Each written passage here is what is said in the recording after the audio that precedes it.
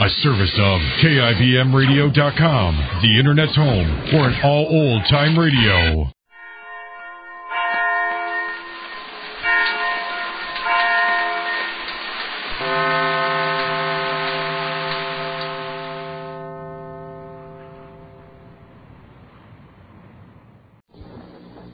Yes, it's the Goldbergs. You know, I've been meeting up with a tough customer lately. He's old man wash day habit, and he has the mistaken idea that you ladies have to do things his way on wash day. You bet they do. I'm old man wash day habit, I am.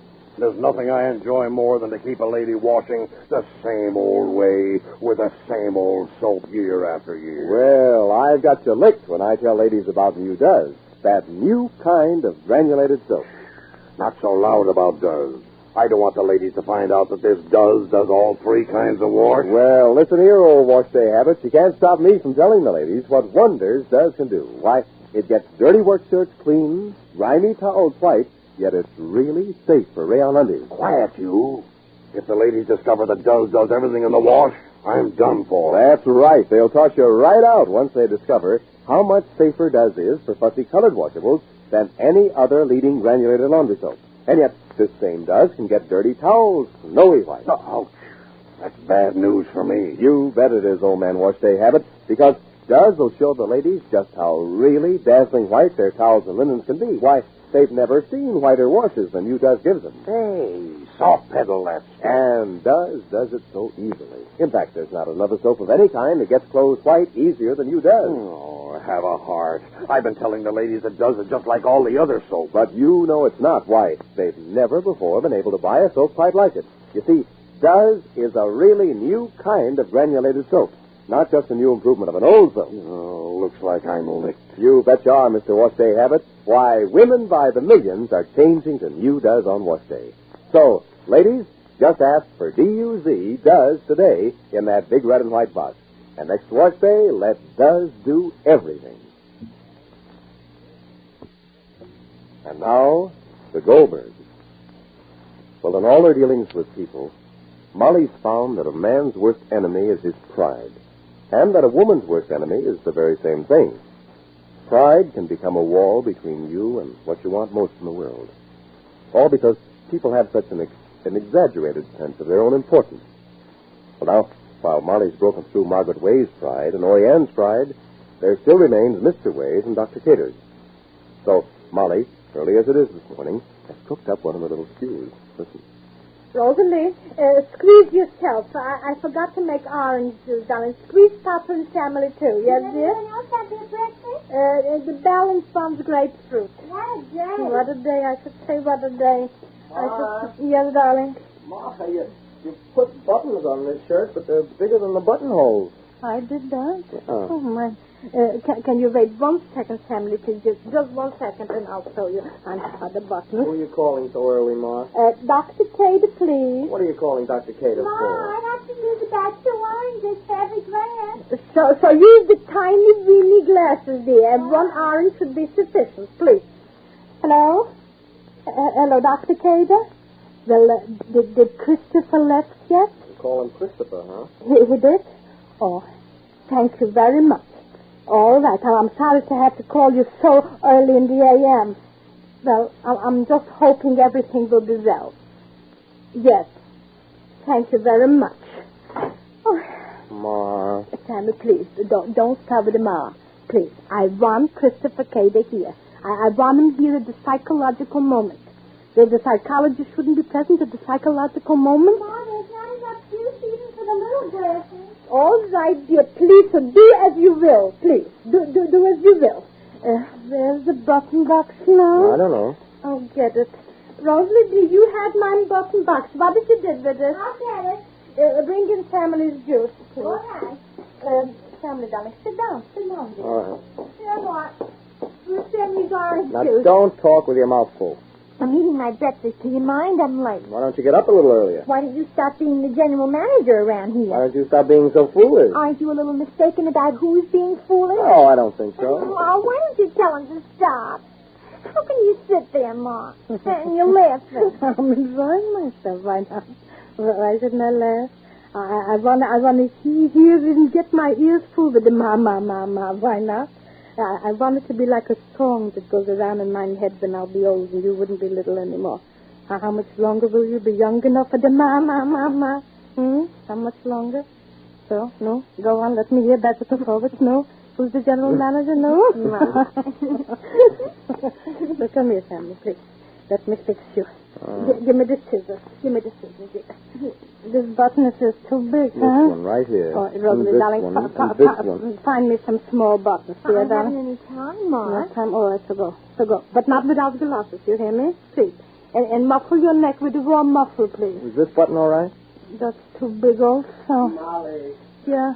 what kind of buttons did you sew on my shirt? What kind? Same buttons you sewed on mine. Well, how can I button myself now? Well, goodbye, Rosalie, darling.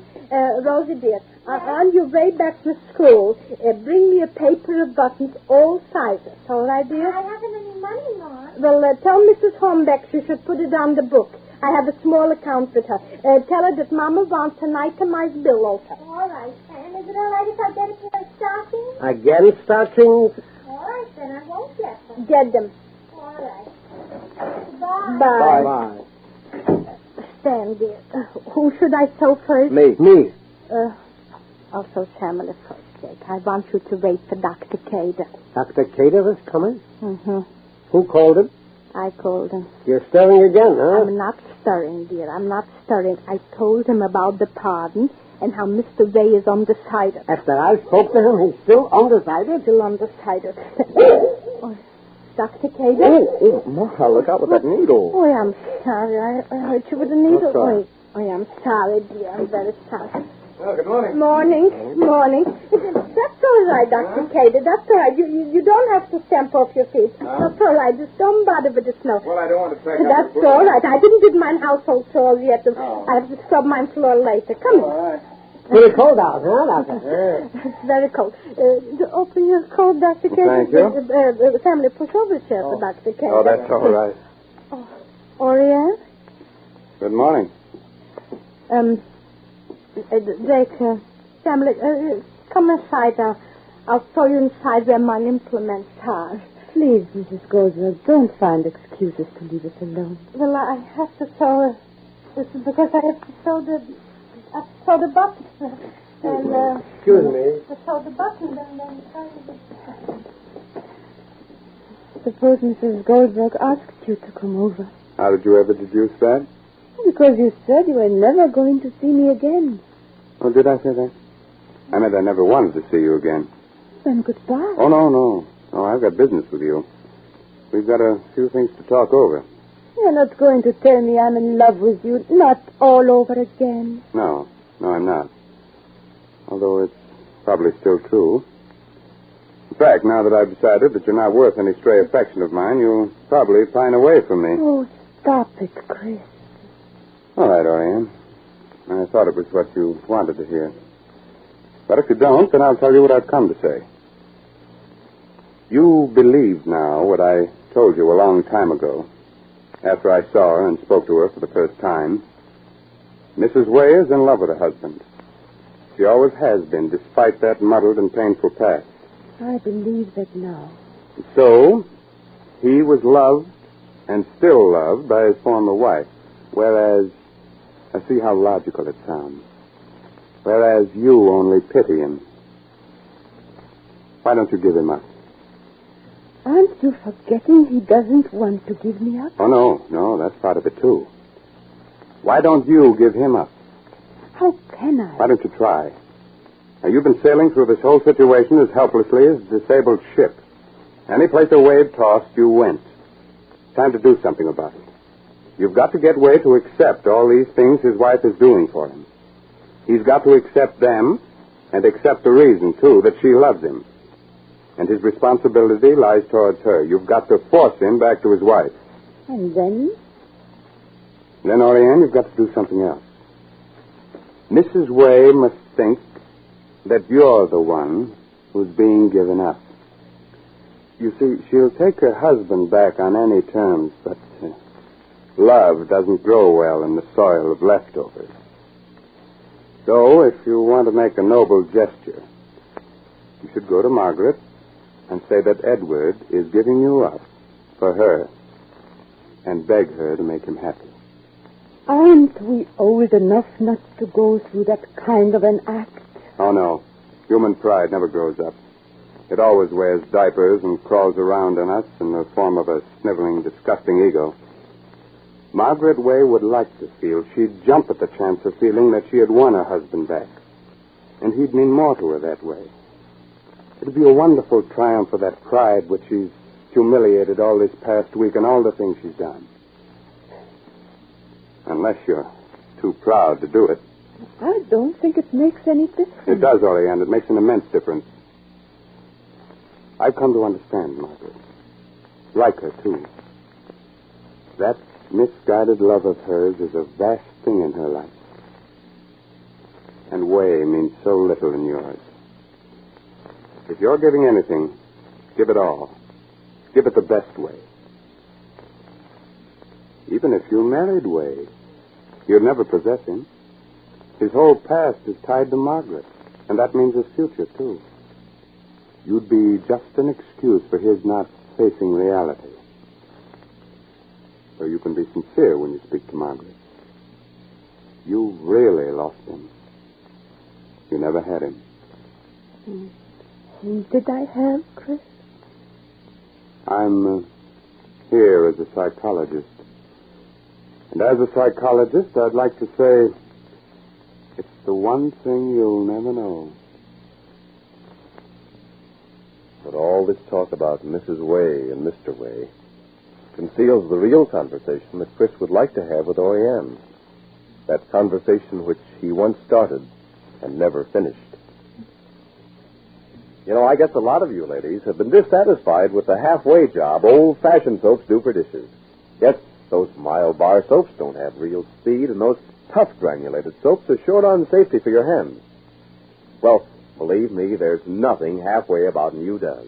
Yes, this new kind of granulated soap has everything for dishes, from whirlwind speed to extra gentleness for your hands. That's right. This same does that does everything in your wash goes all the way on dishes, too. And just notice how wonderfully soft and smooth your hands feel after doing dishes with Does. Actually, Does is the only leading granulated laundry soap to give your hands this extra gentle care.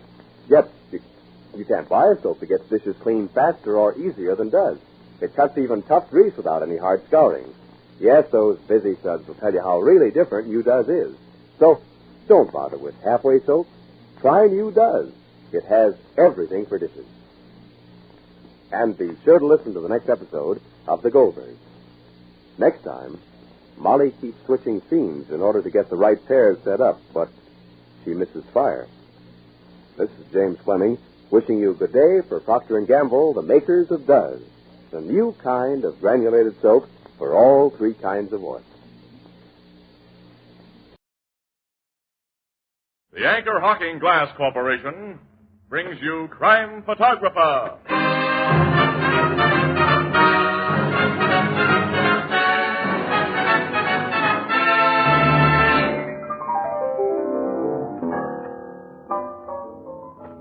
What do you know? The Valentines are coming in already. And here's one addressed to man's best friend. Well, that must be for you, Ethelbert.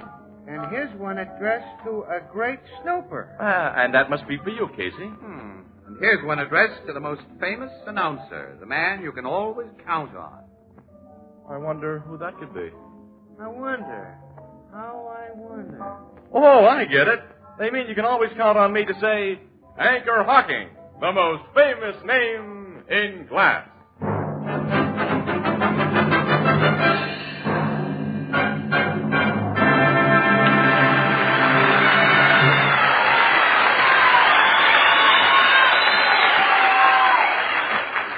Good evening, ladies and gentlemen. This is Tony Marvin. Every week at this time, the Anchor Hocking Glass Corporation of Lancaster, Ohio, and its more than 10,000 employees bring you another adventure of Casey, crime photographer, ace cameraman who covers the crime news of a great city. Our adventure for tonight, Key Witness.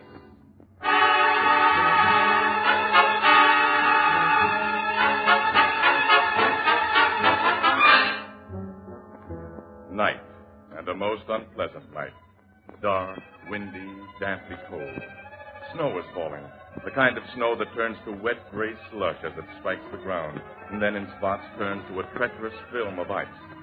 On an almost deserted highway, far out on the city's fringes, a car moves cautiously over the slippery pavement. In the car are... had to be our luck to draw an out-of-town assignment on a day like this, Casey. Yeah, the day part of it wasn't so bad as just coming back at night. I'm not familiar enough with this road. I can't see. Well, Casey, there's a big electric sign just ahead. I think it's on a roadhouse. If it is, let's pull up and have a cup of Oh, coffee. we certainly will. A warmer-upper is something both of us need. I can make out the sign now. 5-Spot Cafe. That's for us. 5-Spot Cafe. Seems I've heard of the place. Yeah, the name's kind of familiar to me, too, but I can't remember. Well, I guess we drive in here, huh? Yeah, there's a big parking spot. Yeah. Good spot for our bus right here. About as near as we can get to the main door, I guess. Well, I'll come around and help you out, Annie. No, don't bother. I can make it. You have cameras inside. Don't forget to lock up. Yeah, I won't. Casey, doesn't some racketeer run a place like the 5-Spot? Hey, wait a minute. That's right, kid. You got it. This is Shark Yardley's headquarters. I've known the rat for years. Never been out to this joint, though. Well, I've never heard of him selling poison food, so I guess this place is as good as any other on a night like this. All right, we're all locked up. Come on. Uh-oh.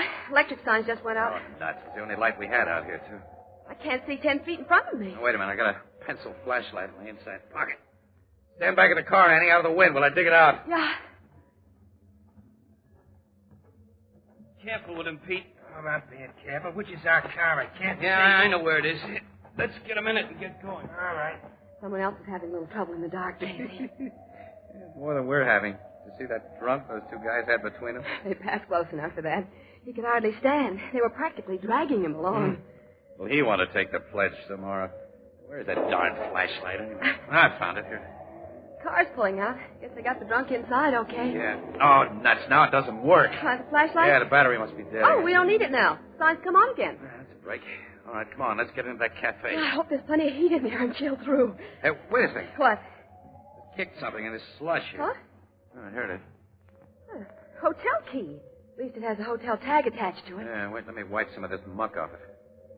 Harwell Hotel, room 1118. Maybe one of those men dropped it who were taking the drunk home. Well, if the drunk dropped it, they're going to have some extra trouble taking him home unless they know his hotel and room number. He'll never be able to tell them. Well, I'll stick the key in my pocket and turn it over to somebody inside the joint here. Maybe inquiries for it. Let me help you on these steps, Annie. They're pretty slippery. Yeah, thanks. Oh, boy, it's good inside. Dining room's pretty crowded, Annie. Let's look in the bar. No customers in there. We'll get quicker service. We'll get the bartender to bring us coffee and sandwiches. Huh? Okay. Good evening. Well, it's really a very lousy evening, bartender. Yeah, so they tell me. You just drove up here? Yeah, give me a menu, will you? Okay. Here. Casey, where'd you get that blood on your hand? Huh? Blood? Yeah, look. Yeah, I see. Cut yourself, mister? Well, not that I know of. Annie, this hotel key I found. I thought it was simply wet with slush and snow. But look at it under these bright lights. Tag is streaked with blood. Hey, you found that key, mister? Yeah, to room 1118, Harwell Hotel. Well, give me it. Somebody might come and ask you for it. I didn't say I found it anywhere near here, did I? No, you didn't. Excuse me a minute, will you? Casey, how did fresh blood get on that key? I don't know, Annie. I don't know why that bartender showed such an interest in it, either. I do know this joint belongs to Shark Yardley, who's made quite a few guys bleed plenty. The bartender just went into that back room. Yeah. Annie, I got a hunch we'd better get out of this place. So have I. Okay, come on. Oh, the door of the back room just opened. It's Yardley, one of his rodmen. Well, if it isn't my old friend Casey. Hello, Shark. Well, I never hoped to see you in this little joint of mine. It's so off the beaten track. We newspaper guys get around, you know. So I've heard. And I want you and the lady to have a drink with me. In my private office. Well, thanks, Shark, but we're in a hurry. But I must insist you step into my private office. I want to talk privately to you about a key. I think I see the outline of a gun in your pocket. Casey. Shall we go to my office? All right, come on, Annie. Thank you. And be very quiet. There are guests in my dining room. I wouldn't want to stir. Yes, come right in. Now, sit down, lady. This chair is the most comfortable. It looks comfortable. Before I ask my friend Casey to sit down, frisk him, Nick. Okay, boy. I don't carry a gat, Shark. Guns aren't part of my racket. Oh, I believe that, Casey. But I'd like to be sure. He's clean, boss. Here's the key that was in his pocket. Where did you get this key, Casey? You undoubtedly know that I picked it up in your parking lot. You mind telling me why it's so important to you? You've no idea? No. I'm just a dumbbell. Because I don't believe you're a dumbbell, I'm keeping you here. For a while. I'm leaving Nick here to watch you while I join my guests in the dining room. How long are you going to keep us here? We'll discuss that when I come back, lady. Now I must return to the cafe. You see, I have reason to wish that my guests see a lot of me this evening. Make Casey and the lady comfortable, Nick. I'll take care of them, boss. Now, excuse me, won't you?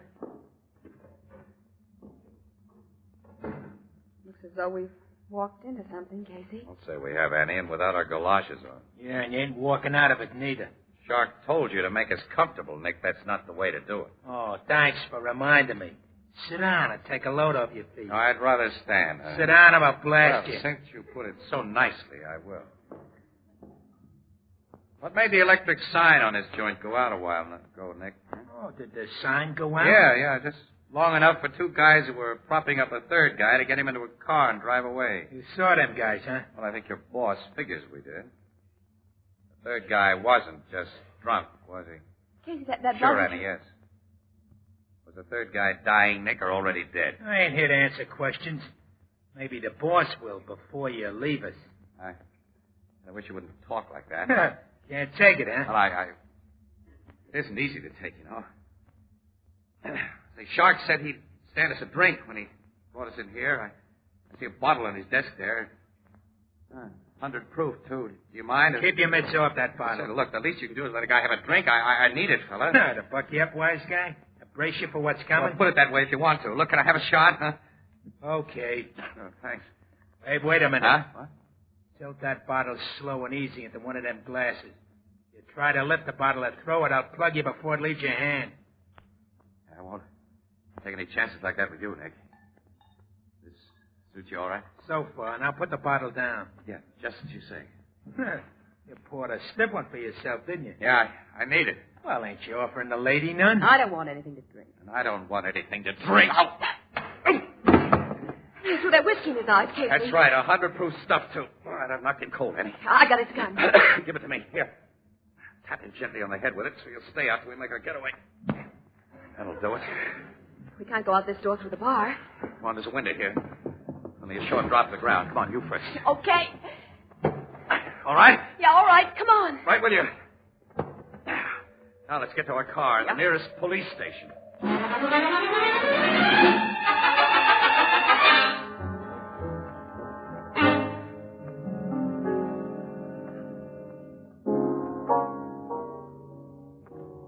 Did you have to throw a half tumbler of that good whiskey in the guy's eyes, Casey? Well, it was worth it, Ethelbert. I'll say. Well, what happened after you made your escape from that joint last night?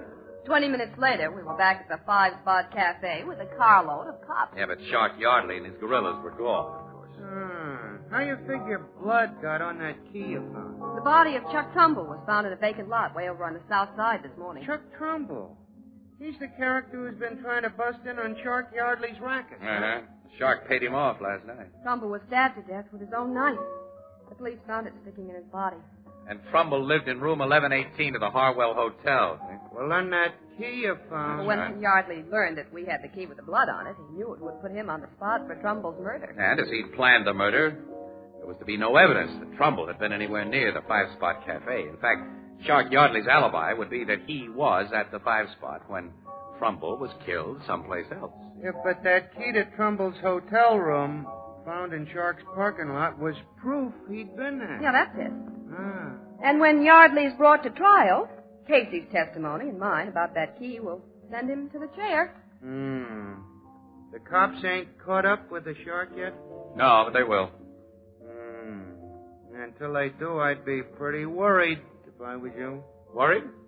The shark's a bad baby, Casey. This Trumbull ain't the first guy he suspected of bumping off. No. Cops think he got Ed Clive last year. And with Clive's own gun.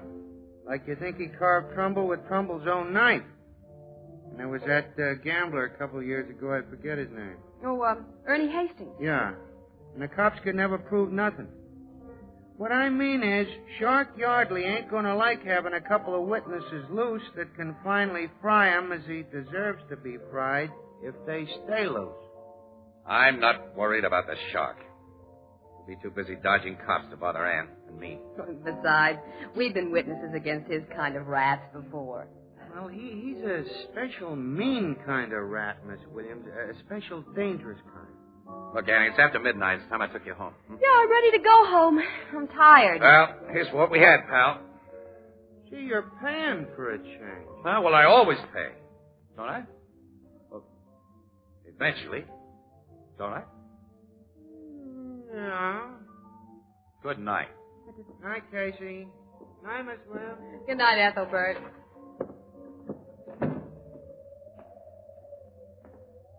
Casey, Ethelbert may be right.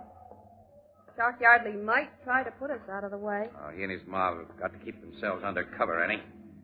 Yeah, but look, tomorrow morning, I'm going to ask headquarters to put a guard on you for a while. How about you? Oh, I can take care of myself. Well, so can I. Now, wait a minute. Women are different. Really? I wasn't sure you were aware of that. Huh? What do you mean? Nothing. Annie, are you getting one of your humors again? It's a woman's privilege to have humors. Oh. I don't like to discuss nothing but the latest crimes and the newspaper business with you all the time and sit around and be the same as Ethelbert and Captain Logan. Oh, you couldn't be the same as Ethelbert and Captain Logan. Not quite, because my hair is longer and I wear skirts. Well, okay. So your hair's longer and you wear skirts. And that's that. And that's got to be that. I'm not going to lose a pal. Meaning me. Meaning you. I'm beginning to hate that word pal. What's the matter with it? I like it. I like what it stands for, too. Well, come on, the car's across the street. Let's cross over right here. Huh? Okay. Now, look, getting back to Shark Yardley. Sure, there'll be no danger from him for a while, Annie, if ever. The heat's on him heavy, and he's got the lie. Hey, that car! I only missed it by hair. If you hadn't pulled me out of the way, I would... Fool driver swerved way across the center line. So they were trying to run us down. Then he kept right on going. Yeah, well, I think he did try to run us down, Casey. Huh? Yeah, I got to look at that driver. And I'm sure he was Shark Yardley.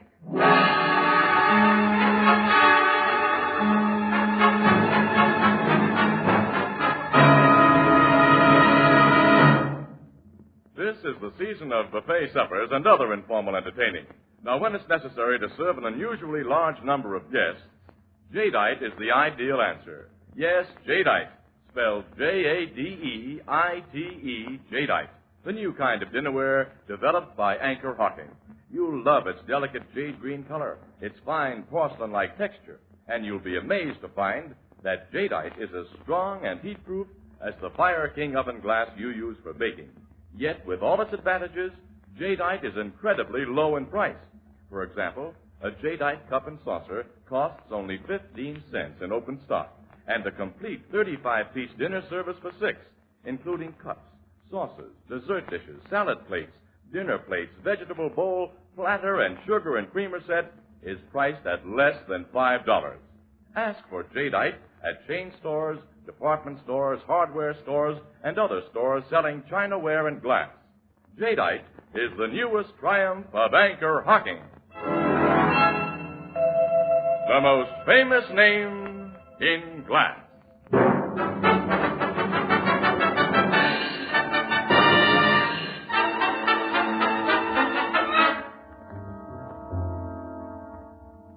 Don't argue with me, Casey. Both you and Miss Williams get police bodyguards from now on. Well, after what happened half an hour ago, Captain Logan, I'm delighted. Well, I'm not, and I won't stand for it.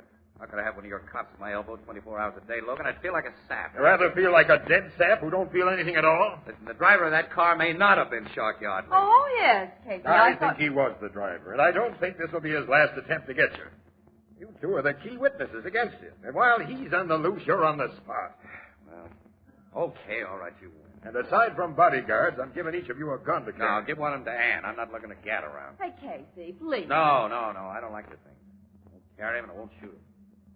All right, bullhead. Now, look, since I must have bodyguards, give me guys that won't be hard to take, Logan, will you? I mean, preferably bad pinochle players. I'll put Bradley in charge of your guard detail. Does he suit you? Yeah, Brad's okay. But will he get worn out following me on assignments?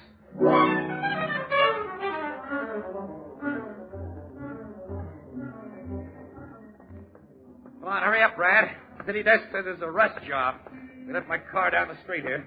Oh, where are we going now, Casey? City Hall. An appointment assignment to take pictures of the mayor's newly appointed park commissioner. Say, you get all the dirty work? Who takes all the pictures of those pin-up gals I see in the papers? Oh, the very old press photographers. Well, you've been my shadow for 5 days now, Brad. How do you like it?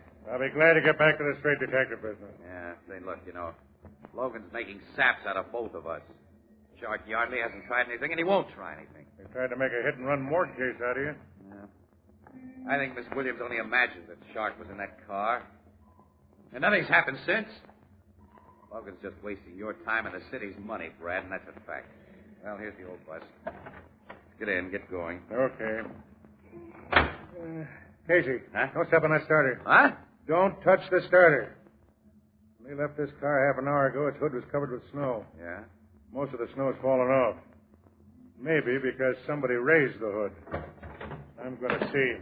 Well, why would anybody raise the hood? Somebody did. And put this underneath. What is it, Brad? Look. Attached to your starter. I think it's a little TNT. Bomb, huh? Uh-huh. The old gangster gag. When you started your car, Bluey. Bluey, yeah. Oh, thanks, Brad. Guess maybe Logan was right.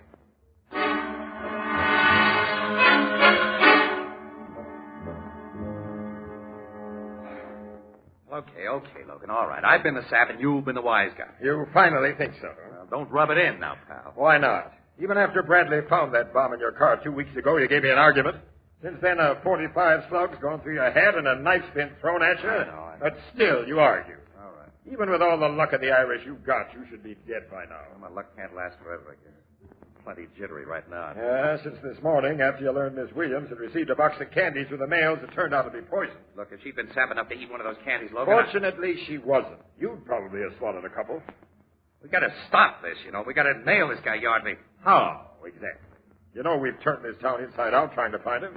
We've got to make him come to us. That's a beautiful idea. Just what method will you take? Wait a minute. I think I've figured a method. Yeah? Look, the Shark's got a big fat grudge against me, Logan. He's a guy who always settled his grudges in person when he could. Well, I want him to have an opportunity to get into my apartment at night unmolested. What do you mean? I want the guard who watches my fire escape to apparently sneak away from his post every night and do a little guzzling at a bar around the corner. I'd like him to make a special habit of doing it between 2 and 3 a.m. So Shark will be tipped off and pay you a call by way of the fire escape? Right. Now then what? I'm going to take that gun you offered me. Casey, I doubt if you'd shoot a guy even to save your own life. I'll kill Shark Yardley if I have to, but he ought to save me that trouble. Crooks and killers usually follow a set pattern. They stick to old habits.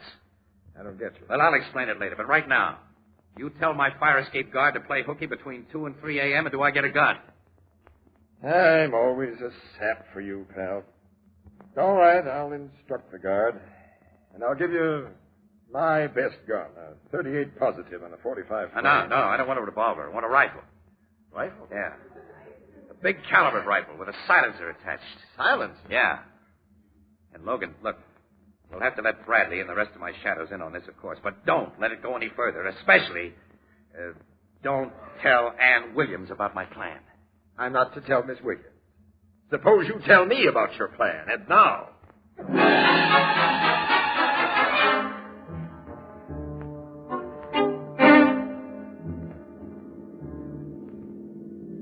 Well, okay, Brad, here's the old homestead again. Time to go through our usual routine. Yeah, well, I don't like the routine that's become usual during the last week, Casey. Yeah. You're taking a big chance with nobody watching that fire escape between 2 and 3 in the morning. I'm watching. But you're not used to handling guns. Well, I can handle a rifle Logan gave me. Also, I've had lots of experience handling crooks. All I can do is hope you'll be okay.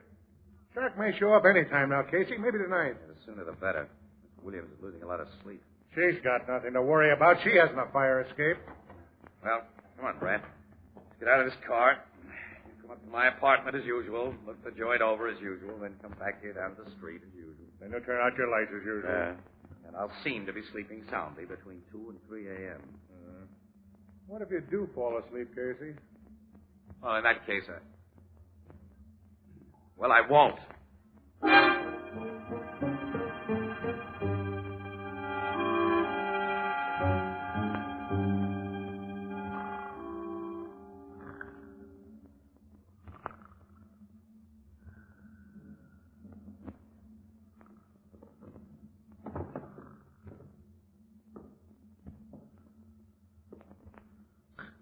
What?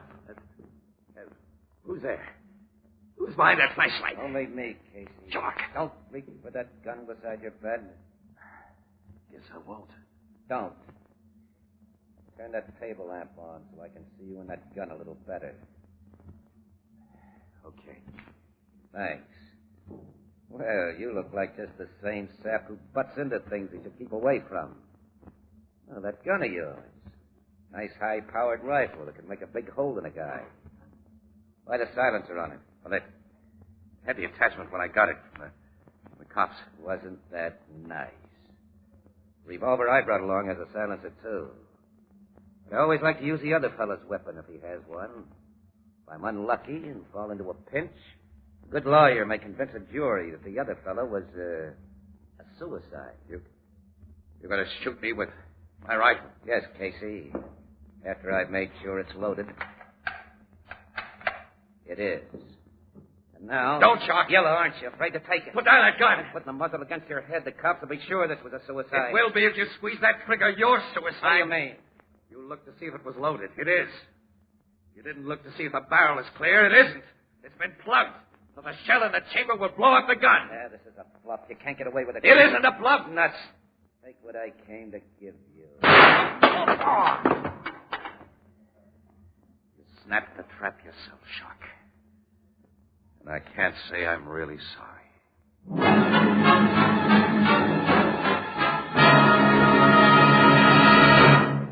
We'll join the crowd at the Blue Note in just a moment.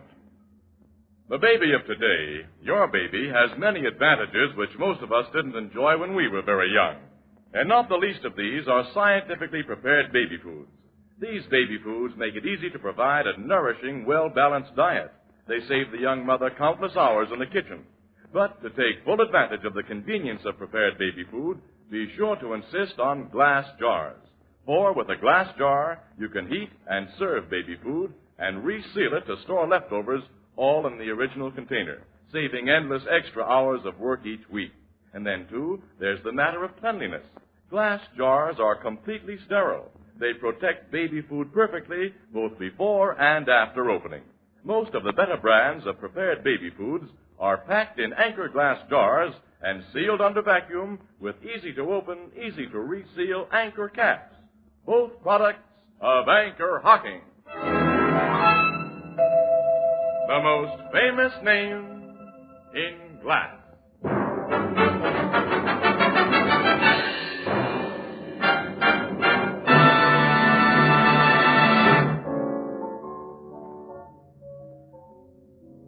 Well, the explosion of that rifle didn't kill the shark, huh, Casey? No, Ethelbert, miraculously enough. The docs will have him patched up for his trial on the Trumbull murder charge, and he'll be able to walk to the hot seat afterwards. But how could you be sure he'd try to shoot you with that rifle instead of his own gun, Casey? Look, now, he killed Trumbull with Trumbull's own knife, huh? Yeah. And Clive with Clive's own pistol. Yeah. Well, that was Shark's murder pattern, don't you say? That's right. Well, I'm awful glad it's over, Casey. Oh, my Annie, I'm sure glad to get rid of that bodyguard. You know, I'll miss mine. Huh? Miss having a cop at your elbow every minute? Well, my principal guard was nice. I liked him. Yeah? Nice looking, too. You met him. Oh, yeah, I'm not sure. Of course, I won't miss him too much. Oh? We have a date together this evening. Oh. Have a date, huh? With a cop tonight? Mm-hmm. Yeah, but look, Annie, you and I usually go out together every evening. Oh, but you and I are just pals, Casey. Huh? I said we're just pals. Oh, yeah, that's right. Yeah. I must be running along to meet him now. So long, Ethelbert. Hey, so long, Miss Williams. Good night, pal. Good night. What are you laughing about? Pal. Nuts.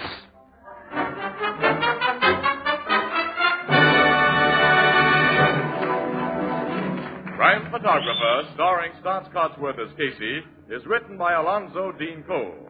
It is brought to you each Thursday by the Anchor Hocking Glass Corporation, makers of Fire King Oven Glass. Anchor glass containers, Anchor caps and closures. All products of Anchor Hocking, the most famous name in glass.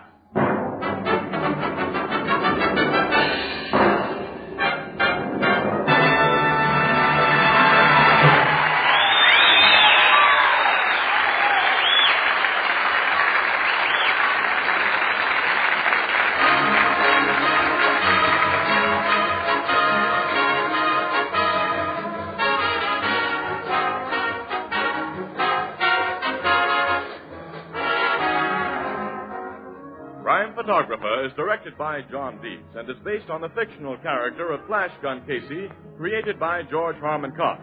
Original music is by Archie Blyer, and the program features Miss Jan Miner as Anne and John Gibson as Ethelbert.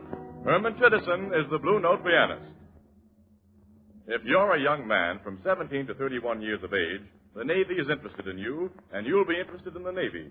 For the Navy offers you training in the most extensive scientific schools in the world, combined with travel and adventure, good pay, financial security, and early retirement.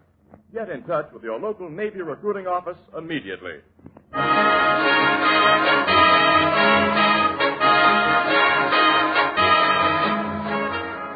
This is Tony Marvin saying goodnight for the Anchor Hocking Glass Corporation of Lancaster, Ohio, with offices in all principal cities of the United States and Canada. This is CBS, the Columbia Broadcasting System.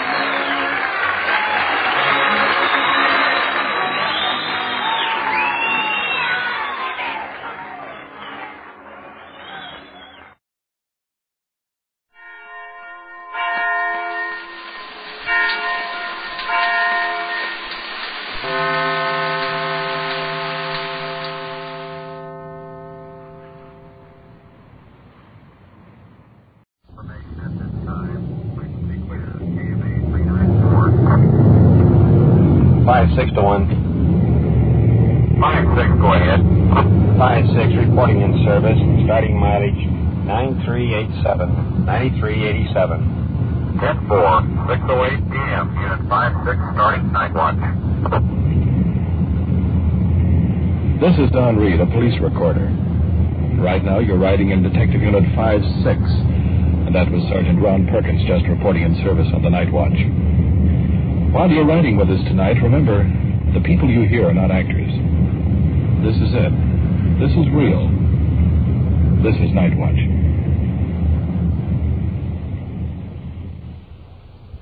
Night Watch, the actual on-the-scene report of your police force in action. There are no actors, no script. Every voice, every sound is authentic. The investigations are recorded as they actually occur. Night Watch, presented with the cooperation of the Police Department of Culver City, California, W.N. Hildebrand, Chief. We switch you now to Detective Unit 5-6, somewhere in the field, and Police Recorder Don Reed.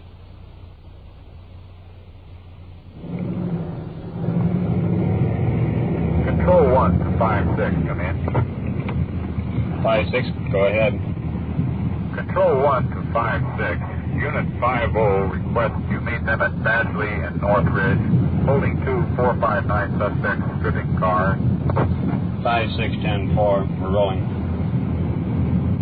5-6, this is possibly in L.A. territory, and an L.A. felony unit is rolling. 10-4 control. It's 11:30 p.m., and we've been in the field for several hours. Right now, we're on our way to meet one of the uniform cars that evidently has a couple of car strippers in custody. Oh, we'll be there in just a minute or two. Actually, up to now, we've been on a gambling investigation. For obvious reasons, we have to be pretty vague about it. We have inside information that this activity has been going on in a certain area. And since about 7 tonight, we've been prowling the back streets trying to pinpoint the location. We have possibly, 2 leads, but nothing definite yet. This type of activity is usually pretty well concealed with lookouts and so forth. So, undercover car or no undercover car, these people can sort of feel that the policeman is coming 2 or 3 blocks away. Anyway, we're getting close and should be able to locate them before too long. So, that's about the way the log reads so far tonight. Getting back to our present call, we're just, let's have a look, block or 2 away anyway from where Unit 50 is holding those 2 car stripping suspects.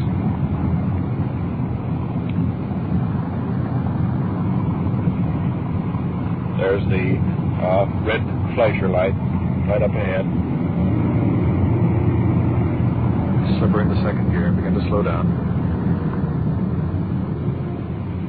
Now we're sliding in behind. Well, here's the picture. The uniform car has its lights trained on a new shiny sedan. The hood's up, parts scattered around, 2 young boys standing in the headlights, guarded by an officer. And Sergeant Schultz from the Uniform Division is coming over to our car. Give us the lowdown. We found these fellas here. They had the hood up and they were taking off the breather.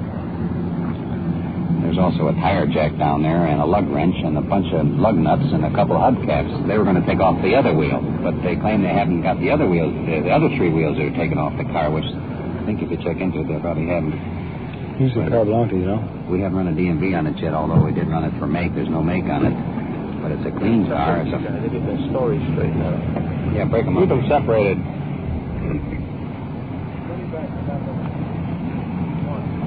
Jack, did you mention the wind window? The wind window's been smashed in. The glass is lying there. But the car is too clean to be an abandoned automobile. Take a look at it. Let's get out of the car and have a look.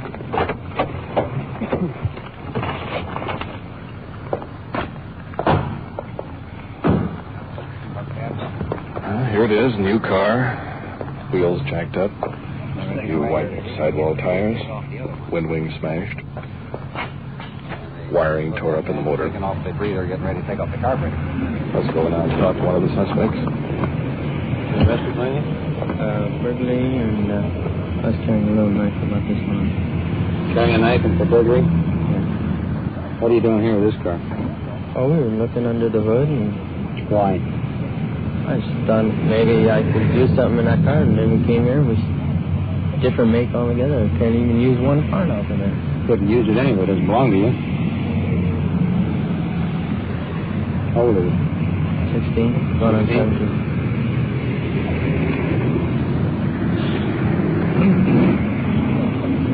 So we're on now and talk to the second suspect here. What are you doing here? Same way we said there. For what? Just going to look over this car. Why? See if there's anything more. Car belong to you? No. How old are you? 16. Okay. You wait here. LA felony unit just rolled in. They'll take over. This is in their territory. Sergeant Schultz giving them the information. Saw the hood up on the car and these 2 shadows there, and they had put the light on them. They were taking the breather off. Investigated a little further. We found a bunch of lug nuts from 3 missing wheels that are taken off the car and a couple hubcaps. And there's a jack and a lug wrench there, and which they admitted belonged to them. And they were getting ready to take off the other wheel. Those wheels are brand new, because we checked this yesterday. Yeah, the wheels are Those tires are brand new. That car I think is stolen off the used car lot. Hey, Mike, they're all yours. Both suspects now are being placed in the back of the LA felony unit. Will be taken in for investigation. Ready, John? Yeah. Let's get back to District 8 and see if we can find out anything more on that gambling. Okay, I'm with you.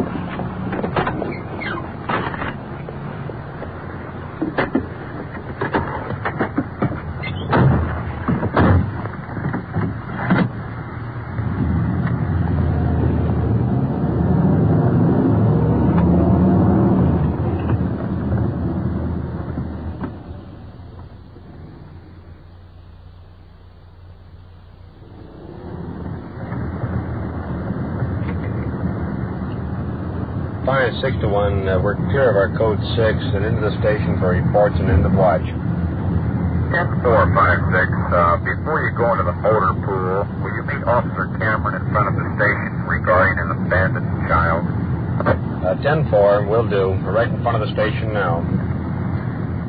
That code 6 referred to means we're clear of our gambling investigation.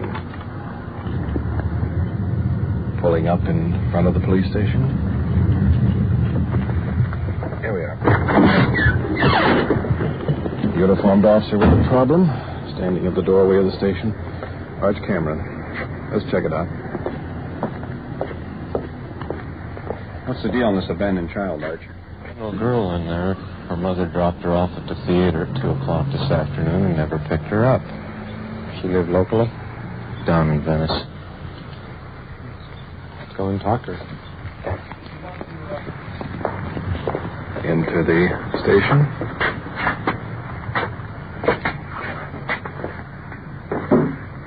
Sitting next to the desk sergeant, little girl, pretty dress, pigtails, crying. The kid over here has been in the theater since 2 this afternoon.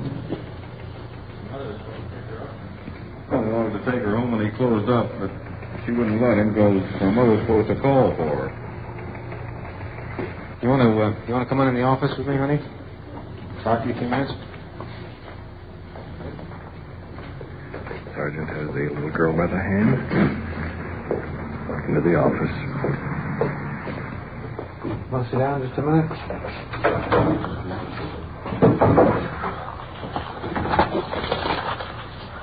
You scared? Nothing to be scared about. All these men? We handle girls like you every day. So it's no problem to us. Big problem to you, I know. But it's no problem to us. And there's nothing for you to be afraid of because we're here to help you. Okay? Yes. Feel a little better? All right. And how old are you? 10. 10 years old. What grade are you in? 5th. 5th grade? How do you like school? It's all right. What kind of grades do you get? Some of them are C's and D's. Any brothers or sisters? Yes, 2 brothers. 2 brothers? And how many sisters, any? No, You the oldest or the youngest? the youngest. You're the youngest, huh? Like I was. I was youngest of the family. I was the baby of the family, too. Where's your mother now? I don't know. What time did you go to the show? I think it was about 2 or 2 o'clock. This afternoon? Yes, Did your mother drive you down there? yes. Was anybody with her? Just you and your mother? Or My aunt. your aunt? Where were they going to go? I don't know. They didn't say maybe they're going shopping or someplace like that? No. What, did they know what time you were supposed to get out of the show? I don't know. What did they tell you? They said for me to wait for them. They'd come back and get you? Yes. What kind of a car is your mother driving? A Buick. Buick? What is it, a sedan or a coupe? It's Has it got... Riviera. It's Riviera?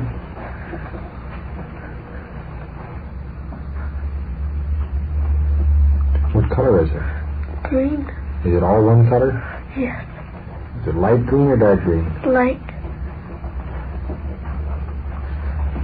You know what year it is? I think it's a 50 or something like that.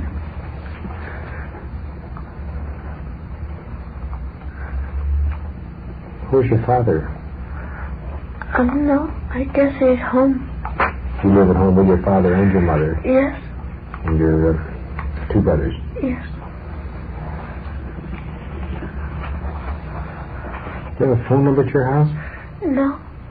When did you eat last? I don't know. At the station I had a candy. Here. Here at the police station? Yes. When did you eat before that? In the show. In the show? Yes. Did you have lunch today? I had just popcorn and candy and soda. Did you have breakfast this morning? Yes. You hungry? No. Not hungry. Still scared? Little. Little, huh? Not quite as much, though. No. That's good. Has your mother ever done this before? No. This address you live at, that's in Venice, is it? Yes. Okay. Well, were you there when we closed the theater? Is that where the manager saw you? Yes. How many times did you see the show? One of them I saw 4 times, I think, and the other 3 times. Was it a good show? Yes. Was it worth seeing 4 times? Yes. You want to go back and see it again? No. Was it a cartoon? What? Was there a cartoon? Yes. How was the cartoon? It was good. I'll tell you what we're going to do. We're going to see if we can get hold of somebody down at your house, maybe take you down there. Is that what you want to do? Want to go home? I wish I could wait for my mother. Well, do you think maybe your mother's home? No. Don't you think it's pretty late for her to come? I mean, she'd know the show was closed. Tell you what, let's do. Let's call the Los Angeles Police Department, and because that's in your district down there, see, that's in Los Angeles, and have them take you on home. See, and then you can see if your mother's there. Okay? And if she's not there, well, we'll find out where she is. Okay? Okay. Do you want to wait outside the room just a minute for me? Yes. Thank you. Just wait outside in the next room, and I'll be out in a minute. Youngster going out, sitting in a large leather chair. She's so small, she's almost lost in it. Sergeant, are we going to take this young lady back to her home? Well, not right yet, Don. See, the reason for not taking the girl back down, if something has happened to the mother, for instance, a serious injury or a death, if I send the girl right down and just let her walk into the house, she's not prepared for it. But if I know about it, I can get her at least halfway prepared psychologically to accept that something is wrong. She's worried now and she's scared. As soon as we can check it out, we'll know what we have. Okay? Want a cigarette? Yeah, thanks.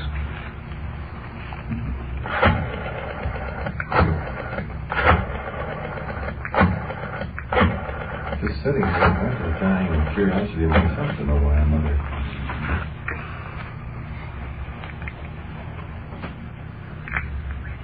May I have traffic records, please?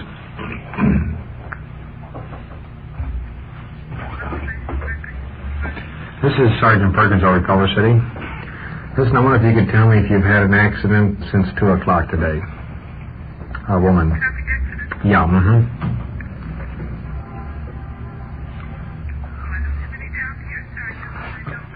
Okay, fine. Thank you very much. Would you have Venice records, too? Do you have Venice records, too?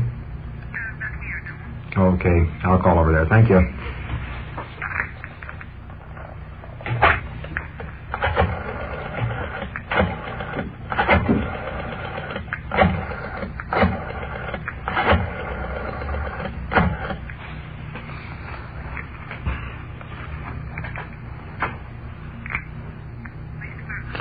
Venice records, please.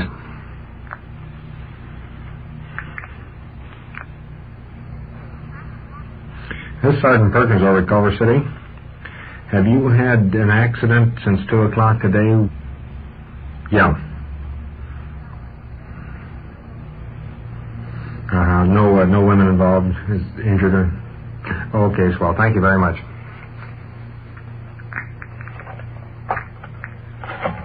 Well, you heard two of them. Sometimes in a deal like this, it takes a lot of calls. So far, we've checked out West Los Angeles and Venice. We'll continue to call all the surrounding cities. The one call we'll leave to last, the county morgue. You are listening to Night Watch and following the activities of a detective unit on its tour of duty. The people and sounds you are hearing are real, and the investigations are recorded in the field as they actually occur. We'll bring you the final results of tonight's action at the conclusion of Night Watch. All Americans are urged to enroll for Ground Observer Corps service in your locality. You are needed immediately, and the job to be filled is an important one. Write or telephone your nearest Civil Defense Center, or write to Ground Observer Corps, Air Force, Washington 25, D.C. And now, we return you to police headquarters where an investigation is underway, and to police recorder Don Reed. Arrest reports for me? Okay, I'll hang on just a minute. Yeah. It's 3:15 a.m., and about 12 phone calls later. Now, so far, we've turned up no information about this little girl's mother. A short while ago, Sergeant Perkins requested the Venice Police Department to send a car down to her home in hopes of turning up some information. It seems they don't have a telephone at that address. Meanwhile, the youngster is still sitting outside the door, waiting, holding back the tears. That half-eaten candy bar is still in her hand. If we don't... Sergeant Perkins. Yeah. She is out there? Would you send her back in, please? Thank you. Mother here? Yeah, she's coming in now. Come in. The mother being escorted into the office. Young, attractive, arm around the little girl. Mascara running down her face.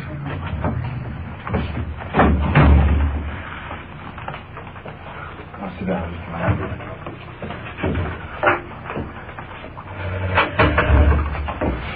I can't say I'm sorry. I mean, I am sorry, but that wouldn't help anything. What happened? I just overstayed where I went, that's all. I mean, it's never happened to me before, and I don't ever think it will. It hasn't happened.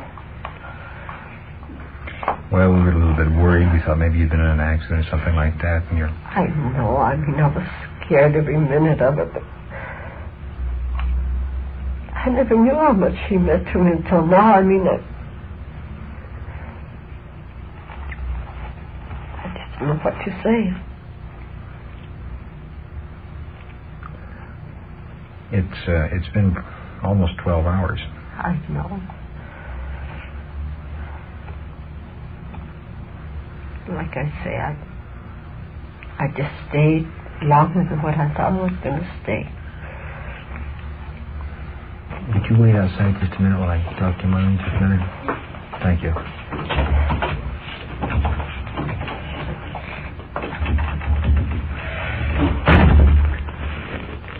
I don't want to pry into personal affairs or family affairs or anything, but when juveniles are involved, why, it kind of becomes our problem jointly with the parents. Yes, It's still, I mean, I realize that you're upset about it, and so is your daughter, but I still would can't understand yet, although I would like to, why there was a 12-hour lapse of time. I mean, I can see a person staying over a little while, but that girl in there sat through 4 shows. She didn't even want to leave the theater. She didn't even want the policeman to take her home because she said her mother was coming back for her. I know, like I say, I never had done this before. I mean, I don't say that I blame her because I usually go after her on time, but I just overstayed. Was there a particular reason for your overstaying?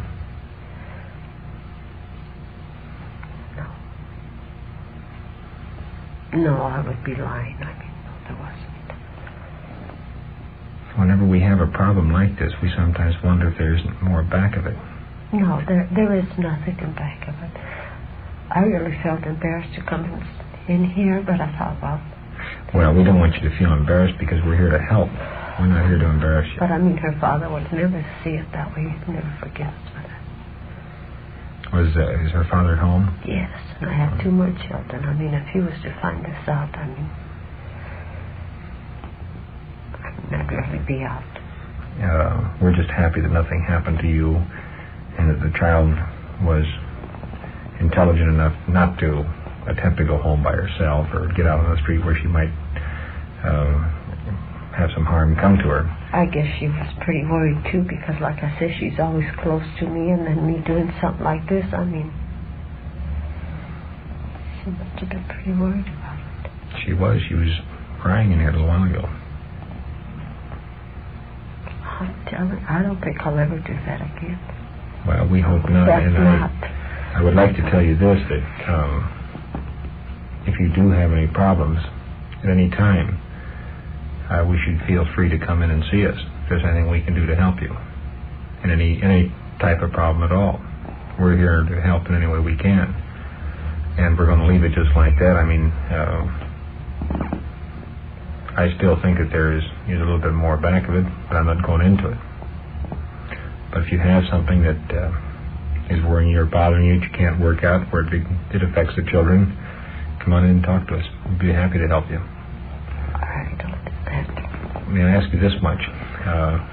Did you come here? Where did you come from just now? From your home? I went to the show.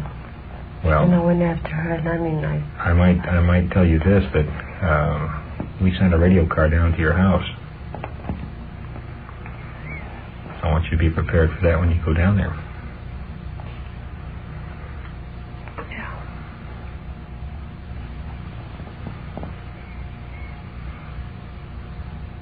I mean, there's no sense of my withholding that part of it from you. I want you to be prepared for anything that when you get down there, why, your husband will know about it, undoubtedly. We called Venice Division and asked them to send a car down because you live in Venice. Mm-hmm. So I think probably the best thing would be to get home as soon as possible so that he's not going to be any more upset than he probably already is.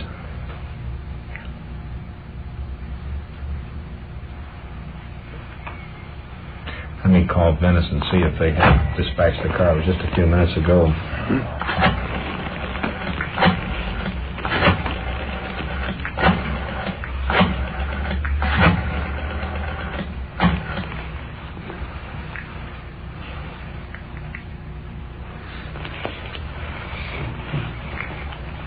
Venice desk, please.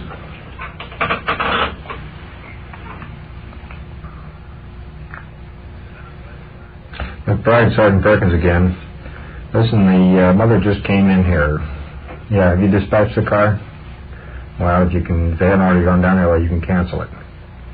All right, thank you very much. Good night. I don't know whether the car has gotten down to the house. They've gotten a call. Mm-hmm. They're going to cancel, but I don't know whether the car has gotten down to the house or not. But I want you to be prepared one way or another. Okay? All right. Oh, thank you. You bet. Like I say, I'm sorry it was all well, we're just glad that everything worked out okay. Good night.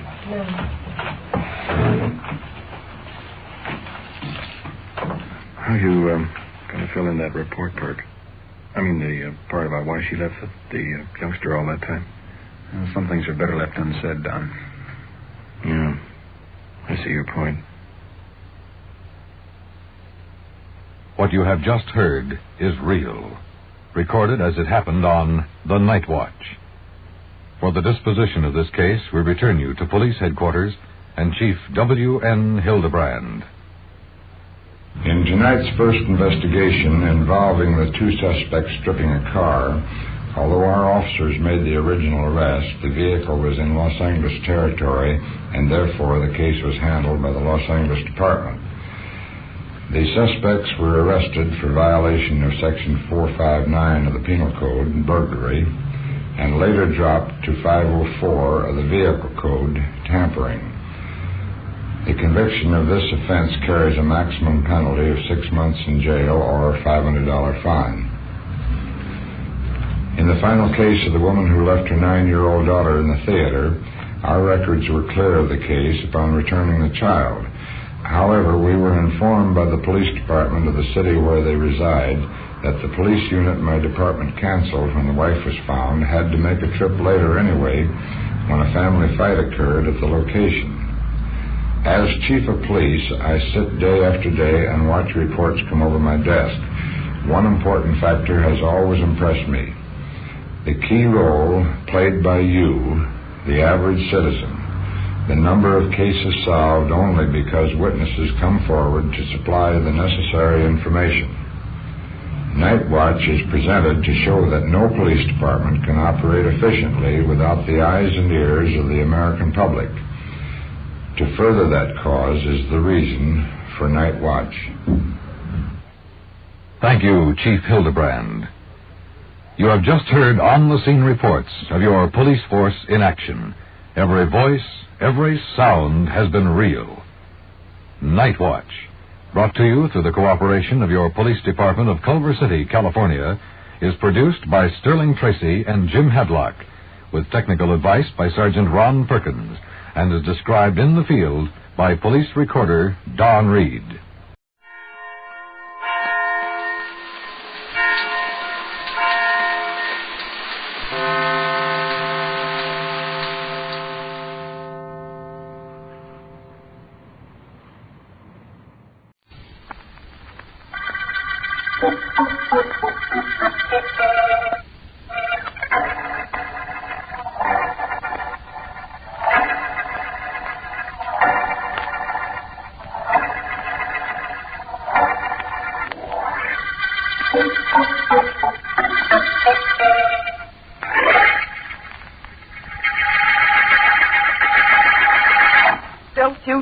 Don't you dare! Laura, it's for your own good. He's no good. Everybody knows he's no good. I don't need a nursemaid, and if I did, it wouldn't be you. Laura, don't you see? I happen to like Eddie Mills. I like him very much, and I'm going to see him as much and as often as I want to. And I'm telling you right now, that's going to be an awful lot. Laura, be reasonable. Reasonable? What makes you think you're reasonable? What right have you to dictate to me? John, I've got to look out for myself. All right, you love me, so you say. I do. Laura, listen. All right, you love me, you want to marry me. How much do you make as a chemist? $3,000 a year, but I've been promised... $3,000 a year, but you've been promised a raise. Well, that's fine. That's great. Eddie Mills makes $3,000 a month. But he isn't for you, Laura. Can't I make you see that? Don't you realize he... Oh, stop the lecture for a minute. Hello? Laura? This is Eddie. Oh, Eddie. Hello, honey. What's going on that I should know about, Laurie? I can't tell you. It'll flatter you too much. Take a chance. Come on, tell me. Can't. Somebody there? That's right. That jealous boyfriend of yours? The first part's right. But you've taken over the second part. Well, thanks. Say, what's he look like, this chemistry genius? I'll tell you when I see you. He wanted to know the same thing about you. Get off that phone. Maybe I can meet him someday. Oh, shut up, John. I'll see you later, Eddie, and I'll talk to you then. Okay? Sure, baby. Anything you say. I'll be over the usual time. Bye. Bye. Laura, listen. Oh. I don't want to fight with you. All I want to do is show you how wrong you are about Eddie Mills. Yeah. He's not serious. You're just another girl in his life. You think so? Of course, he'll throw you over as soon as a new girl comes along. I don't believe it. But he better not. He knows what's good for him. He better not. If you know what's good for you, you'll stay out of my affairs. I'm not interested in what's good for me. I only care about what's good for you, and it's not Eddie Mills. And I'm going to do something about it.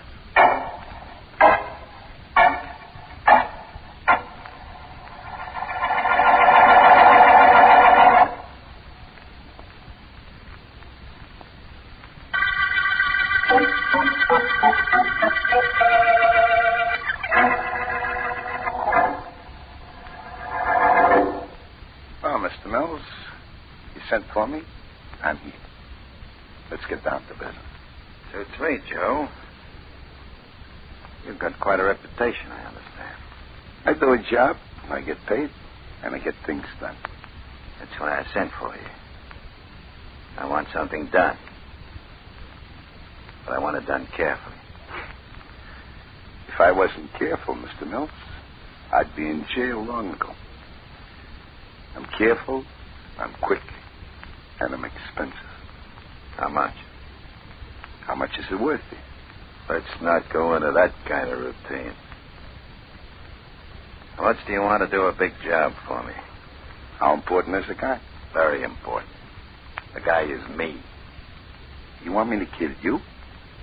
No, not exactly. I want you to see that nobody else does. I got a lot of enemies. I'm hiring you as a bodyguard. Ah, I get it now. I'm to be with you all the time, huh? That's right. Except for the times when we're out for a social evening. Like tonight when I'm going to see a girlfriend of mine named Laura Waite. Okay. You got a deal, Mr. Mills. Only when you're fooling around with dames, that's the time you need a bodyguard most.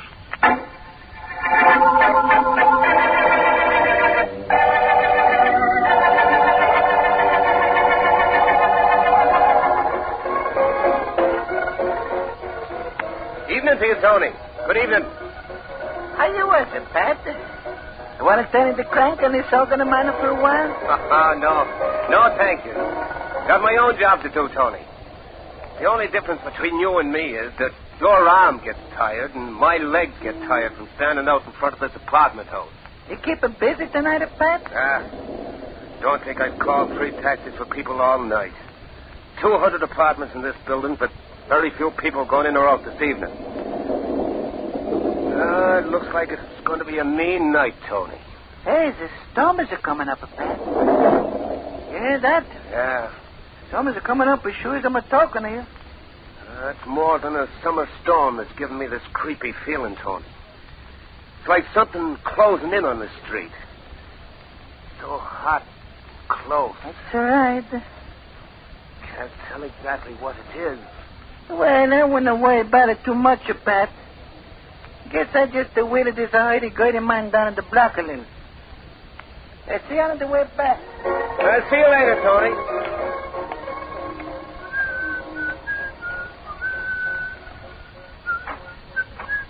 Oh, evening, sir. Get your cab?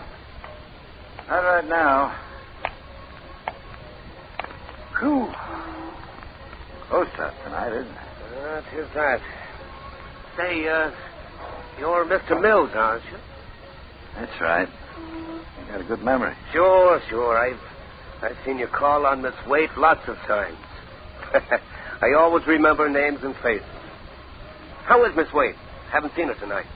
She was all right when I left her just now. I'll smoke a cigar. You got a match? Sure. Never mind.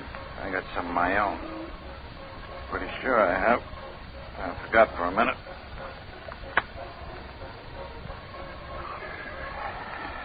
You know, the funny thing about tonight, Tony, that's the fellow with the Hurdy. Oh! Get a doctor. Somebody get a doctor. Help! I'm shot. Help! Help! Somebody help! There's been a murder! Help! Police! Help!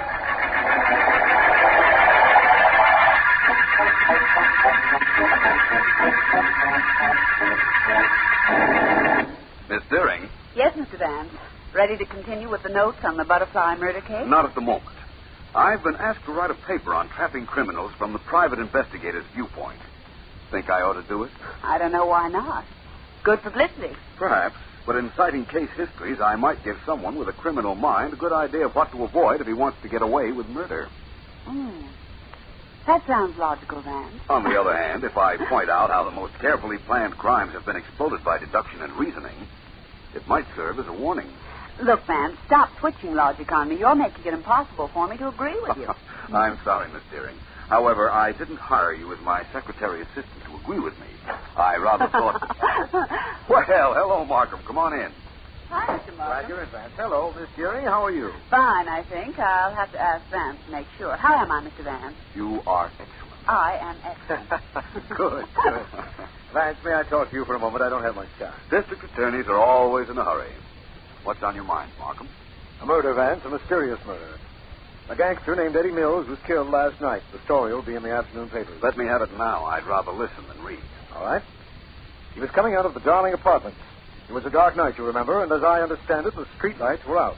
Lightning had hit the power. Well? Mills came out, spoke to the doorman a moment, lit a match to apply it to his cigar, and a shot rang out from somewhere and killed him. I see. The light from the match showed Mills' face and the killer shot. That's the normal explanation of what happened, Vance. But our police experts have figured that the killer stood far down the block, too far for him to recognize Mills' features. Oh? Well, then there's the possibility that Mills was killed by mistake. That's rather a remote possibility. Too many people wanted him dead. In addition to his underworld enemies, we happen to know that he was seeing a girl named Laura Waite, much to the displeasure of her boyfriend, Johnny Martin. As I understand it, there was no way for the killer to know it was Eddie Mills that was lighting his cigar. None whatsoever. Unless the doorman signaled somebody. The doorman was standing next to Mills when he was shot. You can forget that. The doorman wouldn't be fool enough to risk being hit by a bullet that you say was fired from down the block. If he had identified, or rather put the finger on Mills, he'd have gone inside the lobby or out of range in any event. Yeah, well, that's true, of course, now that you mention it. One other angle, Vance, and then I'm through with information. A hurdy-gurdy man had just passed the apartment door and was standing down the street a bit when the shot was fired. You have a description of him? They have down at headquarters, but I was in such a hurry to come over here, I just glanced at it. About 45, dark, and his name is Tony. Well, that will do as a start, Markham. Thanks for letting me in on the case. Oh, Miss Deering. Yes, Mr. Vance. I'm going out. Have you anything to do while I'm gone? That all depends. How long will you be gone? Until I find the killer in the hurdy-gurdy murder case.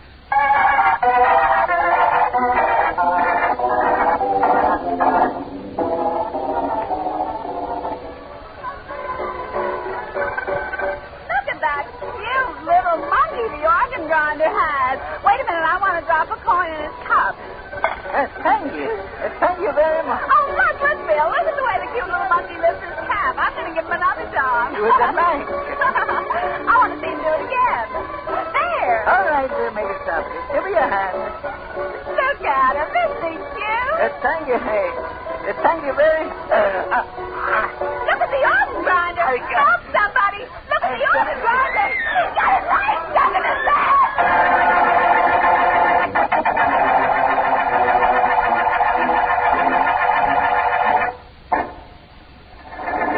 Look, Miss Wade, I've come to your apartment because I'm convinced you can help us. There have been 2 murders in the last 24 hours, and you are the key to both of them. I'm sorry, Mr. Markham. I know Eddie Mills had a lot of enemies, but that poor organ grinder, I've never seen him, and I don't know why anybody should have wanted to kill him. Let's get down to cases. Maybe we can get something that way. You quarreled with your friend Johnny Martin about Eddie Mills. That's right. Yes. We're looking for Martin now, but I want to establish one fact first. Did Martin know what Mills looked like? No, they'd never seen each other. Johnny asked me for a description of Eddie, but I wouldn't give it to him. You wouldn't tell him what Mills looked like because you were afraid of what Johnny Martin might do? Yes. Johnny insisted that Eddie was no good for me, and how right he was. What do you mean? Eddie Mills came to see me the night he was murdered to tell me that he couldn't see me for a while, that he was going to be too busy. Oh. Mm-hmm. Is there a back exit to this apartment? Yes, there is. It's through the kitchen. Then you might have gone out the back way, slipped down the stairs, and... Oh, hello, Vance. Hello, Markham. And this is Miss Laura Waite, I imagine. That's right. I'm Philo Vance, Miss Waite. Uh-huh. I heard your voice in here, Markham, so I came right in. It's all right, Vance. It's all right. While the police are looking for John Martin, I decided to question Miss Waite again. Only to find she claims to know nothing about the murder of either Eddie Mills or the hurdy-gurdy man. So far. I'm inclined to believe that when we pick up Martin, we'll start getting some results. Perhaps. But I'll tell you where Martin is right now if you want to know. Want to know? Of course I want to know. Where is he? At headquarters. What? Oh? I was at headquarters in the fingerprint department when they brought Martin in. I guess they didn't know where to reach you. Well, that's a relief. I was afraid for a moment that was going to be another of your long-range predictions. Oh, no, Mark. As I understand it, they picked Martin up as he was leaving his chemistry shop. I was more interested in whether any fingerprints were found on the knife that killed Tony, the organ grinder. Don't tell me there were. Were there, Mr. Vance? No. but that may mean something just the same. Right now, I'd like to know this. Granted that Eddie Mills was not shot by mistake. How could a killer know it was he who stood outside this apartment building? He might have had a description of Mills. It would do no good at the distance the killer stood when he fired. No, it was something else. When I find what that something else is, I'll know better what my next step is. What interests me is why the organ grinder was killed. Anyone could have done it. There was a crowd around him, and anyone could have slipped a knife into him without being seen. But why? Why kill the organ grinder? That seems quite simple on the surface, Markham. He was on the street when the killer fired the shot that murdered Eddie Mills. The organ grinder was removed because the killer believed the organ grinder had seen him. But that's impossible, Vance. Is it? I don't see how. The organ grinder couldn't possibly have seen the murderer the night before. Because the night was black and the street lights were out? No, Vance. Because the hurdy-gurdy man was totally blind.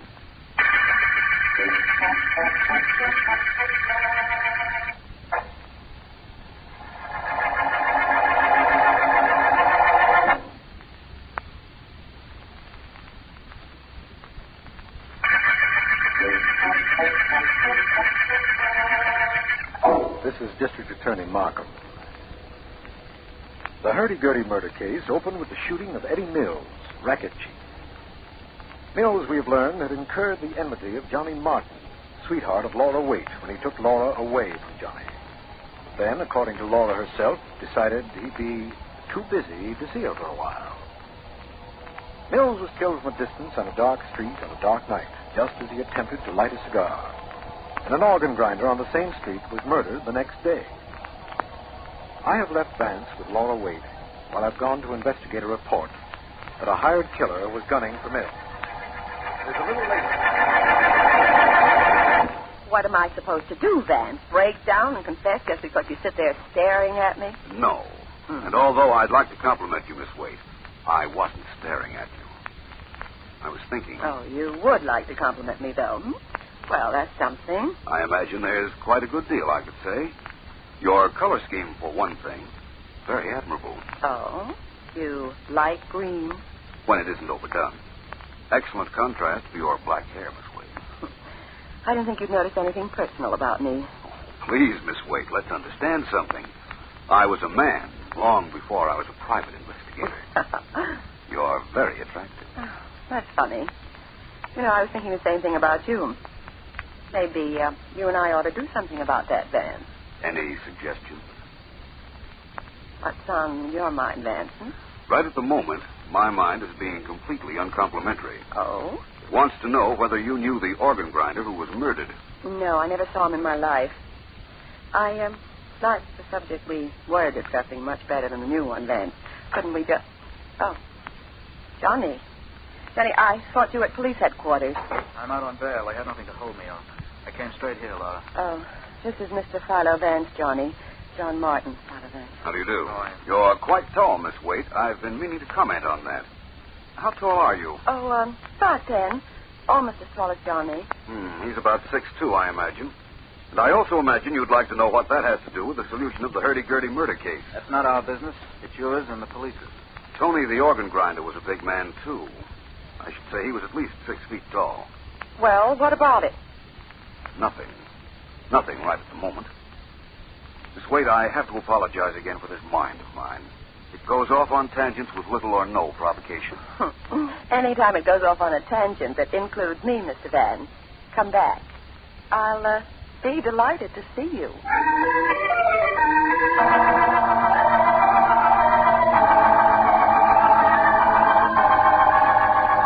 Well, Vance, we got one break on this case anyhow. That's the reason I phoned for you to come right down here. What happened, Markham? You know that Eddie Mills had a lot of enemies, underworld enemies. In fact, he'd been threatened, we understand. Now, we've picked up a hired killer named Joe Egan, and we're holding him inside. Really? How tall is this Egan? Oh, I don't know, 5'5" or so. Well, in that case, I don't believe he had anything to do with our murders, Markham. I don't understand. I'm positive that whoever killed Eddie Mills killed the organ grinder. A knife was used on the organ grinder. It was found slanted downward, high on his back, between the shoulder blades. You think only a tall person could have stabbed him? Suppose he was bending over. Ever see the handle on a hurdy-gurdy, Markham? It's placed so that the right hand can turn it when the operator is in an upright position. No, Tony wasn't bending over when he was stabbed. Tell me one thing, and I'll wait until you're ready to explain the rest. Why was Tony murdered? Because the murderer didn't know he was blind. The killer thought Tony might have seen the shooting of Eddie Mills. That's what I thought, but I just wanted to make sure. Well, what's our next move, Vance? I'll tell you what I want you to do, Markham. As soon as it gets dark, meet me in front of Laura Waite's apartment house. You'd rather I didn't ask why, of course. Not at all. I'm going to prove something to you. I'm going to prove how a murderer recognized Eddie Mills when he couldn't possibly see his face.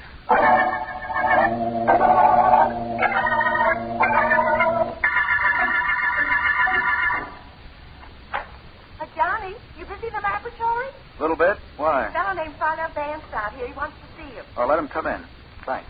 You can go in, Mr. Vance. Thank you very much. Hello, Mr. Martin. Vance? Tracking down the wild chemist in his native haunts? Something like that. Quite a laboratory you have here. It belongs to the firm. I only work here. How can I help you? I want you to check some facts. Are you familiar with salt of barium nitrate? Reasonably. Why? What would happen if it were placed in combination with red phosphorus, Sb2, S3, and a combustible like potassium chloride? You're a clever man, Vance. What can you prove now that you know? Nothing yet, Mr. Martin.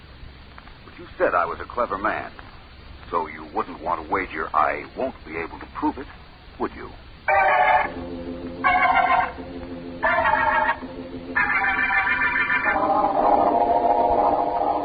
No, sir, Mr. Markham. I've been at the door here all evening like always, and I ain't seen a sign of Mr. Vance. That's odd, Pat. He said he'd see me here as soon as it got dark, and that's been over a half hour. I guess he'll be along soon, though. I guess so. Ever get bored standing here at night, Pat? Oh, sometimes. Sometimes some of the tenants come along and we talk. Sometimes visitors stop to chat a while. Tony, the hurdy-gurdy man, he and I used to talk quite a bit evenings. He sure was a nice fella. Favorite around here? No, with everybody that knew him. Take that Miss Laura Wade's boyfriend. What's his name? You mean John Martin? Ah, that's the fella. Yes. He used to talk to Tony a couple of minutes every time he saw him. But I sure hope you find out who killed Tony, Mr. Martin. Hey, there's a cab stopping out front. I'll go open the door. That's Vance and his secretary, Miss Gurdy. Oh, Vance. Hello, Markham. Finally got here, eh? Sorry I'm late. Hi, Mr. Markham. We're both sorry. All right. I had to see John Martin at his laboratory and then go back to my apartment to do some elementary chemistry. Miss Deering will demonstrate. Now? That's right. You go up to the doorway of the Darling Apartments. Yes. Stand there, wait 50 seconds, and then do as I told you. Right, Vance. Now, Markham, come with me and we'll take care of the elementary part of the hurdy-gurdy murder case. All right. In other words, I'll show you how a killer recognized Eddie Mills without seeing him. I have the street lights out, just as you asked. So I noticed. The situation is the same as it was the murder night. We're walking to approximately the same spot where the police expert believed the murderer stood. Yes, it's not much further down the street. I know. As soon as we get there, we're both going to watch the doorway where Miss Deering is standing. Although we can't see her now because of the darkness. Yes, I know. Oh, Vance, Pat, the doorman was telling me what a favorite the dead organ grinder was with everybody, including John Martin. Really? That's very interesting. Well, now let's see. This is about the spot where Eddie Mills' killer must have stood. I'd say so, yes. And it's just about 50 seconds since Miss Deering walked through the door. Watch, Markham. All right, but I don't see... Vance, a match was just struck at the doorway. Notice anything peculiar about it? Yes, it burned with a green flame. What is that? That is the way the killer knew it was Eddie Mills who stood outside the doorway, Markham. That green flame. I only want to know one more thing before I turn our murderer over to you. Just one more thing. And Joe Egan, the hired gunman, can tell me that. Let's go see him.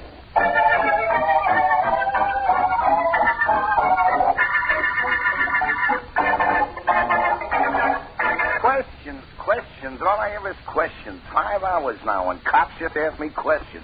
They get the same answers to the same questions, but they ask them over and over again. And you're no better than them, Mark. Now, Joe. You ask the same ones they did. Maybe I'll ask some different ones. You're no better than the cops, Vance. You and your reputation. Joe, Mr. Markham has your record. You're wanted in 3 different cities. So? You're going to be sent back to one of them. All I'm asking is this. Were you ever in Miss Waite's apartment? That I'll answer. No. I never was, and that's no kidding. That's what I thought. Now, Markham, one more visit to the girl's apartment, and you can have your killer and the proof you'll need for a conviction.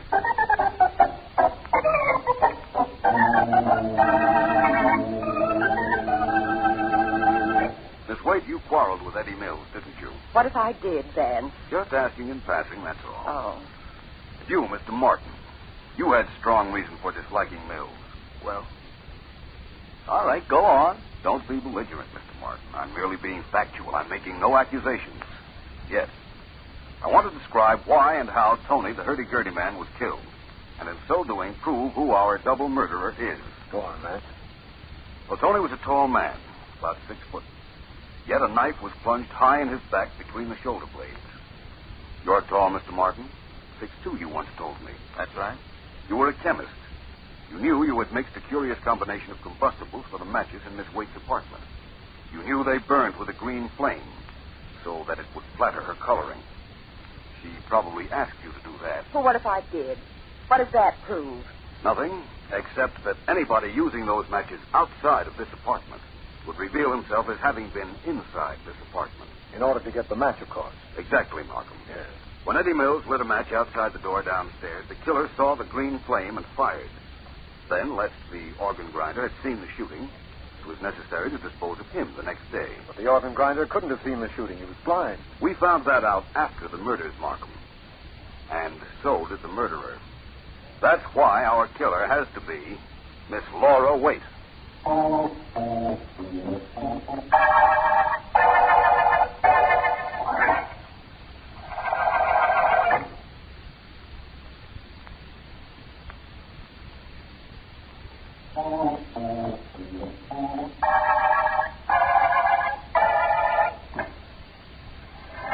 I'm not as puzzled as I generally am when you wind up a case, Vance, because I went through most of it with you. But there are some things I'd like to know. What, for instance, Markham? Well, I realized that Laura Waite was the only person concerned in the murders who didn't know Tony was blind. That's what you said. But don't forget that Joe Egan, the hired killer, couldn't have known that either. Egan had never been in Miss Waite's apartment. I believed him when he told me that. If he'd never been there, he couldn't have known about the green flame on the matches, could he? In fact, the only other person who could have known about the matches was John Martin. And, of course, it was I who told you that Martin used to talk to the organ grinder the night he came to visit Miss Waite, so he knew Tony was blind. You helped me a great deal with that information, Markham.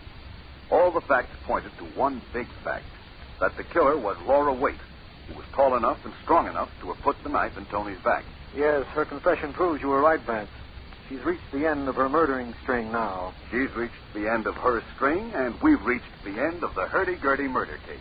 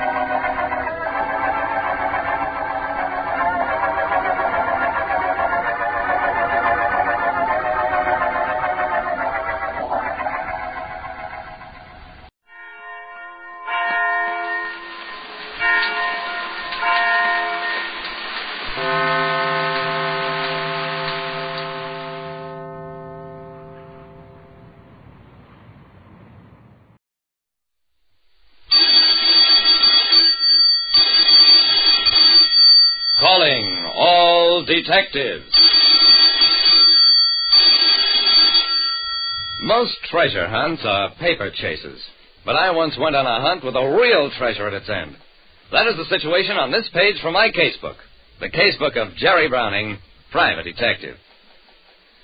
A private detective like me, Jerry Browning, doesn't have to look for trouble. But once I actually accepted an invitation to danger. It came in the morning mail. There was no signature below the stiff, formal printing, and ordinarily I'd have handled it like any anonymous letter, flung it in the wastebasket. But this invitation was different. It was written in rhyme and started off, "Calling all detectives and literary sleuths, you are hereby invited to demonstrate that truths are stranger than fiction." Then it went on to say that in honor of the memory of Edgar Allan Poe, the originator of detective fiction, there would be an exciting treasure hunt starting at 8 p.m. in Willow Lawn Cemetery on Friday the 13th. I went for it, but I wasn't the only one. On the night of Friday the 13th, there must have been about 25 cars and at least 40 people in front of the towering gates of Willow Lawn Cemetery. I recognized Dr. Thayer, professor of literature at nearby Dunham College, Agnes Cranston and Harvey Cowper, both top-flight mystery fiction writers, and a sprinkling of the town's bigger brains. I wandered over to talk to Dr. Thayer.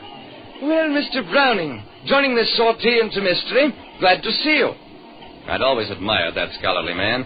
I asked him if he was going back to England soon, but he said no, he was here for keeps. Then as we watched still more people assemble, I asked him if he knew who was behind the clambake. Thayer shook his head. "I haven't an inkling, but that merely adds to the excitement." Just then the cemetery gates slowly opened, and from them walked a masked man whose entire body was wrapped in a long black cloak. I found out later that he was the harmless old caretaker who'd been paid plenty for the masquerade, but at the moment he looked impressive. He handed each person an envelope labeled Poeser, Poser number 1. I opened mine and read, "Here starts the chase, and to find the clue, go to the street that murderers rue." That was easy.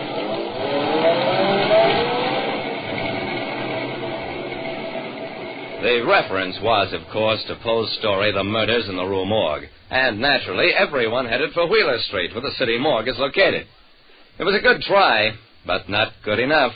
I got there along with the rest of the pack, but what we found was absolutely nothing.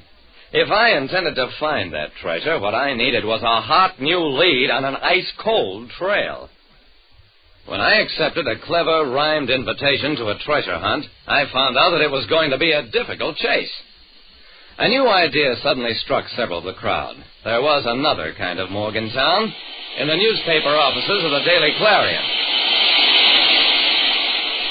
The morning edition was coming off the presses, and add to that the thunder of our feet tramping upstairs.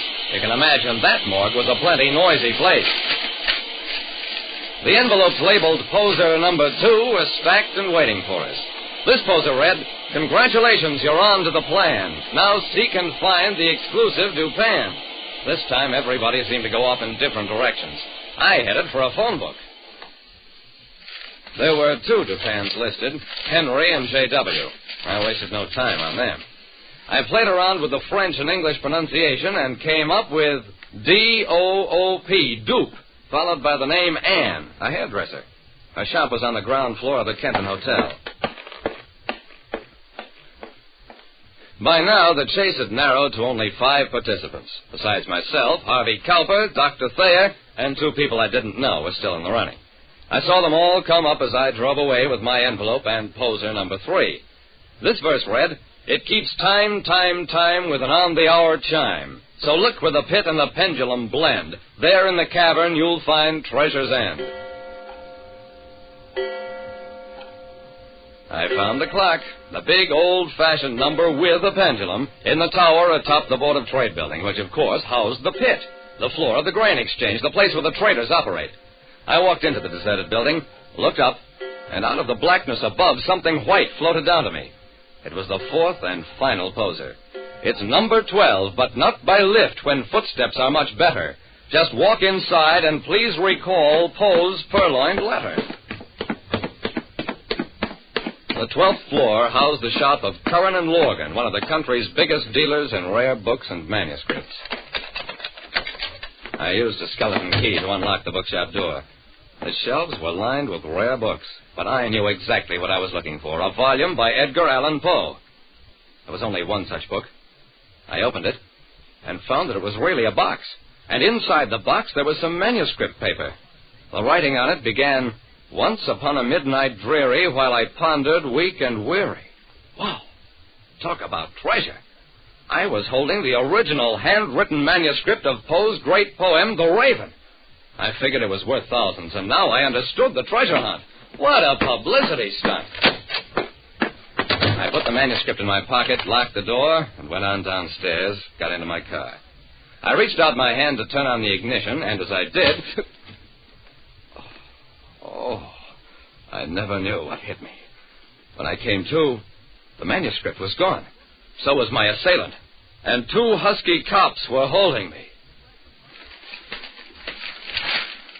The next morning, the treasure hunt hoax was spread all over the papers, made idiots of the writers, the professor, the lawyer, and the society folk who'd been taken in by the ruse.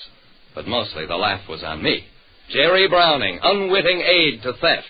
What's more, Curran and Logan, who'd been robbed of their most valuable item, were going to sue me for every dollar I had. I went down to their offices. Mr. Curran, Mr. Logan, I've been a fool. But apologies won't help now. What will help is that I can recover that stolen Poe manuscript. The 3 of us waited until the buzzer sounded. Then we marched into the classroom of Professor Thayer. The look on his face was a dead giveaway. And in his briefcase, we found the manuscript. Figuring it out that it was Thayer wasn't much harder than solving the posers. First, there was his greeting to me just before the hunt began. He talked in rhyme about a sortie into mystery. Tiny lead, but it did point to him as a guy who thought in rhyme. A possible author of the invitation and the posers. But the big thing was the wording of the final poser. It's number 12, but not by lift. That's the English word for elevator. And Thayer was English. Funny thing, Thayer didn't want the manuscript for the money he could realize on it. He was just a scholar who let his love for rare books go to his head. Like I said, it may sound clever to commit crime in rhyme, but remember that criminal is now doing time, which is my idea of poetic justice. Listen next time to Calling All Detectives, mystery drama, mystery quiz, and a chance for you to match wits with yours truly, Jerry Browning, Private Detective.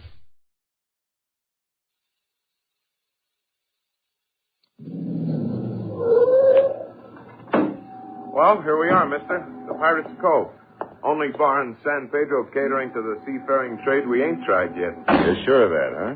Mister, I've been driving this hack in this burg since the self-starter. Sure, I'm sure. All right, wait for me. I'll only be a minute. Gladly. This kind of working for a living I like.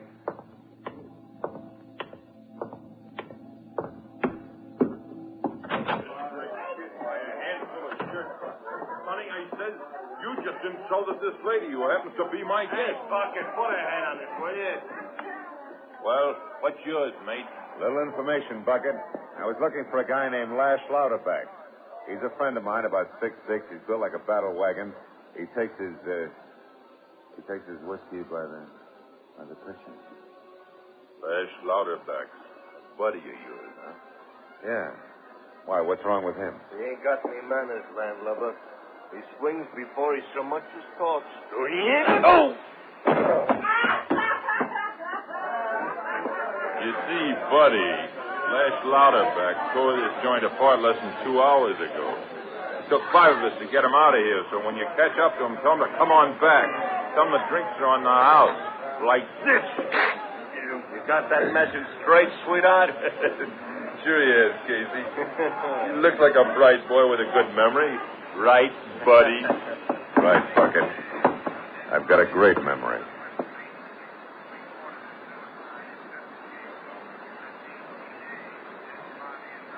It was high time for me to get together with my client. A woman I'd never met named Daphne McGregor, who'd hired me by long-distance call to L.A. 5 hours earlier to find a giant economy-sized, devil-may-care, hard-drinking sailor. One Lash Louderback, who for some reason had to be aboard a ship she was sailing on at 4 in the a.m.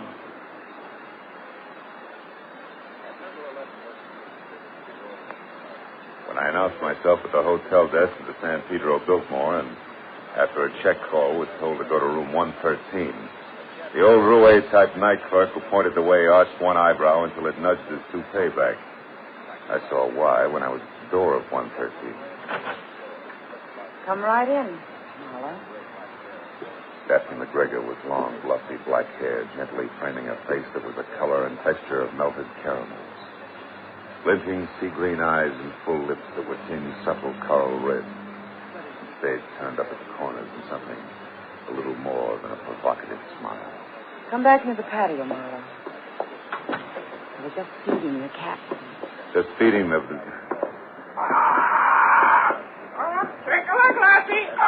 Go ahead. Sorry, Captain. Hey, is that the captain? Yes. If he doesn't keep quiet, he's going to be the ex-captain, stuffed inside. See what you mean. Here, you parasite, eat. You saw nothing. You got up. Oh, he gets worse every day.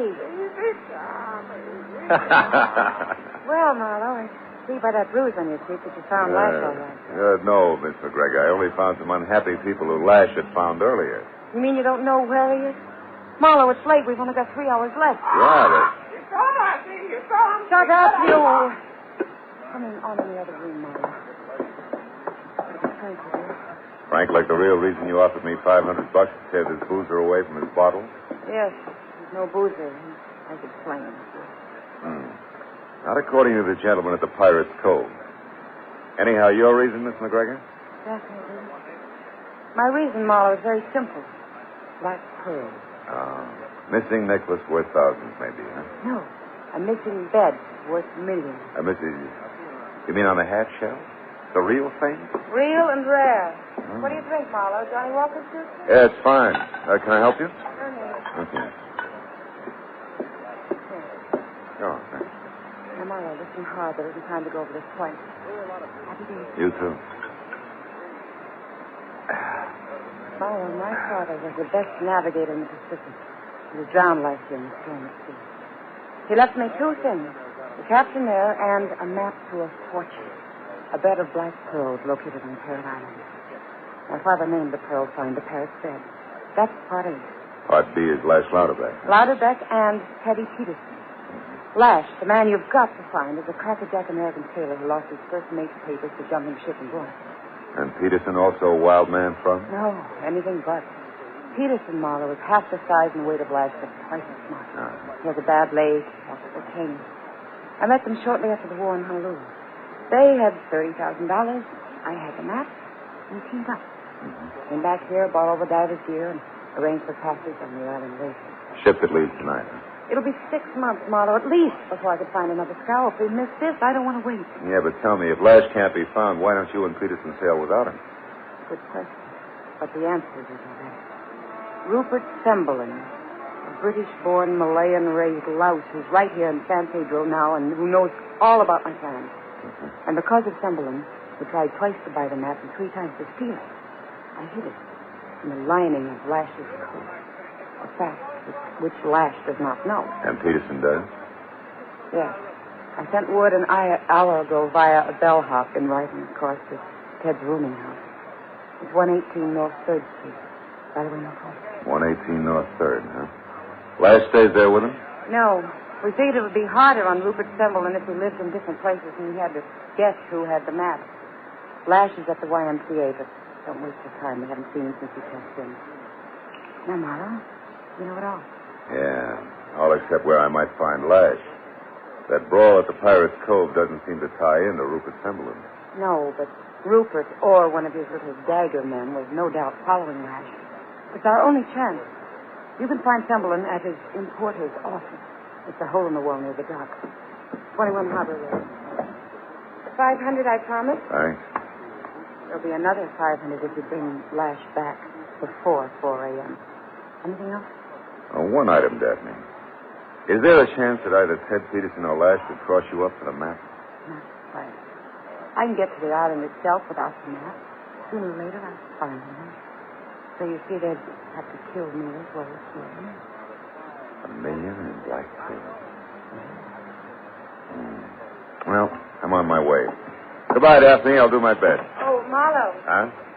Marlowe, one last point. Parrot Island isn't really the name of the island. No. Just in case you were thinking of black pearls and Marlowe. Yes. Bye-bye, Daphne.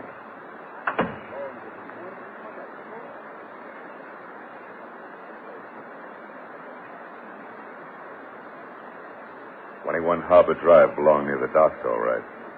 But Shanghai, not San Pedro. It was a small, dimly lit, twisted frame building, weather-warped, dirty, and sandwiched tight by a couple of flanking stone factories like a meek 120-pound commuter caught in between 2 fat ladies in the rush hour. And the man who answered my knock and admitted that he was Rupert Semblin in a pleasant voice was maybe 50. Looked like an underfed toad. Can I be of some assistance, sir?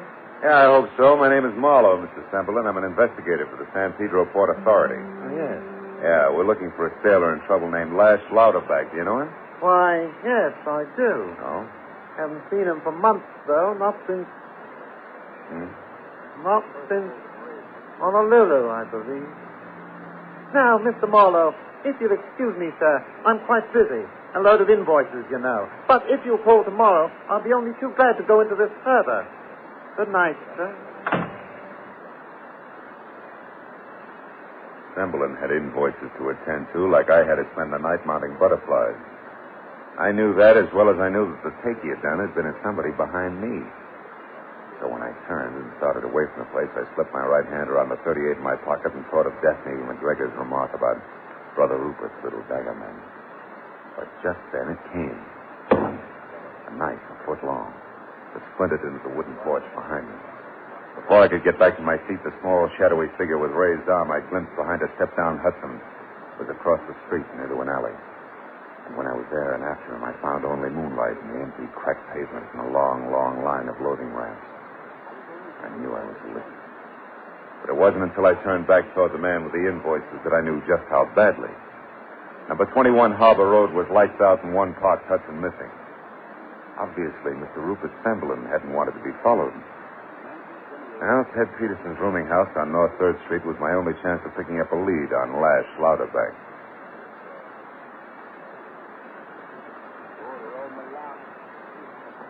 Oh, now, Mr. Riley, here's the filthy money you were so afraid you'd never see. All of it, $11.28 due and coming. Look, Mr. Riley, $5 in interest. Abbey players in San Pedro? Oh, that surprises you, does it? Well, Mr. Liquor Merchant, it shouldn't. 8 Oxford Flickett, me only keep a rooming house. But he's a gentleman of means this day, and hello. Hello. Yes, I just practicing up a bit. I guess the screen doors is only good for keeping the flies out. Or in. Mr. Flickett, I'd like to see Ted Peterson. Peterson, is it? Yeah. Do you have a message? Like that bellhop? Something? I'd like to see Mr. Peterson. Oh, very well now. I'll call him. Mr. Peterson. Mr. Peterson. It's a great PA system. Coming up, sir. Now, more talk about it. Oh, sorry. know your company. He doesn't. I'm here to see you, Ted. My name is Marlowe. I'm a private detective working for Daphne, and, thanks, Mr. Flickett. He's here now. Yes, of course he is. There's no need for me any longer now, is there? Good night, gentlemen. Good night. Now, look, Ted, in a tight bundle, it's this. Lash is still missing, was last seen at a joint called the Pirate's Cove where he was in a brawl. You, of course, know he has the map on him. Yeah. Now, have you run into him at all in the last 2 hours? No, Marlowe. I've been right here. Oh? But, you know, this isn't the first time old Lash has gone out and gotten Yeah, but this time it may be different. Rupert Semperlin is on Louderback's trail, I'm sure. Semperlin? That does make it different. Peterson, I think you better get over to the San Pedro Biltmore and stay next to Daphne, huh? Oh, but why? We've got to find Lash. And keep everybody alive doing it. Semperlin already has his knife throwers out. If he finds Lash and gets the map, he'll start eliminating everybody. Oh, tell me, is there anything, no matter what, anything that Lash usually does at the tail end of a bender? Well, yeah, Marlowe. Yeah, there is. What? And it never fails. Once Lash is through drinking and fighting, he goes for the deck of anything that's surrounded by water, stretches out on his back, looks at the stars, and sings until he either sobers up or falls asleep. That might do it, Ted. I'm going to head back to the Pirate's Cove and work toward the water from there. You go to Daphne in a hurry, Yeah, huh? all right, Marlowe, but I still think we're going to be okay. Lash has done this sort of thing 1,000 times. Yeah, well, let's hope this makes it 1,001. I'll be in touch, Ted. Wasn't much to go on, but as I walked from the rooming house to my car, I tried to tell myself that Lash's kind, like the cows, always come home. There was no reason for me to worry. But in the next second, I changed my mind. No, don't! It was Peterson back at the house. When I got there, he was hugging the floor and trembling like he had every right to, but he hadn't been scratched. The shaky finger he pointed behind him and in a line with the open screen door said someone else had been and then some. H. Oxwell Flickett was crumpled in a corner, dead. A long, mean knife deep in his back. Marlowe. Marlowe? There was one ambulance then, I'm sure. It was after me. Marlowe, what can we do? Well, not much more than we were going to. Only first, Ted, you call the police, give them my name, and say I'll explain later. And get to Daphne fast. Well, you look for Lash. Yeah, Lash. A guy someplace under a wide and starry sky. Should be a cinch.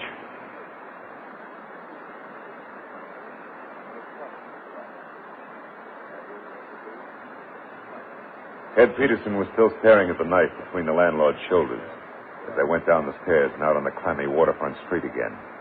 It was 2 o'clock. That left me with less than a couple of hours to find Lash Louderback, the giant from Borneo, who was full to his ears with rum and probably flat on his back, singing to the stars somewhere in the jackstraw jumble of greasy pilings, tottering, tacked-together buildings and bobbing masts that was San Pedro Harbor. I decided to push my luck and head for the Pirates Cove bar again, since that remained as his last known contact with civilization.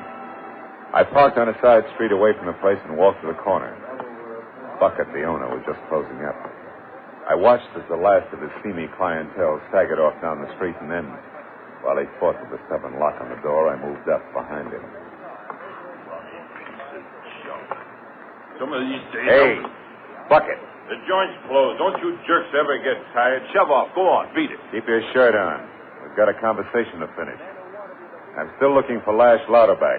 Oh, sure. Now I remember. You was in earlier, wasn't you, Bo? Yeah, that's right. Yeah. Me and my memories. I guess you didn't learn much. I learned just this much. This time, let's have a straight pitch. Stand up, Heavy. Stand up and listen to what I want out of you. It's very simple. I'll make it hard on us. How drunk was Lash when you finally got him out the door? Come on, talk it up. Well, that guy don't get drunk. He just gets thick-skulled. Yeah? But he put away enough to stagger an elephant. You watched him when he left? Where was he headed? Down the street. That way? What's of interest down there? Nothing. A few empty warehouses, a beat-up salvage yard in the backwash. That's all. Thanks. Now, wasn't that easy?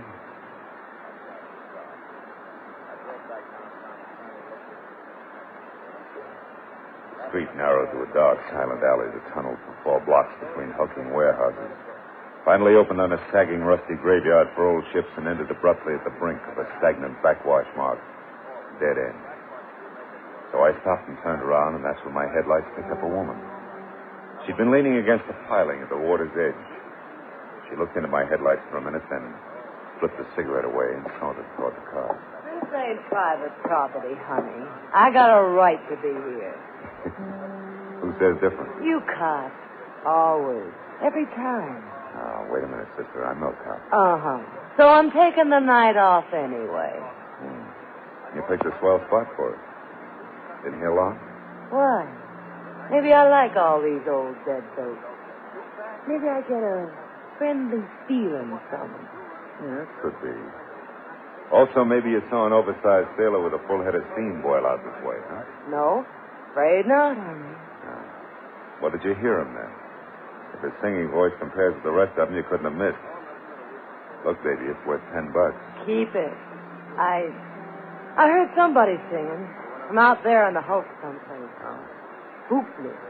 Gave me the blues. I was glad when it stopped. How long ago was it? Oh, quite a while. Sure to be gone by now, honey. How about a lift back to the light? No, I'm sorry, but I'm going out and have a look for the sailor. Thanks for the information. Okay, so I'll walk. Ain't the first time. I got a flashlight from my glove compartment and started out over the massive, rotten, but still floating hulk. Finally, I found a catwalk of greasy planks that wormed its way through the deserted jumble of twisted steel, apparently to the farthest point, which was where I wanted to go.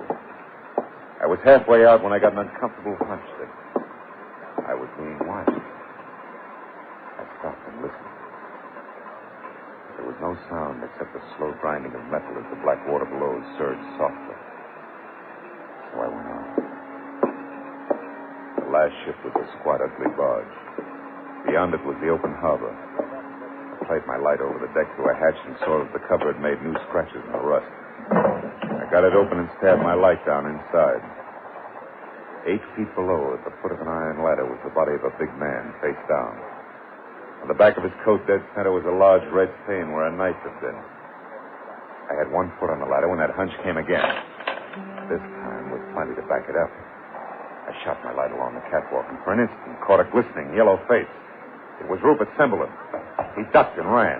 His head start got him almost ashore, but after barking both shins and turning an ankle, I got close enough to grab him by the shoulder and spin him around. Hey, get back. I'll kill you. Not tonight, Slimy. You've done all you're going to do. Yeah. You're breaking it. Good. I thought knives were your specialty. You're a regular little arsenal. Come on, drop it. Drop it. Yeah, let me go. Please. What's through? You don't know how true you are. This won't exactly get questions answered, Semberlin, but it'll save a lot of time in the long run. Believe me.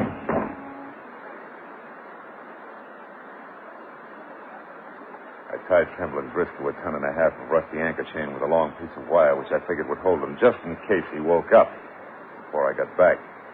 After that, I found an outside phone near the salvage yard office shack and called my client, who said Peterson. They made it to where I was waiting in less than 10 minutes. I brought him up to date, then with Daphne behind me and Peterson doing his best to bring up the rear with his cane slipping on the greasy planks. I led them on out along the catwalk toward the barge at the end. I hadn't told them yet that I'd found Lash dead, but I didn't need to. Daphne sensed what was coming. You're good, Marlowe. Even better than I expected. How'd you ever find this place? Brakes, Daphne. It's exactly the kind of place Lash would have ended up in. He was really a derelict, too. Like all these little saltwater tanks. He is dead, isn't he? Yeah. Yeah, he's dead. Nice the way it looks. I'm going to miss him. He had the kind of rowdy power it takes to keep a native diving crew in line. Yeah. I'll find somebody else. Ted, I'm worried about. It'll be tough on him. Coming, Ted. I'm okay. I'll make it. You two go on. Yeah, this is it, Daphne, the barge. Where is he, Marlowe? That hatch is open. Yeah, I opened it. Then that's where Lash is, down inside? That's right. Whoever put the knife in him. Hey, Daphne, wait a minute. The map, Marlowe. I've got to get the map. Marlowe, why's she going down there? Where's Lash? Where is he? What's happened to him? He's dead. Lash? Somebody stabbed him. Dead? Who did it? Semberlin? I don't know. Well, there's a good chance, except that a couple of things don't figure that way. Must have been Semberlin, the lizard. I'll kill him for this, Marlowe. What things don't figure this? Lash was stabbed, you said, just like Flickett. Yeah. I've been thinking about that. Also about the fact that Semberlin followed me out here and ran when I spotted him. That's out of character for a guy who... What is it, Marlowe? See over there with my light in? Huh? That puddle of oil, you see it? Footprints. Somebody made these who was out here earlier tonight. Semberlin didn't get this far, and they're too small to be lashes. And something else, Marlowe? Yeah, beside each one Never is mind, I'll finish it for you. A little round mark made by a cane. This cane. Don't you try for your gun, Marlowe. Okay, Peterson. But you must have had a good reason. Lash was your best friend. Friend? Yeah, the one thing I always needed, Marlowe, strength. Strength. Enough to take anything he saw, from a beautiful woman to a fortune in black pearls. I wanted to kill him. And tonight I got the perfect chance. The giant was drunk. Followed him out here from that bar. It was easy. Would have stayed easy if Daphne hadn't decided to hide the map on him. Yeah, the way it worked out, you killed him before you knew he had the map on him. Yeah, and then I couldn't risk coming out here alone a second time. Only chance was to steer you toward his body.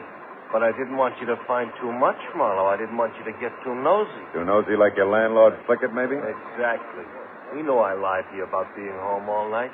Wanted to find out why, so I had to kill him as well. And that makes you next, Marlowe. What about Daphne? She's heard every word of this, you know, and you got your back to her, Peterson. I can depend on Daphne, Marlowe. I love her. Now with Lash out of the way, she'll love me. And anyway, we're going to be together a long time because she wants those pearls more than anything else in the world. That's what you think, you idiot. Baby, if you got a gun, for Pete's sake, use it. I don't have a gun, Marlowe. Daphne, that map, did you find it? Sure, I found it. I have it right here. Fine. Now you go on ashore, darling. You wait for me there. I wouldn't cross the street with you now. Well, what do you mean? Don't you move, Marlowe. I mean, you're a killer, Ted, and I'd rather those souls stay on the bottom of the ocean until you get your hands on them now. Down your gun, Ted. Now, look, Daphne, don't be a fool. It's ours now, all of it, darling. It's nobody's. It's not worth it, Ted. I'm burning this map right now. Burning it, Daphne, listen. Here it goes. Look, sucker. A force in the flames. No, stop it. Put it no, out. No, Marlowe, quick, you got No, it. put it out. I'm sorry, baby, but thanks. An awful lot. Okay, now. Honest, maybe it's even better this way. Just the little fire I started is all out now. I'm afraid it is. Yeah. Not enough left to bother with. And both my partners are gone, too. Well, that's that. It's better I found out all this here tonight instead of someplace off the Malay coast. I'd like to be alone for a while now. You mind? I watched her walk away and thought about what she just said. Then I took a long last look at the forlorn little pile of ashes left on the rusty deck. Important ashes that had saved my life.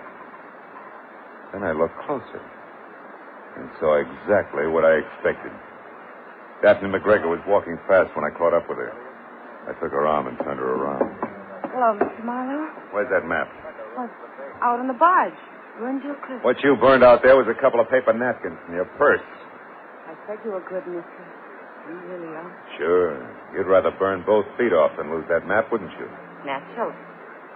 By the way, Marlowe, what are you doing for the next year or so? Like to spend them at a gorgeous spot off the Malay coast? Hey, take it easy, Tondoleo. I mean it. Phil, if you ever gazed into a whole handful of black pearls as big as golf balls, it'd take your breath away. And they'll touch you. Would you also make tiffin for me? No, I think I would. But there is one thing, Daphne. Some of my best friends are oysters. Good night, baby.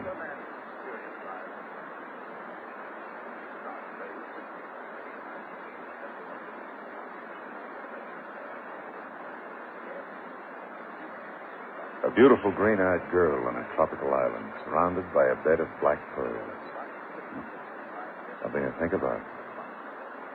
Well, when 4 o'clock came and Daphne's ship sailed out of the harbor with her and a map and a parrot all safely aboard, Marlowe, the jerk, was standing on the pier waving goodbye.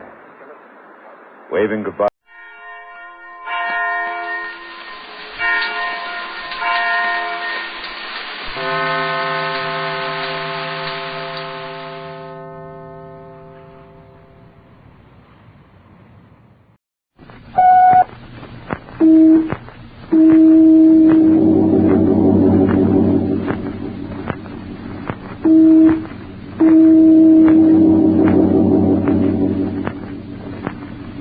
Washington calling Counterspy.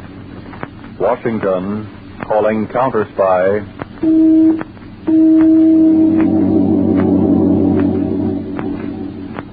Washington calling Counterspy.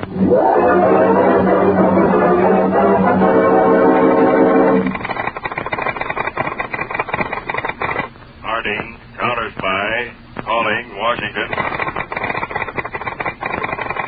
Harding, Counterspy, calling Washington.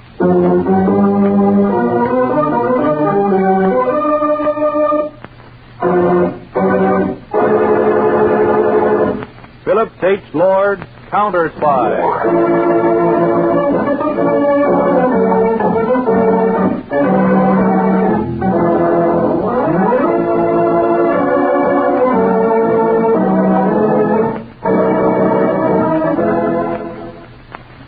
The Blue Network is proud to present Philip H. Lord, Counterspy, a dramatization packed with thrills and adventure.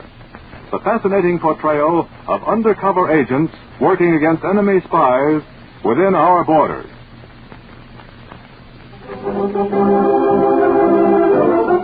All over this great country tonight is an invisible army of men and women highly trained to protect us from professional enemy spies within our borders.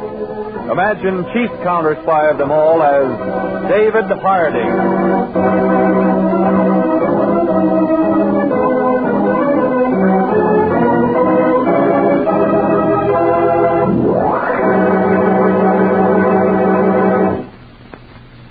In Pittsburgh, Henry Hughes, cultured, well-educated, and sophisticated, entered his hotel suite on the 7th floor. Seated before a dressing table in the bedroom was his most attractive wife.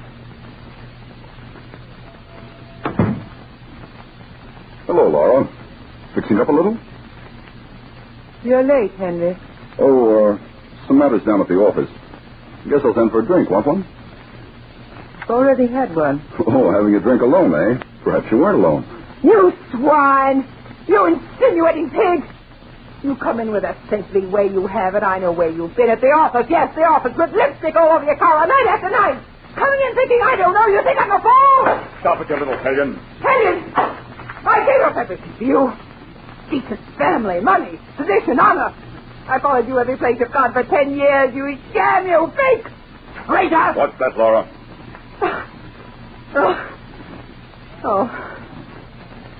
No, I can't cry. I can't even do that anymore. Oh, why do I love you so? Now listen, kid. You've been great. Sure, I've been seeing someone else. But you know, it's business. Now, as soon as I get all the information I'm after, we can leave this country. We'll be rich the rest of our lives. Now, I can't tell you the things I'm doing. I'm not allowed to. The Gestapo would kill me. But they've promised that if I make good on this job, it means a big job over there. We'll get out of this country. But this is my country, Henry. Can't you see what I've been through for years? Loving you. Ready to die for you.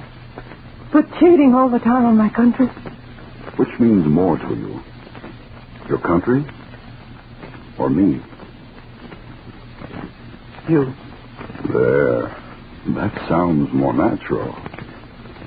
Well, Laura, I've got to go out for a while tonight. Now, you go to a movie or something. I'll be back as soon as I can. Where are you going?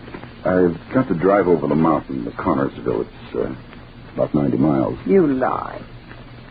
You're lying like you always do. You're going with her. You're letting me down. I can see it in your eyes. Well, you can't. You won't. Now, wait a minute.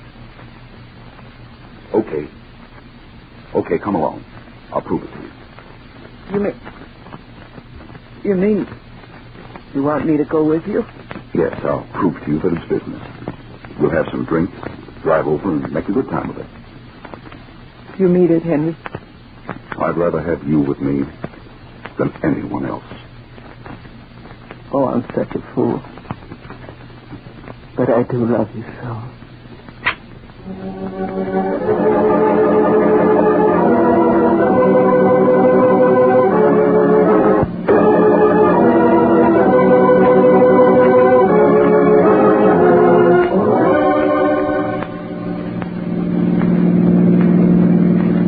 Here's the bottle, Laura. Have yourself another drink. Oh, it's so beautiful tonight. Look, Henry, you can see for miles. Sure. We're about 4,000 feet up. Look how those cliffs drop right down from the side of the road. What's the matter? Oh, I thought I'd turn and drive right up to the edge. You can sit for a few minutes and look out at the view. Henry, the front wheels are right on the edge, both of them. Of course. See how I can handle a car? I didn't have a drink like you did. It's exciting. Have another drink. All right, but I'm dizzy now. Here. Lean on my shoulder. Henry, I'm sorry. Oh, Chris. What's the matter? It's all right now, but something stuck in my arm like a needle. Oh, perhaps there was a pin or something in the cushion. Oh, it felt like a... Henry. Yes? What stuck into me? What was it? Why, how should I know? You do know. It was you. You've done it. There was a hypodermic needle. You poisoned me. You had... You're getting too dangerous to have around, you and your jealous streak. Help! Get your head off. Nobody will ever hear you up here. You're going over the cliff. They'll get you for this. They'll get you for murder. Oh, no. The injection was just enough to make you unconscious. When they find your body, it will have bled naturally. An accident. Your stomach full of liquor. Henry!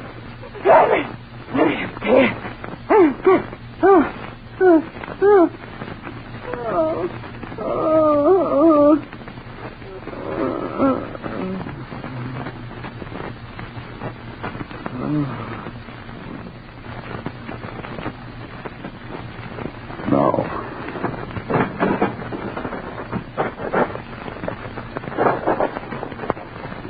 break.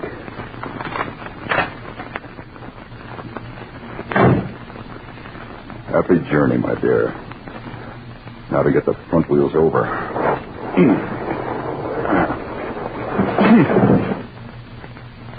Now the back wheels over.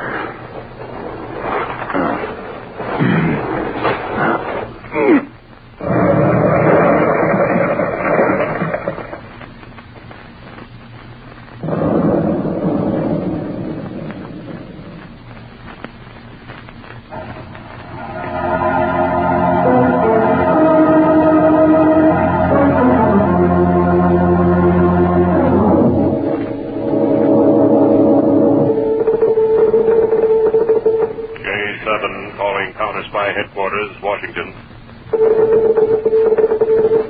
Harding speaking. J7, Pittsburgh. I think you should fly here immediately, Mr. Harding. What's your report? Very attractive wife of a Henry Hughes. Drove car while intoxicated off mountain cliff. Henry Hughes holds a rather important position in the Pittsburgh Bronze Casting Company, which is now doing war work exclusively. What's the catch?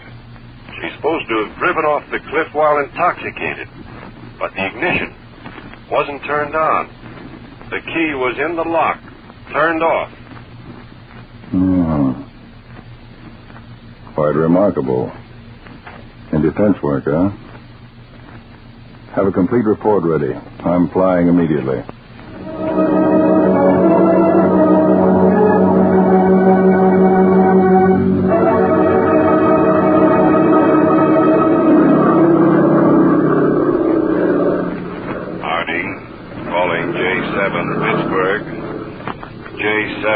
Pittsburgh.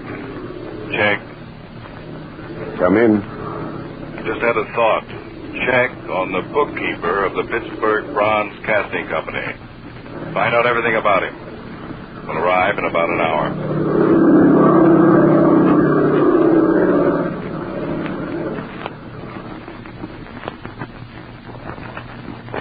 Now, these reports, Mr. Harding, they're all on Henry Hughes. Oh, you did well to get them this quickly. Notice this, sir. Very well, help it. There's a matter of 2 years there. There seems to be no record of Henry Hughes at all during that period. You take passport files? Yes, Mr. Harding. If Hughes left the country and re-entered, he did so without leaving any record of it. Yeah. Well, there isn't a thing here that points suspicion anyway to Henry Hughes. What about the bookkeeper of the Bronze Casting Company?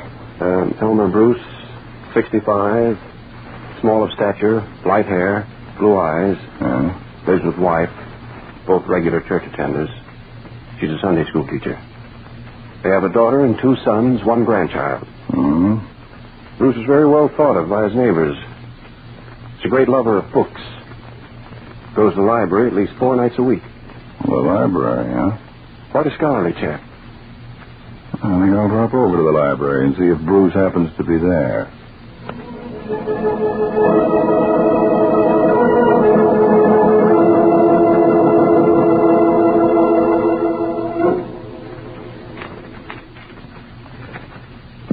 Pardon me, were you through with this book? Oh, yes. I was just browsing through it. Won't you sit down a moment? I'd like to speak to you. Why, yes, certainly. Aren't you Elmer Bruce? Why, that's the most amazing thing I've ever heard of. I've never seen you before. Well, this meeting isn't quite as accidental as it might seem, Mr. Bruce. For certain reasons, I didn't want to go to your home. I'd like to have you look at my credentials. Mercy. Oh, there's nothing to be nervous about. Oh, have I done something wrong? I just wanted to ask you a question, Mr. Bruce. Do you happen to know a man who works for your company by the name of Henry Hughes? Why, yes. Oh, wasn't that a catastrophe, his wife's death? Yes, a terrible thing. Mr. Bruce, of course you pay all the employees of the Bronze Casting Company by check. Oh, yes, 462, counting the 2 janitors and night watchmen. That is the last count was that. Oh, I see. Now, Mr. Bruce, tomorrow your accountants are going to call on you. And Mr. Harold Lawrence, the president of your firm. Oh, yes. Now, these accountants are going to recommend that you pay the employees from now on in cash instead of by check. Oh, no. I want you to fall in with the accountant's plan to pay from now on in cash. But I couldn't. I'd be untruthful. Well, I'm sorry, Mr. Bruce, but these happen to be government orders. A great deal depends upon them. Well, I'm sorry, too, Mr. Harding. I respect my government, but even for it, I couldn't lie. Mr. Bruce, it's very refreshing to meet a man of your principles. I don't wish to be an unreasonable prick. I just want to do what's right. Well, couldn't you say, under the present-day circumstances, you recommend paying by cash? That you wouldn't have to say what circumstances. I see. Mm-hmm. Well, that's rather delicately skirting the truth. Well, I might. For my country. Oh, that's fine. Now, you'll receive from the bank each week some separate bills of different denominations, which we will have the numbers of. Now, you are to put these designated bills in the pay envelope each week of Henry Hughes until notified to the contrary. Oh, yes. And you're not to mention to anyone under any circumstances that you have met or talked with me. Oh, my gracious. That's a big responsibility. I hope I'm a big enough person, Mr. Harding. After all, I've always lived in my very small way, and I'm not a broad or big person. Well, I know all about you, Mr. Bruce. You're considered a very fine person. Thank you. Now, I'll have to leave you. I'm going back to Washington.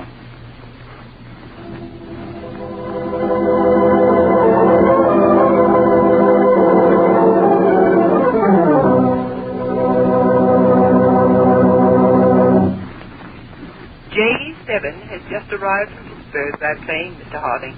Send him right in. Got any news? Quite a bit, Mr. Harding. Very interesting. Yeah, let's see. Well, this report covers 2 weeks. Yes, sir. Henry Hughes has received 2 pay envelopes, each containing $125. All of that money was marked, and the banks were instructed to watch for it and to make careful notes where the different bills were turned in from. Hughes spent about $80 each week. Let's see. He got paid Saturday. By Monday noon, the bank had received $20 from the Berkshire Clothing Company, $15 from the Red Moth, so that's a nightclub, $30 from the hotel where Henry Hughes has his apartment. $5 of the money was received by the bank from a little cigar stand round the corner. Hughes evidently changed the bill there. Well, let's take Tuesday. A $10 bill from the gasoline station and garage where Hughes keeps his car. Let me see that second week's report. I think I know what you've noticed, Mr. Harding. Let's see. Monday, Wednesday, Friday. Yes, first week. Monday, Wednesday, Friday. Yes, sir. 3 times each week, one of those marked bills was returned to the bank from the Revelero Moving Picture House. How often does this Revelero Moving Picture House change its feature pictures? Twice a week, sir. And yet Henry Hughes, shortly after his wife's death, over which he grieved greatly, goes to a certain movie house 3 times each week. Although they change the feature picture only twice a week. Yes, Mr. Harding. See that J4 goes to Pittsburgh immediately. Gets a job as usherette in the Revelero Moving Picture House. And have her contact me for further instructions. Yes, sir. case is beginning to look pretty big, George. I have a feeling that we're going into action.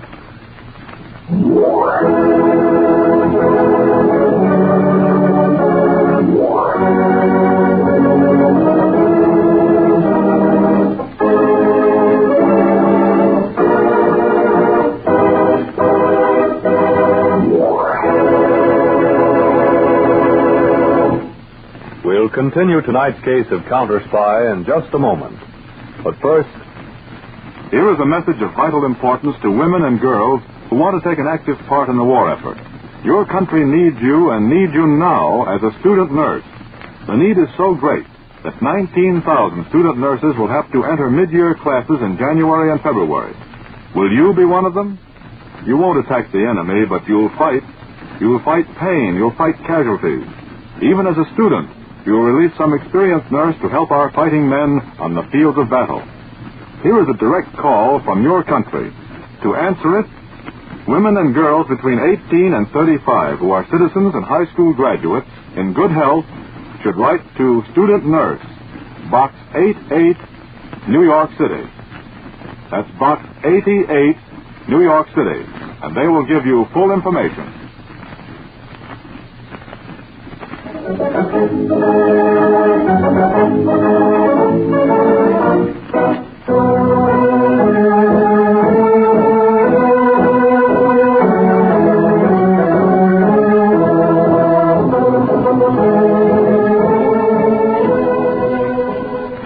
Now, back to Phillips H. Lord's Counterspy.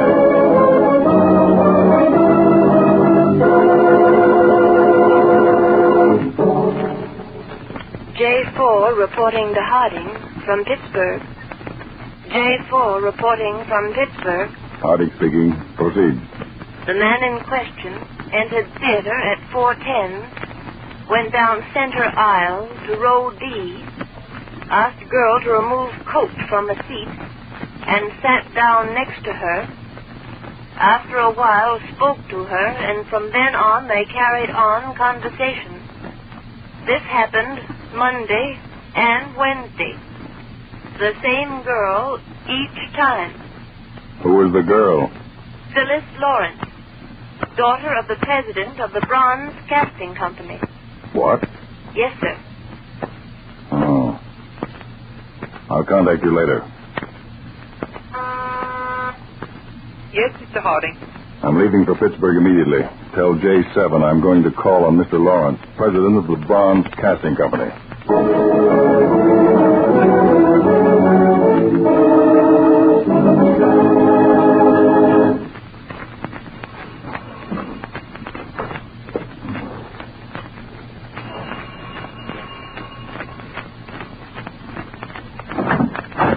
Now, pardon me, Mr. Harold Lawrence at home?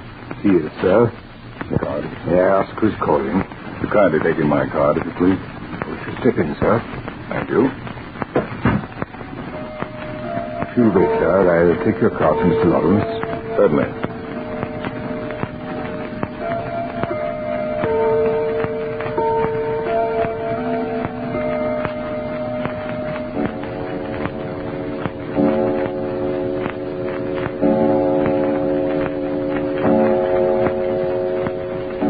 To see you immediately, Mr. Harding. He's in the living room. May I have your hat and coat, sir? I think I'll take it with me. May I take your package for you, sir? No, I'd like to keep that with me, too. Right this way, sir. Come in, Mr. Harding. Delighted to meet you, sir. I'm very glad to meet you, Mr. Lawrence. Sit down. Sit down. William should have taken your things. Well, I'm just stopping for a moment. Mr. Lawrence, you have a daughter. Why, yes, Phyllis. Well, it's a little difficult for me to broach the subject, Mr. Lawrence, but... What is it, Mr. Harding? Speak up, man.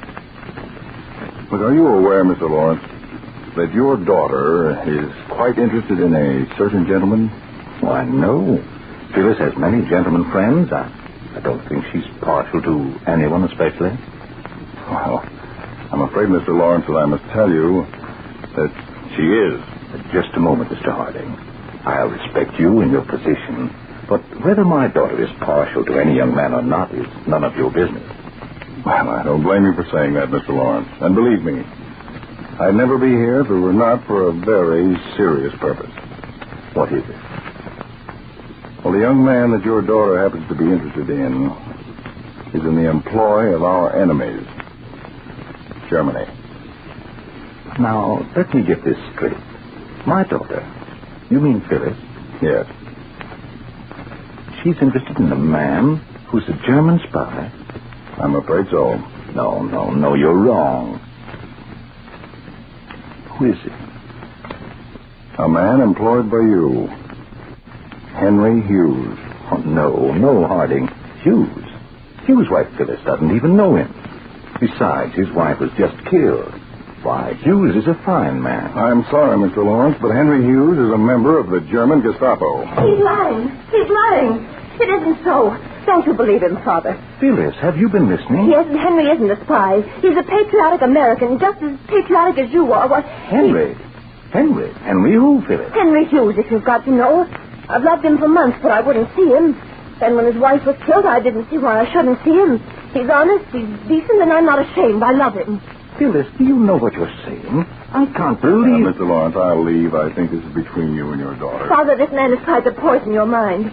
Henry's fine, and you know it. He's my sweetheart. I'll call you shortly on the phone, Mr. Lawrence. Goodbye. Phyllis, I want the truth. How long you've been seeing this man, Hughes?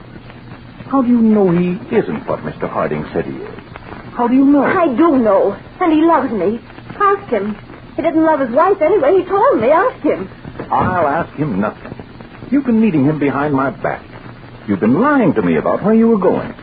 You haven't told me a thing about it. Well, why should I? Is it a sin to love a man? It's a sin to love an enemy. That man Harding must know what he's talking about. I tell you, it's lies, a pack of lies. I'll prove it, they're lies.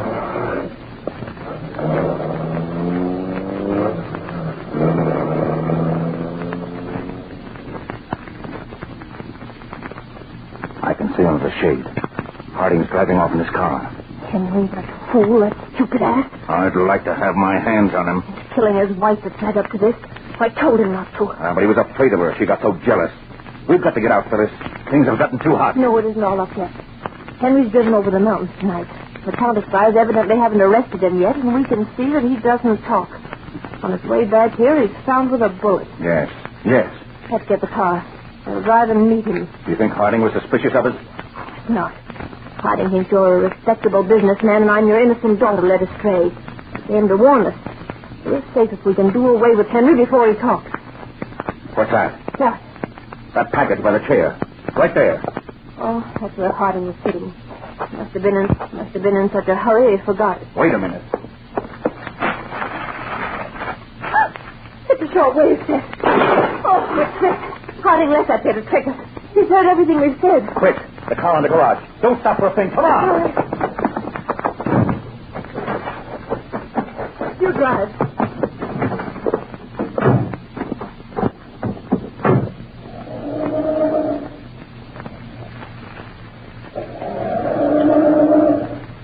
It's time that it's cold. Shut up. I'm starting this.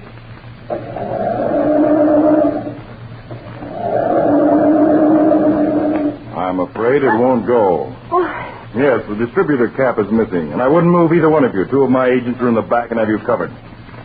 Very clever. And the next time you go to a theater to meet a man, Phyllis, if you ever do, be sure and look around and see who's sitting in the seat behind you. What my daughter has done has no bearing on me. Why am I arrested? Oh, come, Mr. Lawrence. You've been operating this factory on money supplied by Berlin. You make parts for airplane motors so that your firm is close to many manufacturers and you have access to their plans. And besides, she's not your daughter. She's Fräulein Grock. Henry's responsible. The fool, he ought to be shot. That's just what he did. Killed himself when my men went to arrest him. Henry? Yes. Henry. Your father.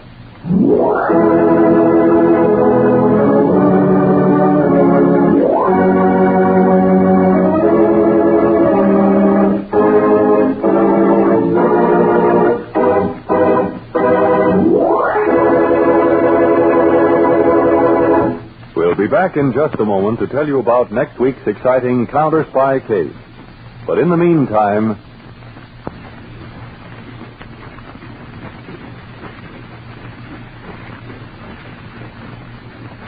we wish to call your attention to the government's urgent appeal for the conservation of gas for cooking and heating. Gas must be conserved for the following reasons. It is used for fuel by many industrial plants, which are now expanded to double or triple their normal peacetime size.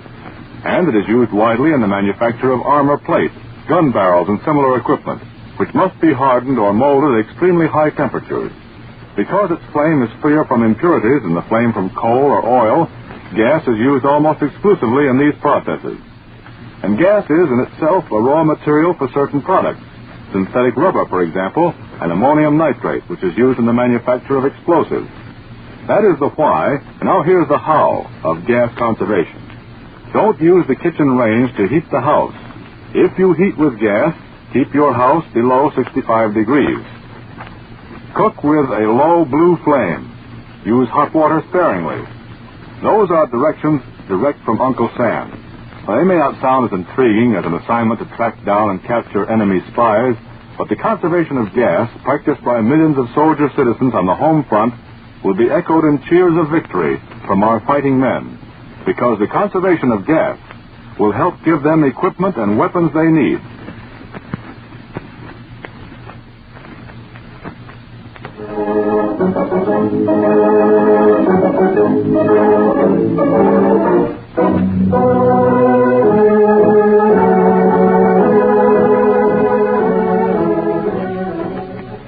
Next week, David Harding in Counterspy will be back with you again at this same time for The Case of the Trailed Count, the society woman who talked too much, the highball glass served by waiter 37, the man at the zoo, the long underwear at the railroad station, and the ultra-polite third degree. That's next week's unusual Counterspy.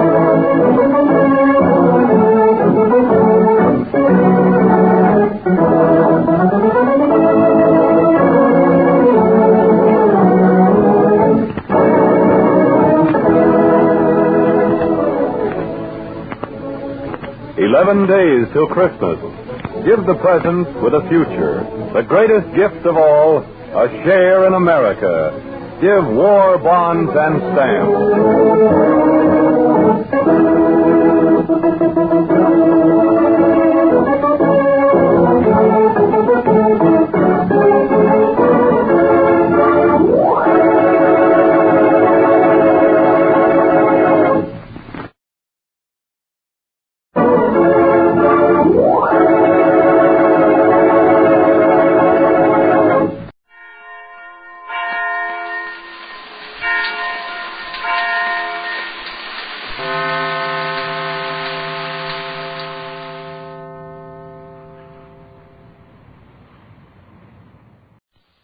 Post-war Old Dutch Cleanser, famous for chasing dirt, presents Nick Carter, famous for chasing crime.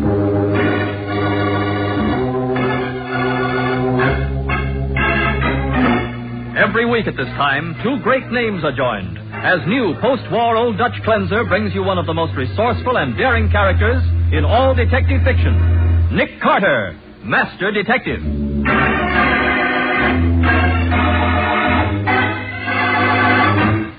Look, Matty, you have a description of the killer, don't you? Yes, Scubby, and what a description. An average-sized man wearing a dark overcoat. Why, I can pick up a dozen suspects on every corner with that description. That's going to be tough, all right, Matty. Yeah. You don't know where the murdered man went last night. Don't know whom he was with.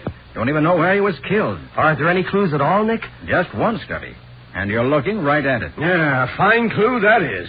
A dead body with a knife in its back. And now, the case of the henpecked husband. Today's adventure starring Lon Clark as Nick Carter. Brought to you by new post-war Old Dutch Cleanser. Professor Harold Thompson has never been inside a gambling house in all his 53 years. His wife wouldn't allow it. But since reading about the game of roulette in his encyclopedia, the professor is willing to risk Mrs. Thompson's anger because he has a wonderful plan. That's why he's come to Nick Carter. I shall win $20,000 each evening, Mr. Carter, and then cease my activities. Well, what do you want me to do? First, show me the establishments where this game is played. Second, ascertain whether the roulette wheel is honest. And third, see that I'm not robbed of my winnings by some footpad. Oh, Professor, what makes you so sure there will be any winnings? Well, from reading the article on roulette in my encyclopedia, I have evolved a system of wagering by which I can't possibly lose. Take my word for it, Professor. You can't possibly win. Not over any period of time. Oh, but you don't know my system. Here, let me have a piece of paper. Believe me, Professor Thompson, no system will beat a roulette wheel. Ah, but it's quite simple to the mathematical mind. Now, here we have... Oh, my fountain pen is dry. Excuse me. Nick Carter speaking. Sergeant Matheson, Nick. Oh, what's on your mind, Matty? How's about having dinner with me tonight? My wife's visiting her mother, and I hate eating alone. Why, sure, Matty. Good idea. Patsy's going down to Cuba for a few days, so I'd probably be eating alone anyway. All right, then suppose you pick me up at my office about 7, huh? Will do. See you then. Okay. So long. I filled my pen from your inkwell, Mr. Carter. I hope you don't mind. Oh, no, of course not. Now, I have withdrawn $2,500 from my savings account, and I'm ready to begin operations. Do you want to help me or not? I do not. All I want to do is to keep you from throwing your money away. I'm sorry, Mr. Carter. In that case, I shall proceed without you. Good day.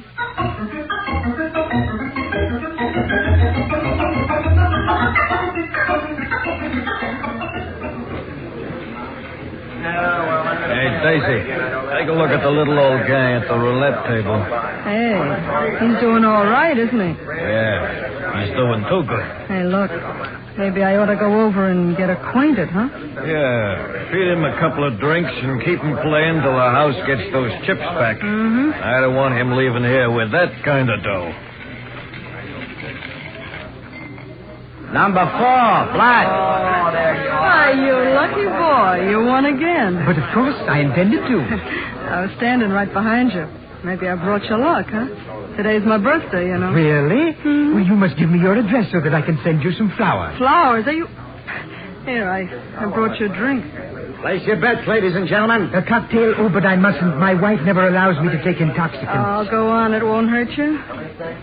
Gee, you got a lot of chips there. Yes, my winnings amount to $22,000. Where can I exchange them for money? You don't mean you're quitting? Oh, I must. It's long after midnight. I don't know what my wife will say. Not leaving, are you? Oh, you can't. Not when you're winning. Come on, be a sport. Well, since I have an extra $2,000, I shall wager it on number 33. Hey, wait a minute. You can't bet $2 on a number. 100's the limit. It's all right, Maxie. But, boss, the numbers pay 35 to 1. Who's running this place? Okay. It's your funeral. That's all. No more bets. Thank you, Mr. Beale. Harry Beale. Mr. Beale. Actually, I'm throwing away this $2,000. You see, I don't wish to win more than $20,000 tonight, and... Number 33. Hey, you won again. My, how extremely fortunate. Yeah, another 70 grand. Maxie, close it up. Everything. No more play tonight. Okay, boss. Hey, Harry, you've got $90,000 coming. What are you going to do? I'm going to pay it. Come on back to my office, sport. We'll have a few drinks to celebrate your good luck. Then I'll cash in your chips.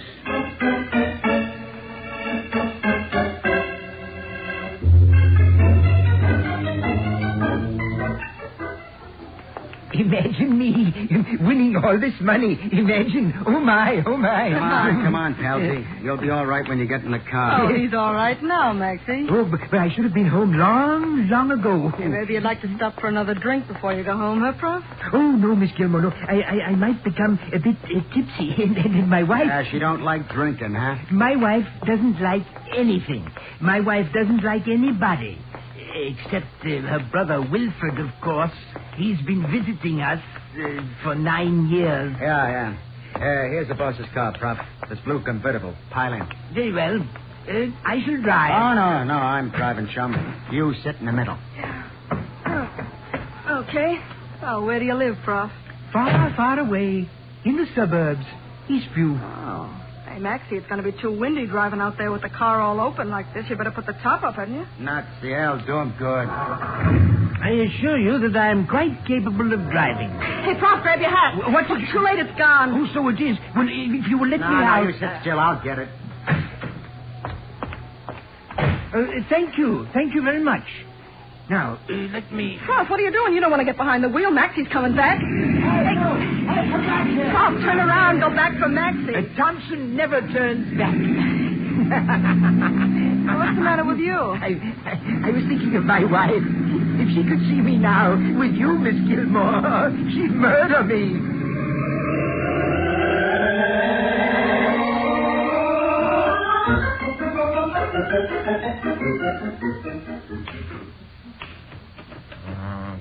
Doggone it. Sure missed Patsy. She's away. Well, Nick. Hiya, Nick. How's things? Why, hello, Scubby. Long time, no see. Been pretty busy, Nick, but the newspaper's hitting a new low just now. What? You mean there's no story worthy of the attention of a hotshot reporter like Scubby Wilson? Not a thing. That's why I dropped in to see if you had any hot tips. No, not a thing, Scubby. Hey, where's Patsy? Oh, taking a little vacation in Cuba. And do I miss her? Yeah, I can imagine. Do you want me to type that for you? No, thanks. It's just about finished now. But, excuse me. Nick Carter speaking. Morning, Nick. Matty. Oh, hi, Matty. You remember the little guy who wanted to play roulette? The one you told me about at dinner last night? Professor Thompson? Yeah. Yeah, what about him? Well, I'm on my way out to his house in Eastview. I thought you'd like to come along. What's happened? The prof was found in a ditch north of the city about 8 o'clock this morning, Nick. Stabbed in the back.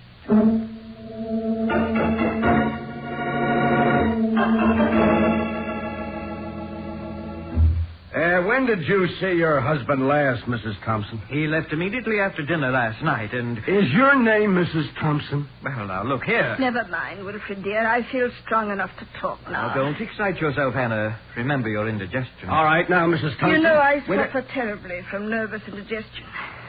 Last night, when Harold wasn't home by midnight, I was so furious. So worried, Hannah. Yes, so worried that poor brother Wilfred had to get out of bed and phone the doctor. Mrs. Thompson, do you know where your husband went last night? I do not.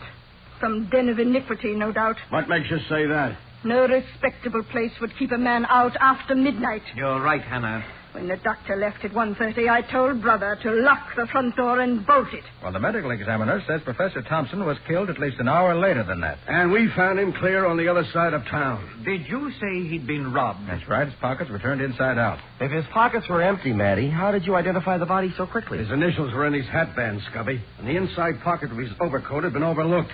His notebook and a letter were there. I can't imagine why anyone would want to rob Harold. I never allowed him to carry more than $5 in cash. According to what he told Nick, Mrs. Thompson, he had just drawn $2,500 from the bank. 20? He wouldn't dare. Now, Hannah, don't excite yourself. And only last week he objected when I spent $50 to get Brother a new suit. Well, my dear, you know Harold never liked me. Can't Wilfred buy his own clothes? Wilfred is temporarily out of employment. Mr. Carter, did my husband mention why he drew that money out of the bank? I think he intended to play roulette with it, Mrs. Thompson. That's what he was doing, gambling, throwing his money away and then getting himself killed. There's always the insurance, Hannah. Huh? Why, Wilfred, of course. $10,000. And in a case like this, we'll be able to collect double indemnity, too. Isn't that right, Mr. Carter? You'll have to settle that with the insurance company. $20,000.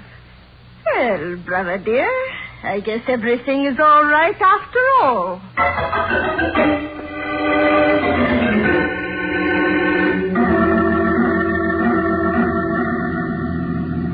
Hey, Nick, where are we driving to? An address I found in the professor's notebook, apartment 9B, 176 Van Arnhem Street. But he had a couple of dozen addresses in that book. Why pick this one? Who lives there? I don't know, Matty. There wasn't any name. But the address was written in blue ink. Huh? And everything else in the notebook was in black ink. You think the blue ink means something, Nick? I do, Scubby. See, the professor filled his fountain pen in my office late yesterday afternoon with blue ink. Which makes you think he wrote down this address after he met you, huh? The way I figure it. There may be someone who was with him last night.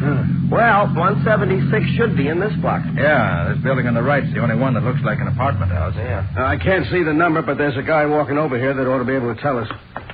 Hey, you fellas sure made good time. Is this 176? Yeah, you're the police, ain't you? I am, but well, come on, and I'll take you up. Up where? We're looking for apartment 9B. Sure, I know. I'm the one that sent for you. What? You sent for the police? Yeah, I'm the superintendent of the apartment house. It was me that found the body. What body? Daisy Gilmore's, of course. Like I said over the phone, she'd been murdered.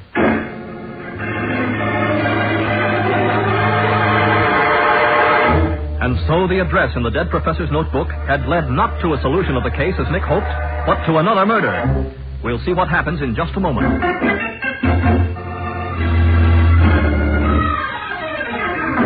Now, back to the case of the henpecked husband. Today's adventure with Nick Carter, brought to you by new post-war Old Dutch Cleanser. As Nick examines the lifeless body of Daisy Gilmore, Matty questions the building superintendent of Daisy's apartment house. That's just the way she was when I found her about 15 minutes ago. I seen right away she was dead, so I called the cops. Yeah? And what business did you have in this apartment? Well, I come in to clean up like I always do on Saturday afternoons. I get $5 for it. Uh-huh. How long do you think she's been dead, Nick? At least 8 or 10 hours, Matty. She was stabbed, wasn't she? Just like the professor. Yeah. Judging from the wound, I'd say it could have been the same knife. Yeah, then I'll bet he was killed here, too. It was inside someplace. Well, what makes you think that, Matty? Oh, I forgot you and Nick didn't see the body of the professor. No. Well, the knife didn't go through his overcoat. What? They put that on him after he was dead. Hey, could Miss Gilmore have been killed at 4:30 this morning? Might have been done that long ago. Why? Well, I seen a guy coming down the stairs from this floor about 4:30. Or maybe it was closer to 5. You say he was coming down the stairs? Yeah. I thought it was funny he didn't take the elevator, and I bet that's why. I bet he just killed her and he didn't want anybody to see him. Would you recognize the man if you saw him again? Oh, sure. He was about my size and he wore a dark overcoat. That's a swell description. Well, look, you, what were you doing prowling around at 4:30 in the a.m.? Mr. Wagner on the floor below this couldn't find his key when he come home, see, so I had to get up and let him in. Look, do you know whether Miss Gilmore was acquainted with the Professor Thompson? No, but they might be able to tell you at the 60 Club where she was. What? The 60 Club? Hey, Nick, that's a gambling joint. Sure it is. It's Harry Beale's place. And the professor was going to play roulette last night. Sounds like a definite lead, Matty. Look, Nick, I don't want to leave here until the medical examiner and the fingerprint boys come. Maybe you'd like to go over and talk to Beale, huh? I certainly would, and right now. Come on, Scubby.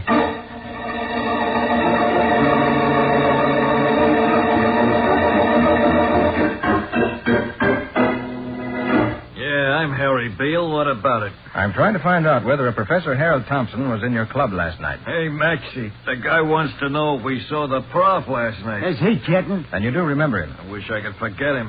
He cleaned out the joint. You mean the professor won? He took $90,000 away from me, that's all. Oh. And in cash. I'll be darned. That roulette system of his worked. Look, mister, there ain't any roulette system that works. The prof won in spite of his system. Yeah, that's what I get for running an honest wheel. Never again, believe me. And you say the professor had $90,000 in cash when he left here? Yeah, my cash. Not only that, he took my car and my girl. Daisy Gilmore? That's her. Oh, so maybe you were jealous, huh? Of the prof? Don't make me laugh. Look, if Daisy would have held the prof's hand even, he'd have fainted. How'd he happen to take your car, Harry? I told Maxie here to drive him home to be sure he got there safe. Yeah, especially since he was slightly plastered. And Daisy was going along, so I thought... this jerk lets him get away from him. What time did all this happen? About 2 a.m. What's the idea of all the questions? Wasn't long after that the professor was robbed and murdered. You mean somebody knocked him off? Yes, somebody who knew he had that money. You knew about it, Beale. And so did you, Maxie. Hey, what are you picking on us for? What about Daisy? She was with him. We want it. Both of you knew that, too. Maybe you expected her to get the money away from him. Maybe that's why one of you was waiting at her apartment when she got home. Waiting with a knife. Huh? What did you say? You mean Daisy got her, too? She's dead? She sure is. And you two got a lot of explaining to do. Now, look, you can't pin anything on me. I was still there at the club at 4:30. I got a dozen witnesses. What makes you so sure Daisy wasn't killed after 4:30? Look here, Harry.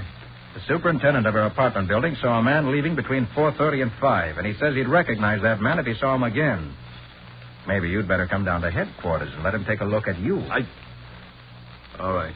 All right, so I was there. When I closed up the joint, I hopped a cab to Daisy's place. When I walked in, she was already dead. So that's your story, huh? Well, Harry, I think they'll want to hear that at headquarters, too. Okay. I'm not afraid to go down there. Mexie, get me my hat. Isn't that it on the desk there beside you? That gay 90s model? Yeah. Not much. That belongs to the prof. What's that? Sure. That's how he got away from me. His hat blew off, and when I got out of the car to get it for him, he drove off and left me. So that's what's happened. Come on, Scubby. We got work to do. Hey, copper, I thought you was hauling me in. Haul yourself in, Harry.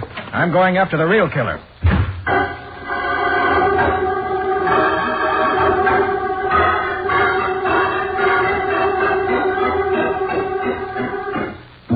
Mrs. Thompson, did your husband own a car? Yes, but I didn't let him drive it. I always felt much safer with Brother Wilfred at the wheel. Where's the car now? Wilfred took it down to the Holloway garage to have the oil changed. Oh, he did, huh? Yes. I thought a drive might clear my head after that drug the doctor gave me. You've had the doctor again today? No. He gave me something awfully strong last night. He said, I'm going to give you enough of this so that we can both get some sleep. He doesn't like being called out at night. Just one more question, Mrs. Thompson. How many hats did the professor have? He had 2. Why? Where are they now? Well, he was wearing one of them when he was killed. The other's on the hall tree right... No, it isn't. It's gone. He must have lost it. That beautiful $3 hat of all the careless... Never mind about that now. How do I get to the Holloway garage? It's down the street about 6 blocks. You going to see my brother? Not only going to see your brother, Mrs. Thompson, I'm going to ask him some very pointed questions.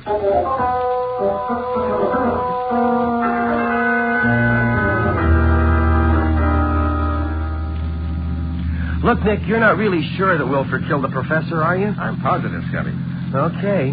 But why? Well, the professor lost his hat at the 60 Club, and yet he was wearing his other hat when he was found dead. That proves he got home safely. But suppose he went out again? No, not him, Scubby. Not at 3 o'clock in the morning. Besides, the front door was locked and bolted. Mrs. Thompson was in a heavy sleep induced by a drug. So Wilfred must have let the professor into the house. Sure. After he killed him, he got the overcoat and the second hat off the hall tree. Put them on the body and then drove to the other side of town and dumped it in the ditch. Sure. Thought he'd make it look like a holdup. Do you think Wilfred also knocked off Daisy? I'm sure of it. The wounds in both bodies were made by the same kind of knife. Probably one he got from the kitchen. Oh, but Nick, how could he know about... We'll find out that later. Here's the Holloway garage just ahead. Hey, did you notice that car that just came out of the garage, Nick? Yes, and Brother Wilfred was driving it. His sister must have phoned ahead to warn him. I should have expected that. Now, got it. Hey, do you think that we can catch him? Unless that bus of his can make better than 90 miles an hour, I can. Hold on, Scubby.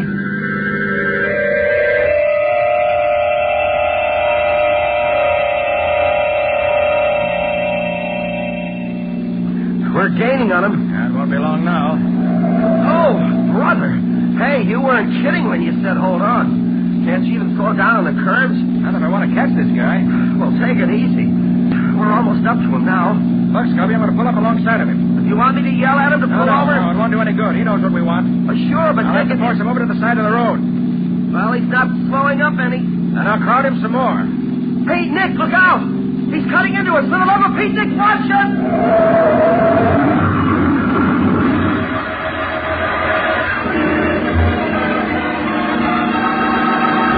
At high speed, the killer swerves his car directly into Nick's, and with a crash, both autos leave the highway. We'll see what happens in just a moment.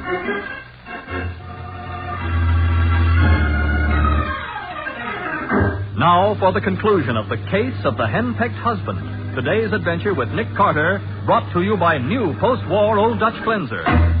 Driving at high speed, Nick Carter tried to stop an escaping killer by forcing his car to the side of the road. But the killer, realizing he's been trapped, smashed his car into Nick's.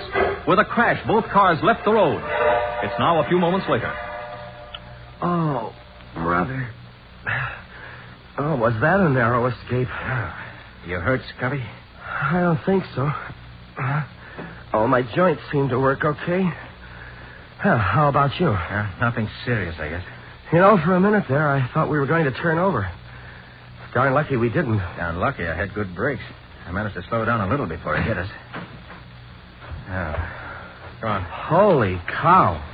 Look at Brother Wilfred's car. There's our wreck for you. The way he's wrapped around that tree, it's a wonder if he's not dead. Try opening the door, Scubby. Okay.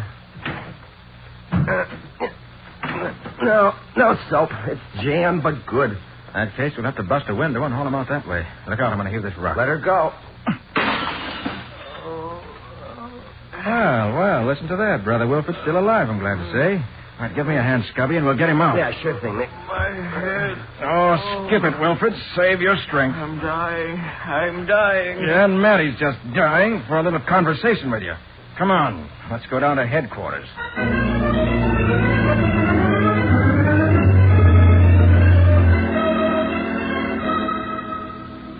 What's the doctor say, Matty? No bones broken, plenty of bruises, and a possible concussion. We'll know in a minute, Nick. It's a wonder we're not all dead after what happened. You can come in, Sergeant. Doc says no concussion.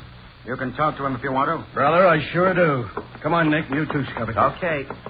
I'd like to know what in heaven's name was the idea of chasing me and wrecking my car. Now, if you think you... Look, Wilford, instead of asking questions, suppose you answer some. Well, I tell you... When the professor came home last night and told you that he'd won $90,000, you killed him, didn't you? Sergeant, that's ridiculous. No, it isn't, Wilford. You unbolted the door and let the professor in when he came home last night. I've told you. Then you killed him with a knife you got from the kitchen. That's not true. Then you put the professor's hat and coat on the dead body and took it out in the suburbs and dumped it in a ditch. Now, where'd you hide the money? Carter, you can't prove a word of that. Ah, but we can, Wilfred. You can't even prove Harold came home after being at that gambling den. No?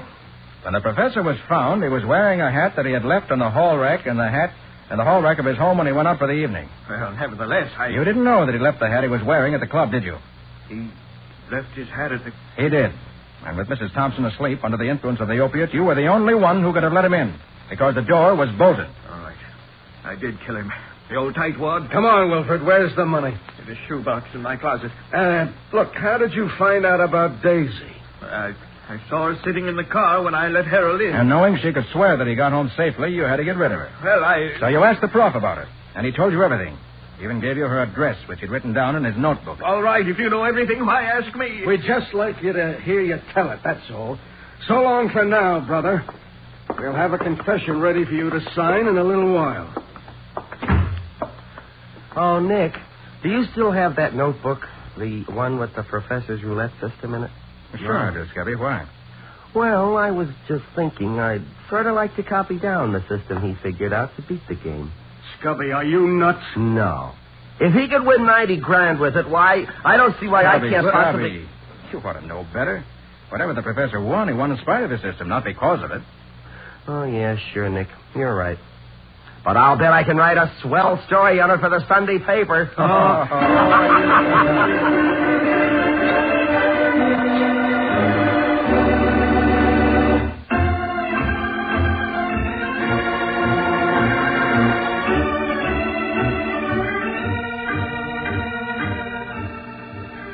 Nick Carter, Master Detective, is presented each week at this time by the Cudahy Packing Company.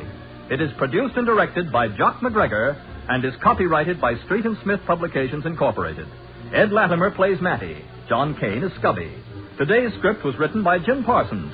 Original music is played by Henry Silverne. This program is fictional, and any resemblance to actual persons, living or dead, is purely coincidental. Friends, despite the progress made in the treatment of cancer, we can't let up in our fight to stamp out this dreaded killer. Yes, every 3 minutes, someone dies of cancer, and the fight against it can be carried out only with your help. So give, and give generously, to the American Cancer Society. Give more than before. This is Michael Fitzmaurice saying, when minutes count, use new post-war Old Dutch Cleanser.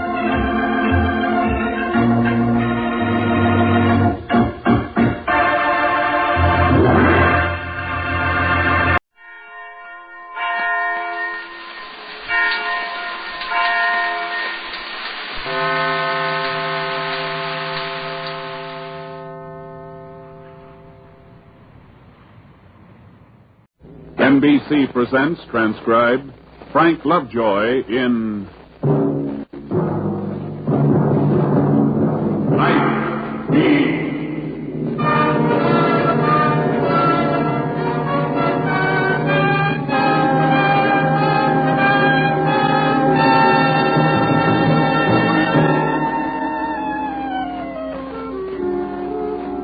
Hi, this is Randy Stone. I cover the night beat for the Chicago Star. Sometimes the stories of the night have their beginnings on the day side. This one did. It was less than a dozen hastily written words on a piece of paper when I first saw it. My city editor Farley's words, all black and white in the light of day. It took the night to add the color and the shadings to give them perspective and make them come alive.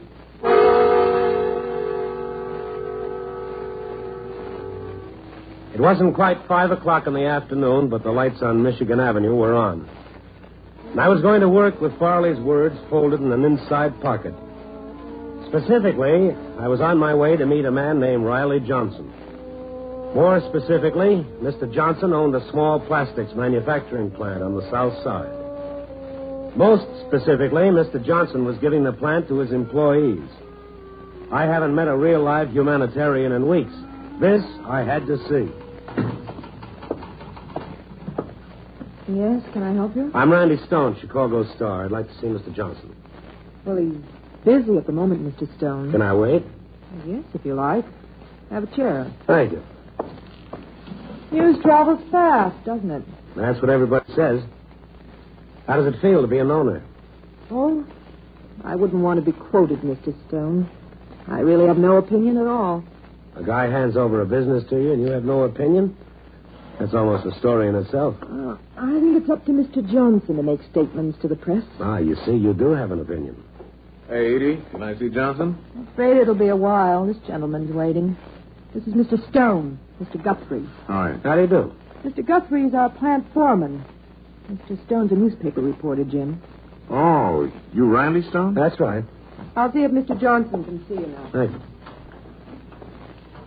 Yeah, I read your column every once in a while, Stone. I like it. Well, so do I, every once in a while. What are you going to write about Johnson? I don't know yet. Got any suggestions? Plenty, but you couldn't print any of them. You know? No. Man gives plant to employees like man bites dog. That's news. Stick around. He may bite a dog, too. I don't trust him. I don't figure his angle yet, but I'll bet he's got one. I'll bet it's a Lulu. Well, good luck, Stone. Thank you. Mr. Johnson will see you now, Mr. Stone. Fine.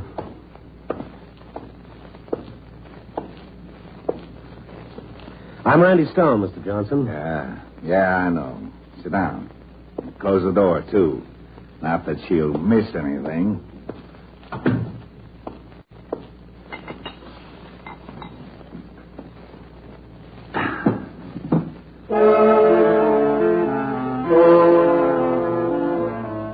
He didn't look up when I came in. Riley Johnson was drunk from years of drinking. His florid face was all puffed. The pink flesh stretched tightly across it. The gaze he finally directed at me was fluid and colorless. Now, let's get each other pegged right from the start, Stone.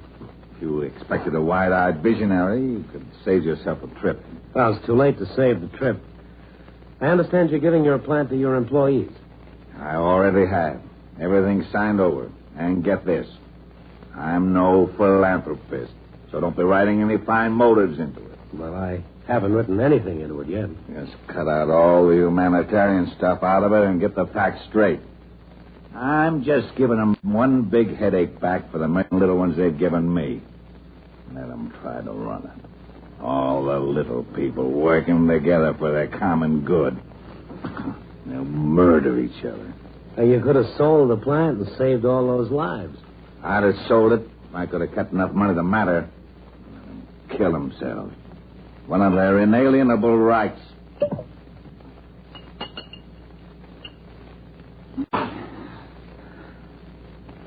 Empty. There goes a nice kid. Well, that's it. That's your story. Take it or leave it. I bet you've got some cozy plans for your retirement. Yeah. I'm going to get drunk. You going back uptown? Yeah. I'll hook a ride. I can't drive a car. I'm a menace. Ask anybody. I'll take your word for it.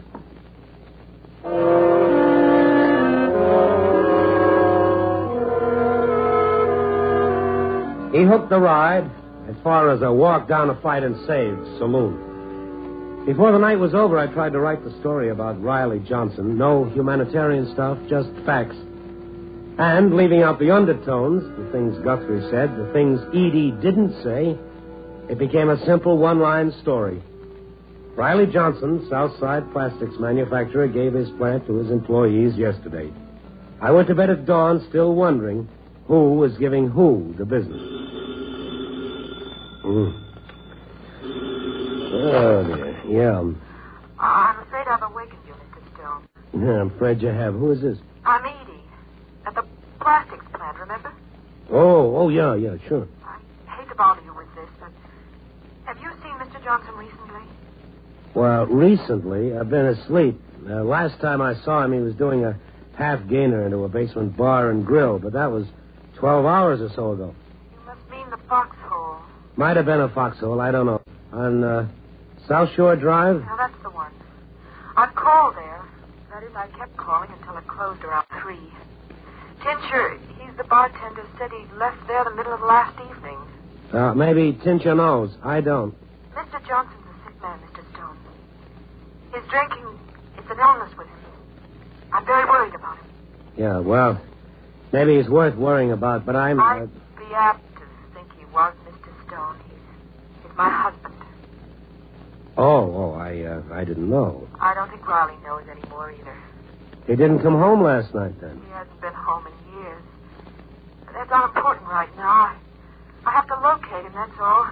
Guthrie says the employees, that is, the people here at the plant, are planning some sort of farewell party or something here today, and, well, he ought to be here.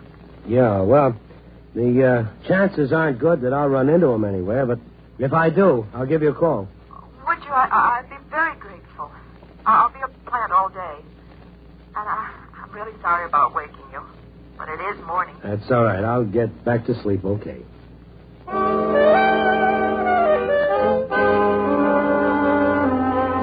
I dreamt a lot, and it was a big dream about getting back to sleep in the daytime.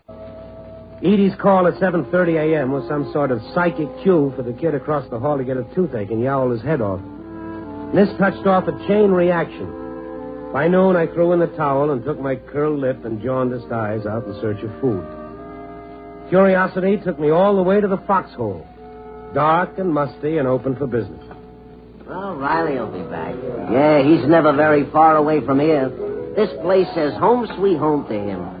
How's the egg, huh? You're a better bartender. That's good. I wouldn't want this trap to get a reputation for fine food, you know? It classes up the clientele.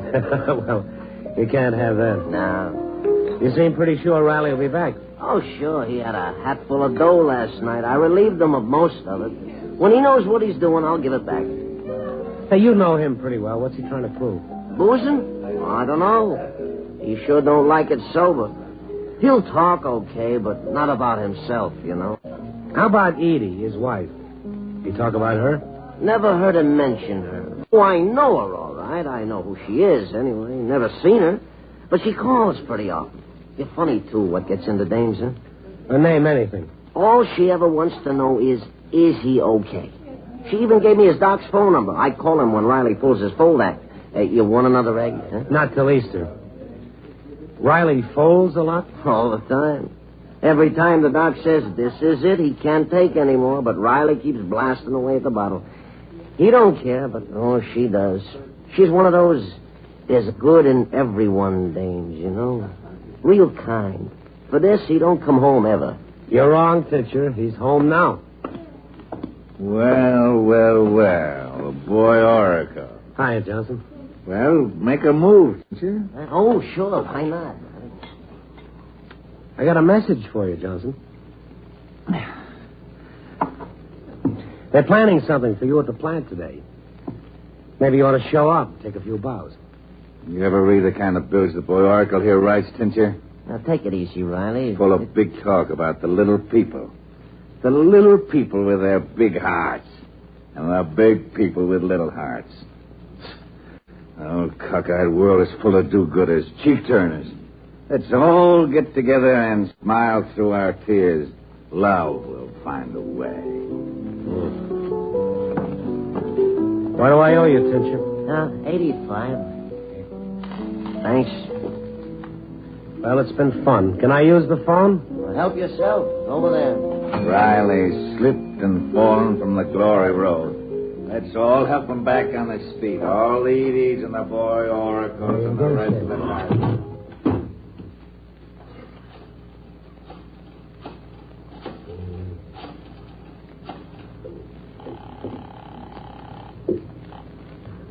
Johnson's Plastics Company. Oh, Edie, it's Randy Stone. Oh, Mr. Stone. I haven't found Riley yet.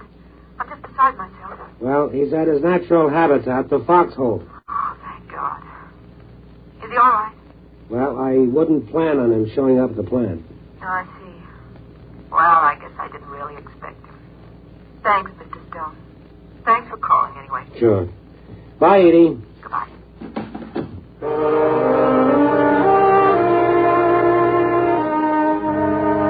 This was the second time I'd left Riley at the foxhole.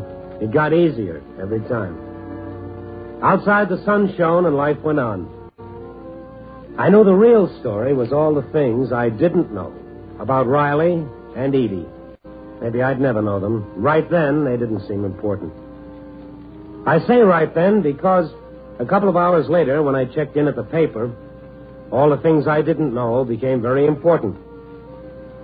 Riley Johnson's employee-owned plastics plant blew up right in their faces.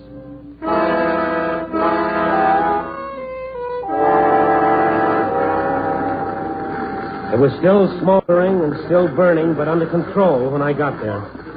I found the fire captain over by a pile of rubble. Happened right around 1 o'clock. About half the employees were out to lunch. The rest of them? Took them to the Mercy Hospital. We're pretty sure we got them all out. Was anyone killed? Oh, not outright. One woman's supposed to be in the worst shape. Wife of the owner, according to a couple of workers. Edie Johnson? Johnson, yeah, I think that's the name. I don't suppose you know yet if it was an accident or not. The arson boys are checking. We ought to know before too long. Well, if someone blew it, they did a real thorough job. Yeah, kind of complete.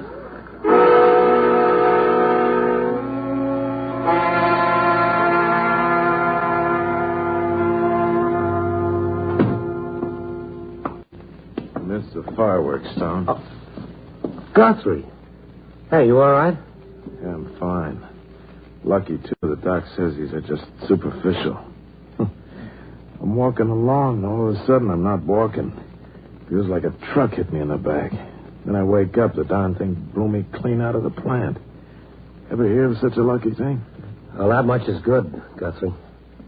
I understand that Edie's pretty bad off. Bad off? Yeah. I guess you could call it bad off. Told you Riley had an angle. Edie's blind.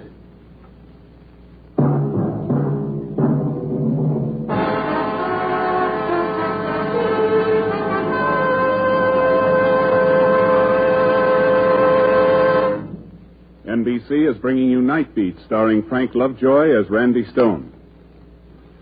Loyal Americans have always stood behind our fighting forces through all the years of our country's history. Whatever the need, the folks in the home front have always responded generously. Today, the need is for blood donations for members of our armed forces in Korea. The prompt use of blood plasma on the battlefield and whole blood in military hospitals saves the lives of many casualties. General Matthew B. Ridgway, Commander-in-Chief of the United Nations Command, has said, every American who has given blood can and should feel he personally has contributed directly to the saving of the life of an American boy. Today, with the reserve of blood plasma virtually exhausted by GI requirements, an emergency exists. The Department of Defense is calling for an immediate stepping up of blood collections. This is an opportunity for you to have a part in this program. A program vital to our fighting men in Korea. Call your Red Cross chapter or local blood donor center for an appointment to make your donation of blood for the armed forces. All types of blood are needed.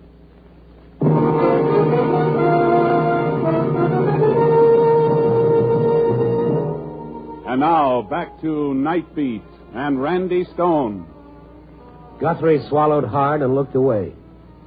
After a while, he began pushing at the bandage on his arm, a little too hard because it hurt him. Isn't that a rotten break? Edie, of all the people in the world. Yeah, that's rough. That's real rough. She used her eyes. Really used them to see good when nobody else could see it. You don't know her, Stone. She's the greatest. Everyone seems to think so. she'd only set up a beef about it, build a case for herself, I'd almost feel better about it. But she won't. She'll take it. Just like she's taken every raw deal she's had. And all her raw deals begin and end with the same loss. I talked to the fire captain. They'll know in a while if it was an accident. I don't think it was. This whole deal smells like Riley. He'd hand you something that was loaded. Well, he might. But even if they find out the blast was planned, it doesn't mean that it was Riley. What's the matter? You building a case for Riley? No, why should I? I don't know him well enough to build him a drink, even. Nobody knows him, except Edie. And she loves him. Yeah, she does. How could she? Edie's the only one who can answer that. Oh, I've asked her lots of times. She knows I love her. Did you expect Riley at the plant this morning? Yeah, he was supposed to be there. We planned a little thing in his honor. A little thing like an explosion? Look, there are simpler ways to get rid of him, Stone. I wouldn't blow up a plant full of people to get to him. No, I don't think you would. Any more than I think Riley would blow it up to get to Edie. Unless he was after more than Edie. Huh, Stone?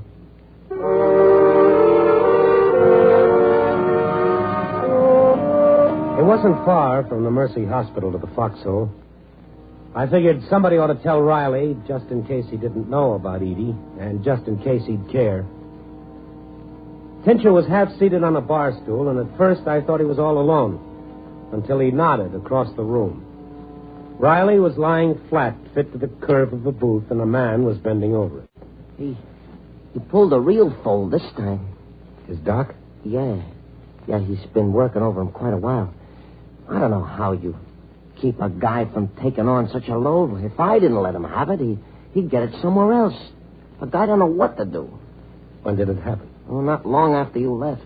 He just ups and keels over. Had a devil of a time locating the doc, too.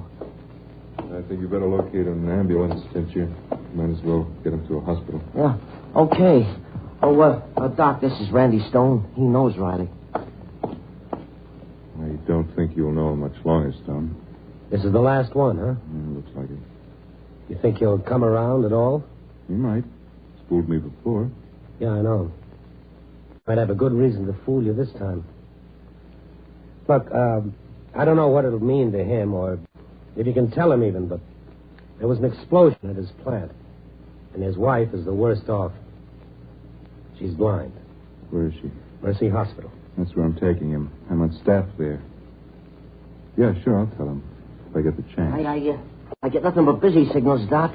Maybe there's a run on ambulances right now, huh? Well, it's that. We can't wait for one. I give you a hand, Doc? Yeah, in the back seat if your car's got one. I'm in a coupe.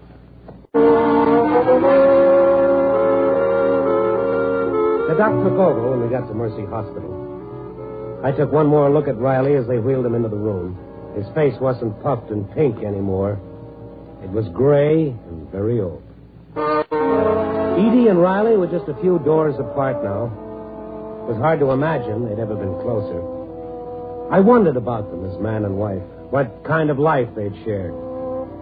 Riley, a guy so bent on his own destruction he wanted to destroy everything around him. Guthrie, a third part to a triangle, or was there more to it than that? And Tincher, could he have an angle? How did these people relate to each other, really? Who was the heavy? I didn't know. I called the fire captain I talked to earlier. No report from the arson investigators. He said he'd call me at the hospital when he got word. I waited outside Riley's room for the doc. Oh, Stone, I hoped you were still here. Riley's come around. He wants to talk to you. Did you tell him about Edie? Yes, I did. Go on. Go in there for a minute or two. Will he make it, Doc? I'll have a chance, and he knows it. I'll be back. I have to check something. Okay, Doc.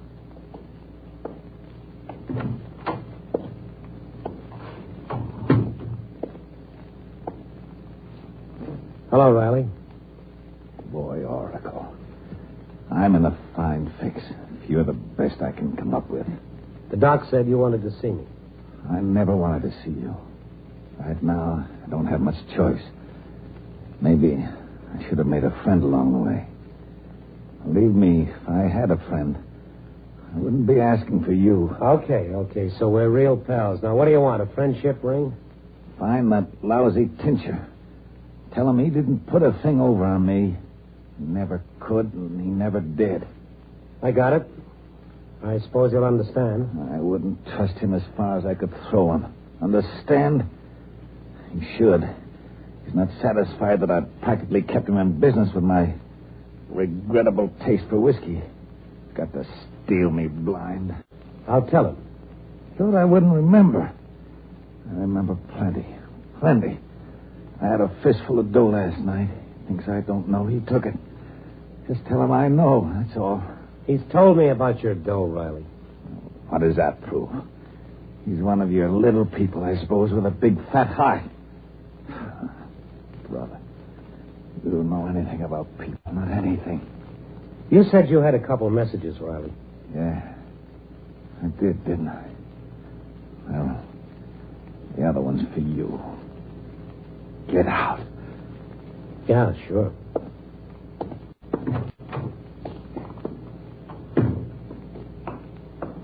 Oh. Hi, Doc. How is he? Oh, he's normal, I guess. He doesn't change much in my book. Stick around, will you? I want to see him, and then I'd like to talk to you. Yeah, I'll be around. I'll go down to the drugstore and get some coffee.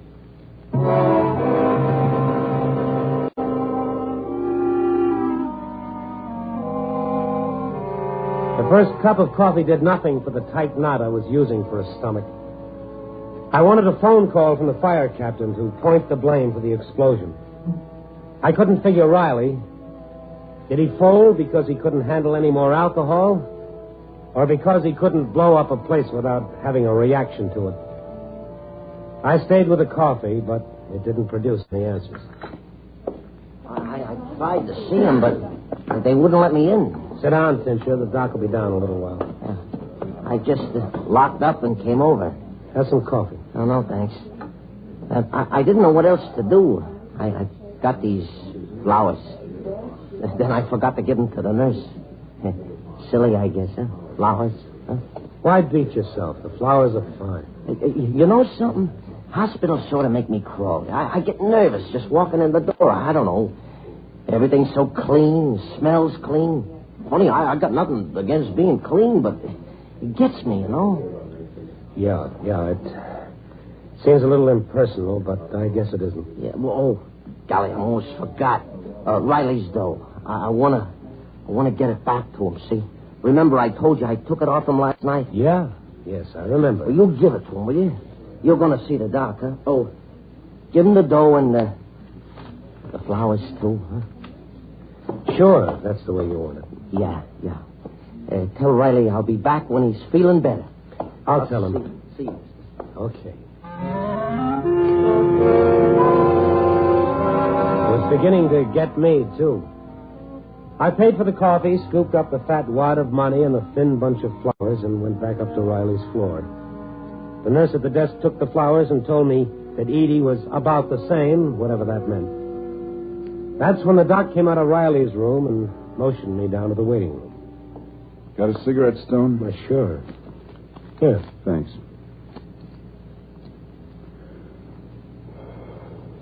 Well, he's dead.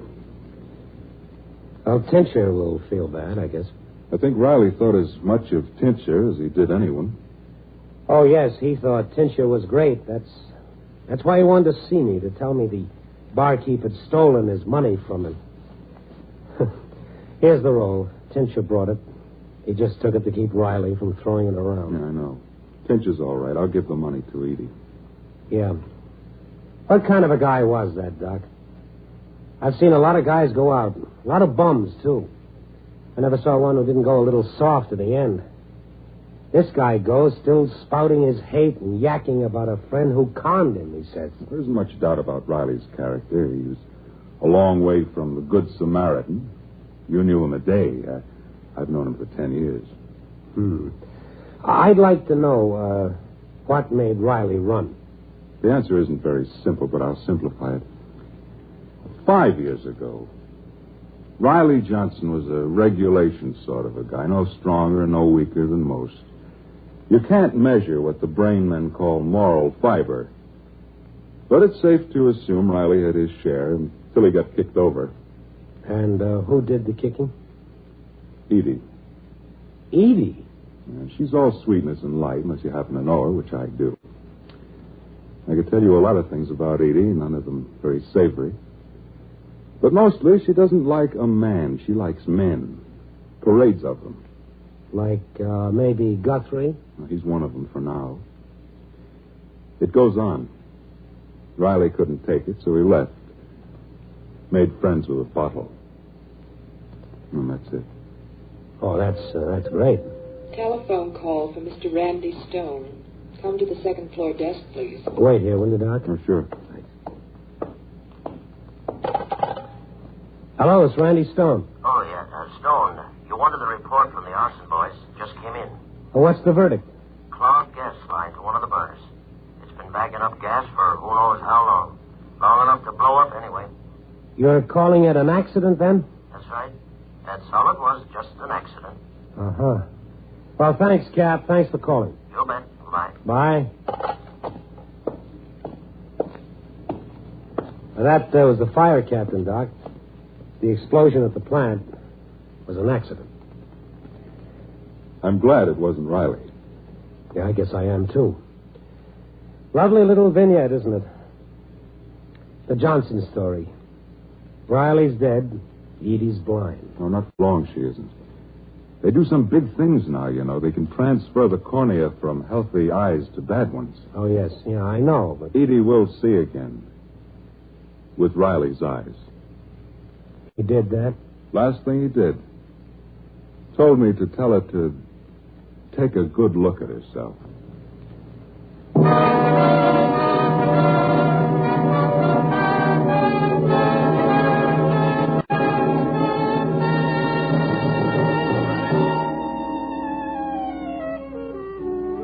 It wasn't quite 5 o'clock in the afternoon, but the lights on Michigan Avenue were on.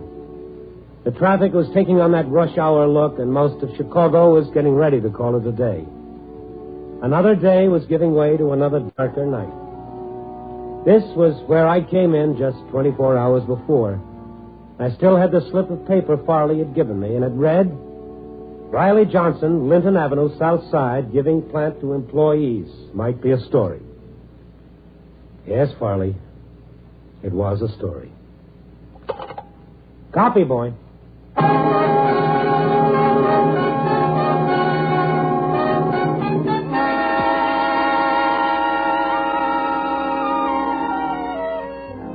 Night Beat, starring Frank Lovejoy, is produced and directed by Warren Lewis. Tonight's transcribed story was written by Kathleen Haidt, with music by Robert Armbruster. Featured in tonight's cast were Ed Begley, Gene Bates, Paul Frees, Sidney Miller, and Shep Menken.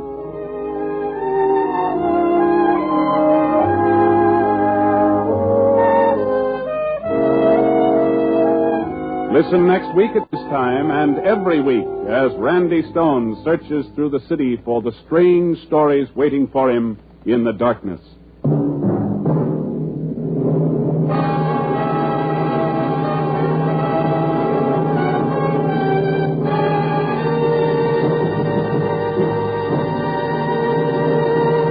Night Beat came to you from Hollywood.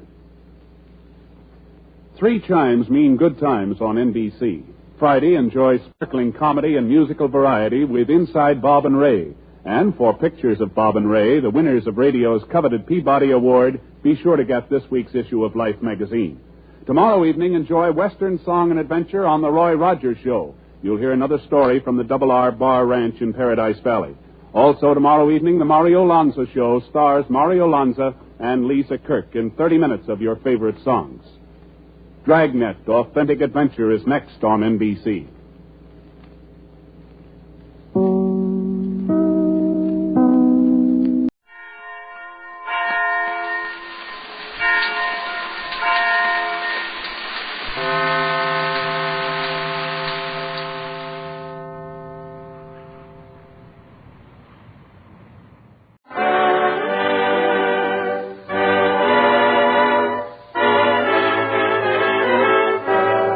the makers of Camel cigarettes present Dick Powell as Richard Diamond, Private Detective.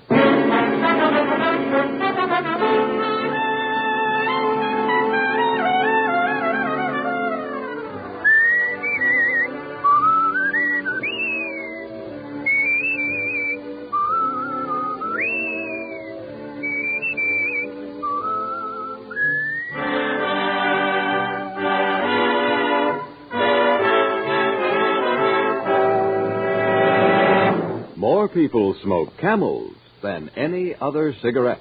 Make your own Camel 30-day test, the one sensible, thorough cigarette test. You'll enjoy the rich, full flavor of Camel's costly tobaccos. You'll see just how mild a cigarette can be day after day, pack after pack. And you'll know why more people smoke Camels than any other cigarette.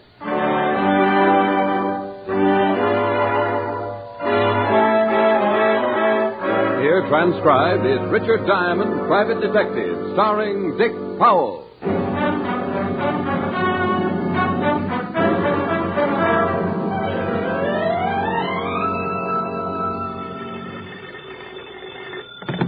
Diamond Detective Agency, the Ham and Mayhem. It's mayhem. Not if it ruins a gag. Hi, Helen. Hi. What are you doing? Oh, trying to spot a client. I've done everything to get somebody up here. Set traps. Hung out of the window by my toes. Nothing. Oh, is it that bad, Rick? Has been for a week. Can I come over tonight and cry on your shoulder? I'd love it. Better wear a bathing suit. Are you going to cry that much? No, but the bathing suit will sure make me feel a lot better. You idiot. Yeah, I can't help it. I try so hard. Are you really coming over? If I cry long enough, I'll work up a heck of an appetite. I'll have Francis fix you a good dinner. I'll pay you back for the first client I get. We'll eat out? No, I'll have Francis fix you dinner. What time will you be over? Mr. Diamond? Rick? I think I've spotted one. Client? I'm afraid to ask. I might scare him away. Are you Richard Diamond, the private detective? Are you interested in hiring him? I certainly am. Rick?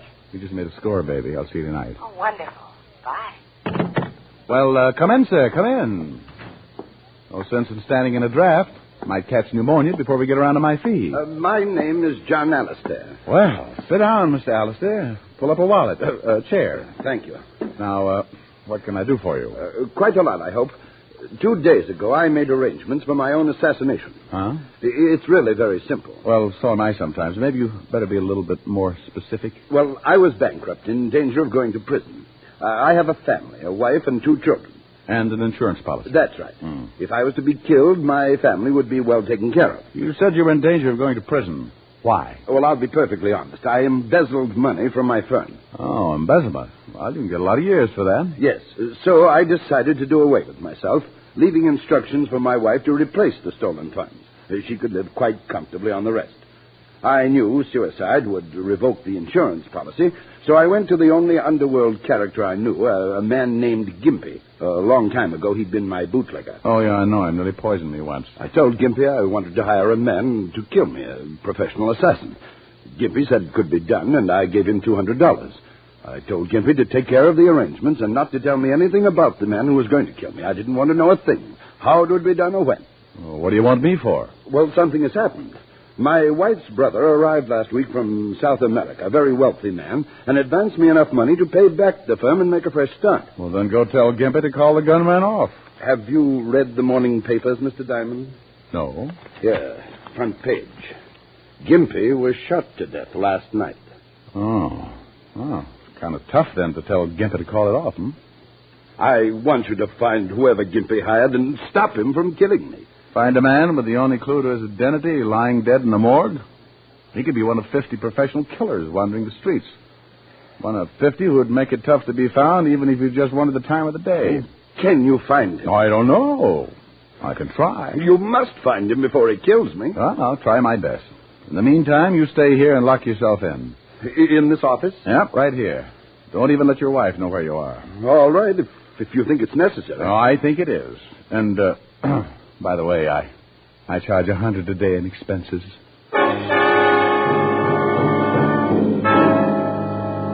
I guess his brother-in-law had given him enough money for a high-priced private detective because he handed me $100 and agreed to lock my door and not answer it for anyone but me. I left the office and headed for the Skid Row Bistro where Gimpy had died on the dirt floor. It was called the Black and Red, and the bartender was wearing an apron that looked like he'd been making hash on it. Yeah, Gimpy got killed here. Right over there, the clean spot near the bar. He bled a little. You know who gunned him? What am I answering your questions for? Because I'm asking them. That ain't enough. I got a fetish for living. I'm a private cop. Oh, that's the worst thing you could have said. You better buy a beer or take a walk, huh? I'll buy. You don't even have to change the $10. You think I'd tell you something for a lousy 10 fish? Yeah? Well, you're wrong. I don't know nothing. You were in here, weren't you? Yeah, on my stomach behind the bar. You saw it start, didn't you? You want me to tell you as much as I know? Unless you want to play another tune. We could dance. $10 for what I know? You don't think it's worth it, huh? Nah. But I seen the 10 and it made me greedy. Okay, here. Live a little. Thanks. Well, Gimpy was standing over there drinking a beer. These two guys come in, and one of them walks up to him. What did they look like? Two guys, big guys, hats, coats with the collars turned up, the whole bit. Looked like just what they was. This one guy started arguing with Gimpy about some money. You hear the conversation? Yeah, something about wanting all the 200. Well, Gimpy gets a little nasty. He was like that, you know, a nasty little guy. Well, the guy gets tired of arguing and pulls a gun. Gimpy tries to climb the bar, and he must have been halfway over when the guy cut him in two. By then, I was flat on my face waiting for mine. But these two guys took off, and I called the cops. Wait the 10. You don't remember what either one of the guys looked like? Nah, I was minding my help. Okay, thanks. Hey. Yeah? I don't know whether it means nothing, but the guy who killed Gimpy was wearing a small red flower in his buttonhole. A red flower like a rosebud. I remember it. Funny a guy like that should be wearing a pretty flower.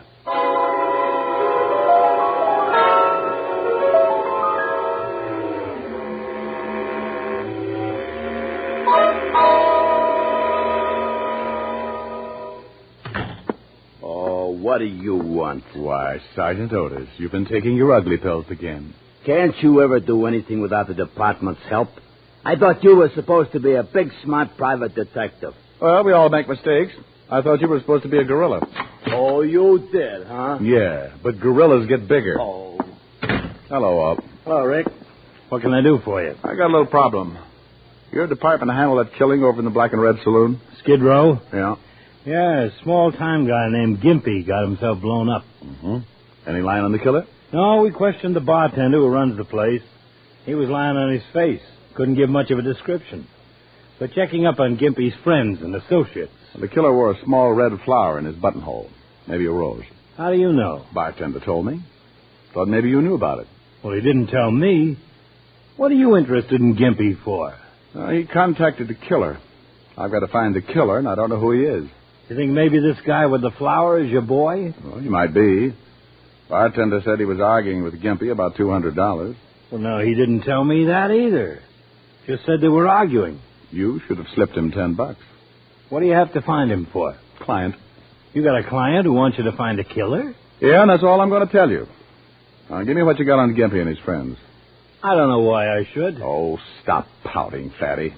I can't tell you anymore. Besides, if I find this killer, you solve the Gimpy killing, don't you? Well, yeah. Well, then let's have it. Okay. Gimpy didn't have many friends. The only sure one we've come up with is a woman named Belle DeCanto. Runs a small dancing school. Have you talked to her? Yeah, but she knows less than the bartender. Here's the address. Walt gave me Belle DeCanto's address, and I went over. It was an old two-story building on the east side with a rickety flight of stairs leading up to the dance studio. Belle DeCanto was sitting at the piano. I stood there smoking a Camel, watched one of her young pupils perform a pretty sloppy set of turns. All right, Jeannie, that was fine. Over to the bar. Okay. Hey. Huh? Somebody. Oh, what can I do for you? I want to talk to you, Belle. $20 for 10 lessons. I just want to talk. Why don't you take the lessons, mister? Gives you grace and balance. I look a little silly in tights, dear. Go do your exercises, Jeannie. Okay. But I still think you look great in tights, mister. We could do Swan Lake and things. I bet we could. Talk him into it, Belle. He's real cute. What do you want to talk about? Gimpy, You a cop? private cop. I entertained the whole 5th precinct all morning. I'm looking for the guy who killed Gimpy. I told the cops all I know. I don't know who killed Gimpy. Back straight, honey. Okay. I can't help you, mister. You know a man who wears a red flower in his buttonhole? Huh? Do you know a man who wears a red... I'm busy, mister. I got a lesson. Look, Belle. I don't know nothing. Now beat it. Maybe if I bought a course of lessons. I'm full out. Now get out of here. I told you to keep your back straight. Okay. I'm keeping it. Belle.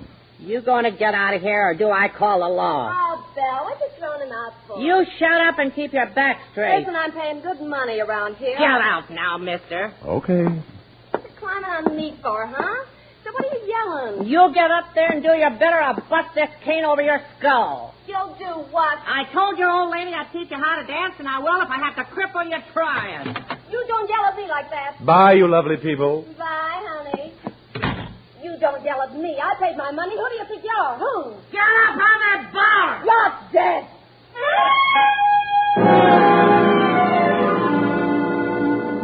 It was pretty obvious my mention of the man with the red flower had set off Belle DeCanto's charming temper. And it was even more obvious that to Belle, the man with the red flower spelled some kind of trouble. The third and most obvious point was that I wouldn't get anything out of Belle even if I dropped her in a pit full of enraged mice. I started down the steps of the dance studio, heading to the street, and I stopped cold. Something on the third step set off little bells in the space in my head reserved for danger. There, on the third step, was a small red rose, and it hadn't been there when I went in. I stopped and thought about it. Maybe the man I wanted was in the building. I looked around. Only one other door besides the studio, and that led to Belle's apartment above. I went up there and looked around. Nothing. Then I got a pretty scary thought. Maybe the man with the red rose had tailed me, waited around listening at the door. If he'd found me, maybe he'd found my client.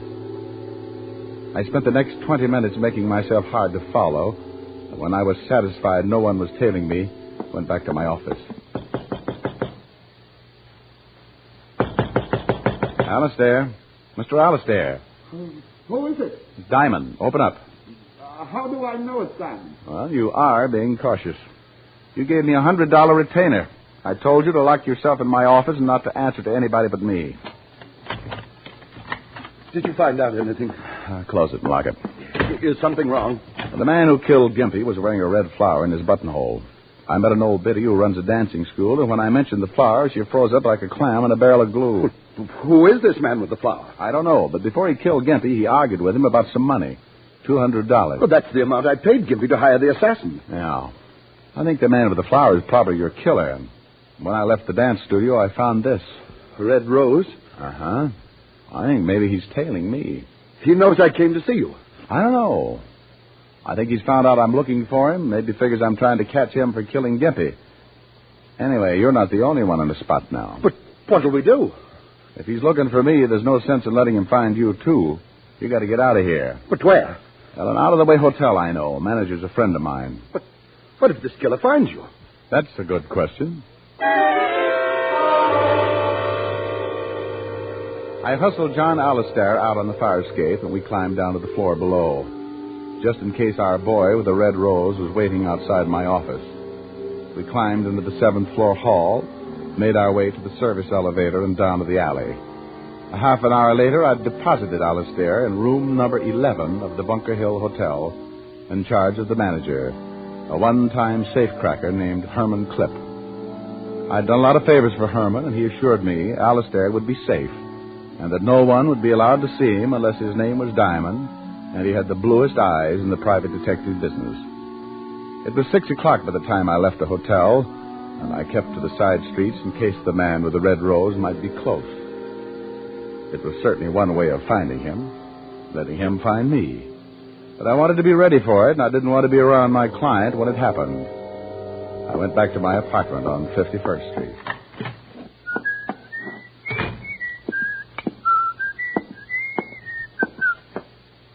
chum. I've been waiting for you. Oh, that's nice. Lonesome? For a while. You had that nice big gun to keep you company. Sure. You forgot to wear your rose. You got the wrong boy, Don. Drago's busy. Drago? Name won't do you any good. I'm going to kill you. Drago's the boy with the red rose? Turn on the radio. You were the guy with him in the bar when he killed Gimpy. That's right. Turn on the radio. Okay. Look, tell Drago he doesn't have to kill John Alistair. Alistair says to call it off. The radio. Oh, sure. Will you tell him? See, I tell him. But I don't think it's going to do any good. You see, he knows Alistair talked to you. We know you've been trying to find him. And we don't want anybody who can pin Gimpy's killing on us. I didn't tell Alistair anything. Sure. Where you got him hidden out, huh? We'll find out. Drago should have knocked off Gimpy like that, but he gets excited. Like running out of the bar before he knocked off the bartender. If we had knocked off the bartender right then, he couldn't have told you nothing. What about the bartender? He's in the river. Turn the radio up. I turned the radio up slowly, my mind working triple time. The guy behind me wanted the music to cover the noise, like a funeral march with a one-gun salute. I heard him get up behind me. All right, turn around. It had to be quick. I turned and gave him the radio right in the face.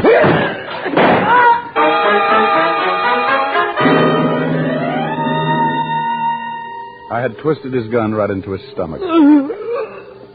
He looked up at me like a kid who was going to bust out crying because somebody had dumped over his blocks.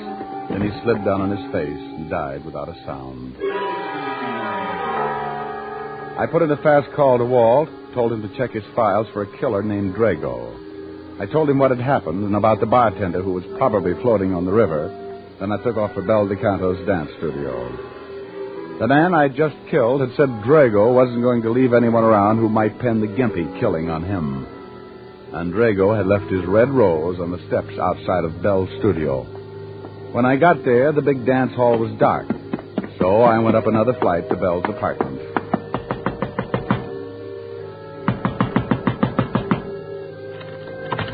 Well, here goes.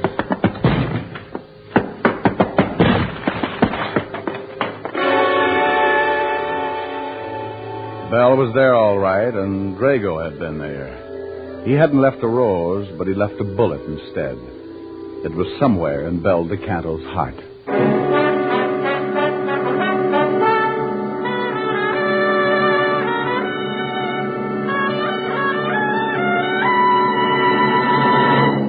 Before we continue with Richard Diamond, here is an important question. How mild can a cigarette be? One puff won't tell you. One sniff won't tell you. It takes day in, day out smoking to find out how well a cigarette agrees with your throat. Only Camels offer you this day in, day out smoking proof. In a coast-to-coast test of hundreds of people who smoked only Camels for 30 days, noted throat specialists reported not one single case of throat irritation due to smoking Camels. Make your own Camel 30-day test, the one sensible, thorough cigarette test. Smoke only Camels for 30 days and let your taste tell you how rich and flavorful Camels are, puff after puff, pack after pack. Let your throat tell you how mild Camels are, how well Camels get along with your throat as a steady smoke. You'll see why people say, once a Camel smoker, always a Camel smoker. How mild, how mild, how mild, how mild, how mild can a cigarette be?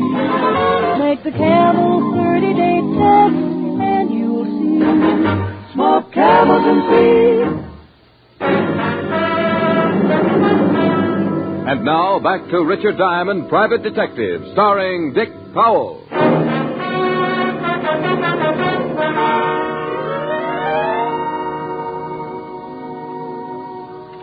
Well, here's all the information, Rick. The only man we got on file named Drago is a well-known hood named Tommy Drago. 7 arrests, 2 convictions, assault and armed robbery. Can you find him all? Well, I put out an APB. Maybe we'll pick him up. You find the bartender? They're dragging the river now. The guy in your apartment has been identified as Giulio Bassadi. Arrested once with Drago.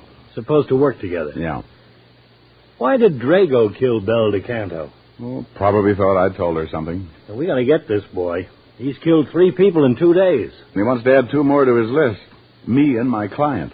Where is your client? Oh, he's staked out in the Bunker Hill Hotel. He's safe. Well, we better pick him up and give him protection. He doesn't want the police brought in. But you can stake out a couple of men near the hotel in case Drago shows up. Right. Look, Walt, if this Drago likes red roses, he must buy them someplace. Yeah? Well, have some men check all the flower shops. Have them circulate the description.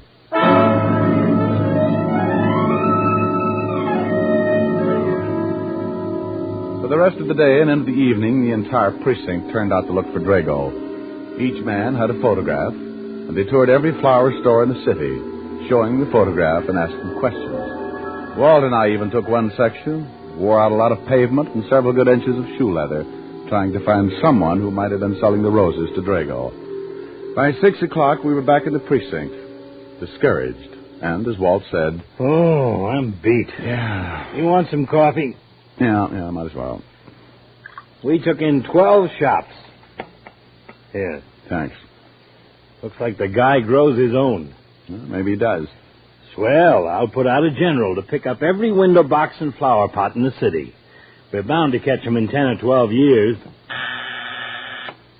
Yeah, what do you want, Spikehead? Spikehead? Just thought it up. Oh. Well, did you just want to see if the buzzer works? No, I got an address on that guy Diamond shot. Julio Bassotti? Yeah. Well, do you want us to hold a seance while you give it to us by telepathy? Oh, 456 River Street, apartment 7. And you sure are getting grouchy.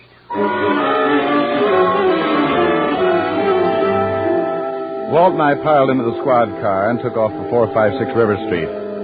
There was a chance that the man who wore the roses might live with his partner, Julio Bassotti. We found the manager. He let us into the apartment, and after 15 minutes of pretty extensive house wrecking, both Walt and I came to the same conclusion. Julio Bassotti lived alone and liked it. We hit the street pretty discouraged. Well, come on. Hey, Walt. What is it? Look, that old lady down the street. Well, what about her? She's selling flowers. Oh, well, let's go. That's flowers. 20 cents a bunch. Flowers, gentlemen. Do you have some red roses? Yes. Single red roses that I could wear in my lapel? Yes, 25 cents. Have you ever seen this man? What man? Here. Yes, Mr. Drago. I sell him a red rose every evening, fresh. You know where we can find him? Well, what do you want him for? Police. Has Mr. Drago done something? He's wanted for murder. Oh, no, how terrible. You seem like such a nice man, so generous, he dressed so nicely. He's killed 3 people. 3 people? Do you know where he lives? 3 people? Yes, he lives in the next block. I don't know the number. I'll have to show you. Here, I'll take all the flowers you've got. The old flower woman showed us the building, and again we dragged another manager out to let us into Drago's apartment. This time we went in low, ready to shoot if Drago happened to be home. He wasn't. And once again, we tore another place apart. Find anything? No, not yet. Get a load of this closet. Drago really dresses. Hey, Walt. Yeah? You find something? Look at this telephone pad. What about it? The writing. Read it. Bunker Hill. Bunker Hill Hotel. That's where my client is. Drago's found him.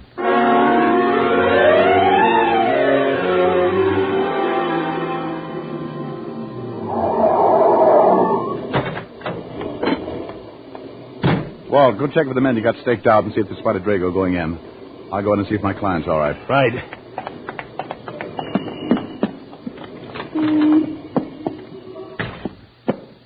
Herman. Herman. Oh. Rick? Over here, Walt. Herman is out cold. Herman? Yeah, the manager. Oh, he looks pretty bad. Yeah, he's really out. Drago, Your men see anybody? No, but he could have slipped in. Now, let's get up to my client. Well, come on. I'm looking for the key. What room? 11. Well, it's gone. I had my client locked in. Come on. Second floor.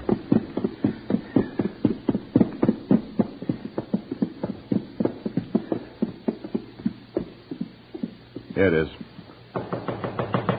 Alistair. Alistair, it's Diamond. Diamond, get me out of here. He's been here. He's got a key. Where is he? He tried to get in, but I had the chain lock on. Then he tried to break it down. I pushed the furniture in front of the door. Get me out, please. Just take it easy. We'll try and break it down. The furniture's still there. So get it out of the way. Yes. I don't know where he went. Is there a fire escape? Fire escape? Yes. There's an escape right outside my window.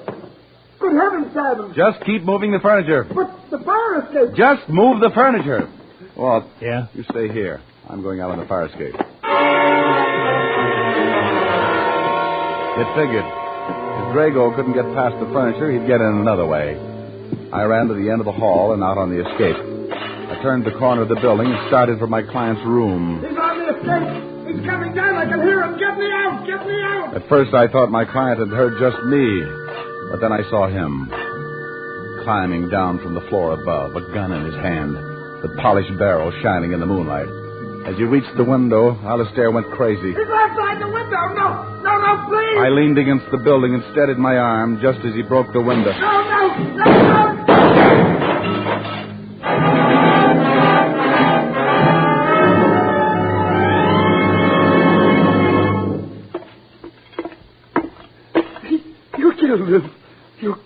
You killed him. Yeah. Funny. What was done? Shot him right through his red rose.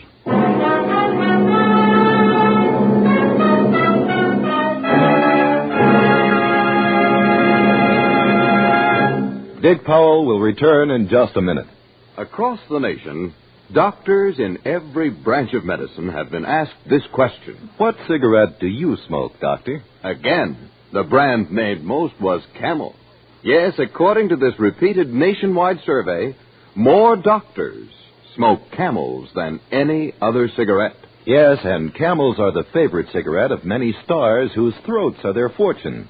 Reza Stevens, Mario Lanza, Martha Tilton are a few of the singing stars who choose Camels for mildness.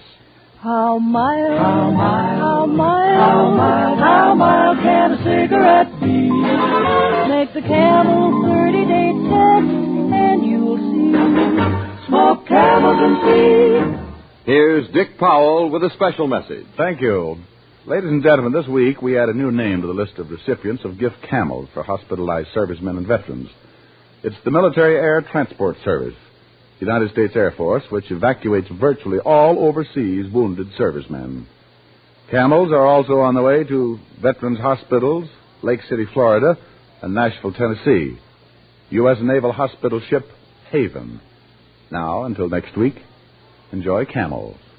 I always do.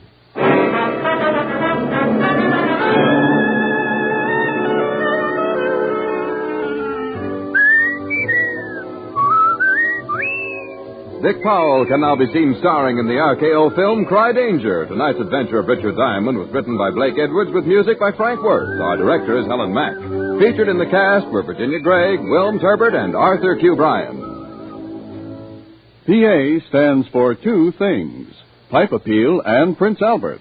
They go hand in hand, for Prince Albert's Choice Tobacco has a rich flavor and a delightful natural aroma. PA is crimp cut for smooth, even burning, and it's specially treated to ensure against tongue bite. Get Prince Albert, the National Joy Smoke, America's largest selling smoking tobacco. Listen next week for another exciting transcribed adventure of Richard Diamond, starring Dick Powell. This is Your FBI, the official broadcast from the files of the FBI. Follows immediately. Stay tuned. This program came to you from Hollywood. This is the American Broadcasting Company.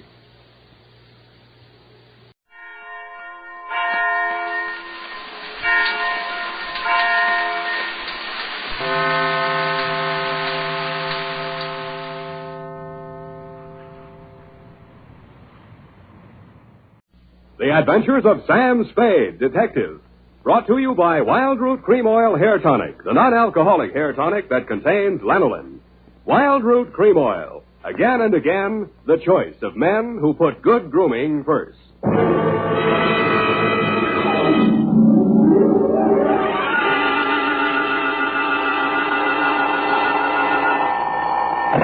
Sam Spade Detective Agency. Hello, sweetheart. It's only me. Oh, Sam. Why so modest? Women, Effie. Age cannot weather nor custom stale their infinite variety. Huh? Against their incalculable wiles, mere man is a leaf in the wind. Oh, Sam, do you really... Oh. Who was she and how windy was it? Cyclonic, Effie. We had to close every window in the house. But If you will just contain your natural feminine curiosity for a few moments, I'll be right down to dictate my report on the bow window caper.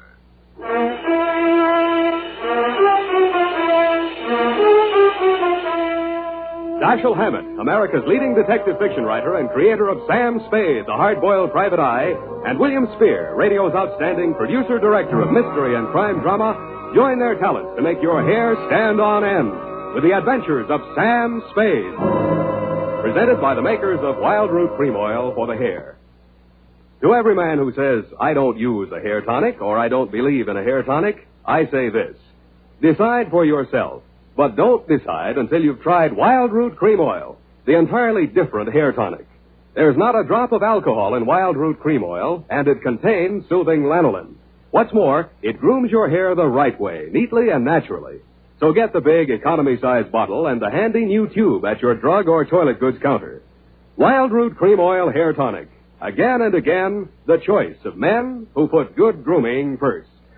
And now, with Howard Duff starring as Spade, Wild Root brings to the air the greatest private detective of them all in The Adventures of Sam Spade.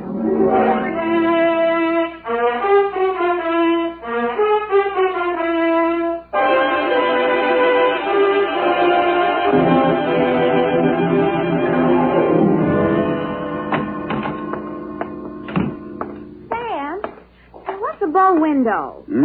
A bow window. Bow window is a bay window that you look into instead of out of. Look into instead of out. Oh. Oh, Sam. Get your book, Panther Girl, and slink on in. What was he trying to see through the bow window? I mean, whose house was it? Her own. But if it was her own house, then why would she... It just goes to show you, darling, what some women will stoop to. It does? There was a low window. Oh. Well, whenever you're ready, Sam. Date November 10. 9th. Correct. 1947. To Dr. Helmut Ries. I was right for once. Yeah. From Samuel Spade, license number 137596. Subject, the bow window caper. Dear Dr. Ries, I know that this report will not make pleasant reading for you, but you paid for it, so here it is. As far as I was concerned, it all started on Thursday morning when you called at my office. From your story, I gathered it had been going on for some time. You will say these are merely the actions of a jealous woman, Mr. Spade. But I assure you there's more to it than that. It must be a carefully thought-out plan to ruin my career, my whole life. In what way, Dr. Reese? She spies on my private consultations. Insults my women patients. I can no longer even keep a nurse for more than a week at a time. Scenes, hysterics, outbursts of violence. I cannot continue my work under such conditions. Well, why don't you give her a divorce? Why, no. This is not her desire. If it were, it would be simple. No, she wants to bring me to ruin. She wants to see me on my knees in front of the pocket. Why? That is what I want to find out. Why? Doctor, I think you ought to take this case to a head doctor. I have consulted a psychiatrist. He examined her. She's perfectly competent mentally. So you see there is here already some mystery, for which one comes to a detective. How long has this been going on, Dr. Reese? Since 3 months only. But in this time, she has reduced me to utter desolation. Dr. Reese was a very good divorce lawyer right down the hall from my office. No. I discussed the matter of a divorce with her a few days back. This was her answer. You see, a receipt for the purchase of a gun. And this note in her handwriting. I hope you will not force me to use this. Esther. Yes. What do you think she has in mind? Murder or suicide? She refused to discuss it. But one thing I have noticed. Since she has bought this gun, a new development. A strange man watches my house. Several times I have caught him following me. Well, she might have hired a detective to check on whether you visit a lawyer. Perhaps it is very simple, but it is all too strange to be harmless. I half-heartedly agreed that it might be, Dr. Reese, and when your check for $100 didn't bounce, I went to work wholeheartedly. I reached your house on Pacific Avenue just as the street lights were going on. It's a quiet neighborhood, so I could hear it before I got close enough to read the number on the door. This is nasty. Get out. Get out of this house. Get out. You have no.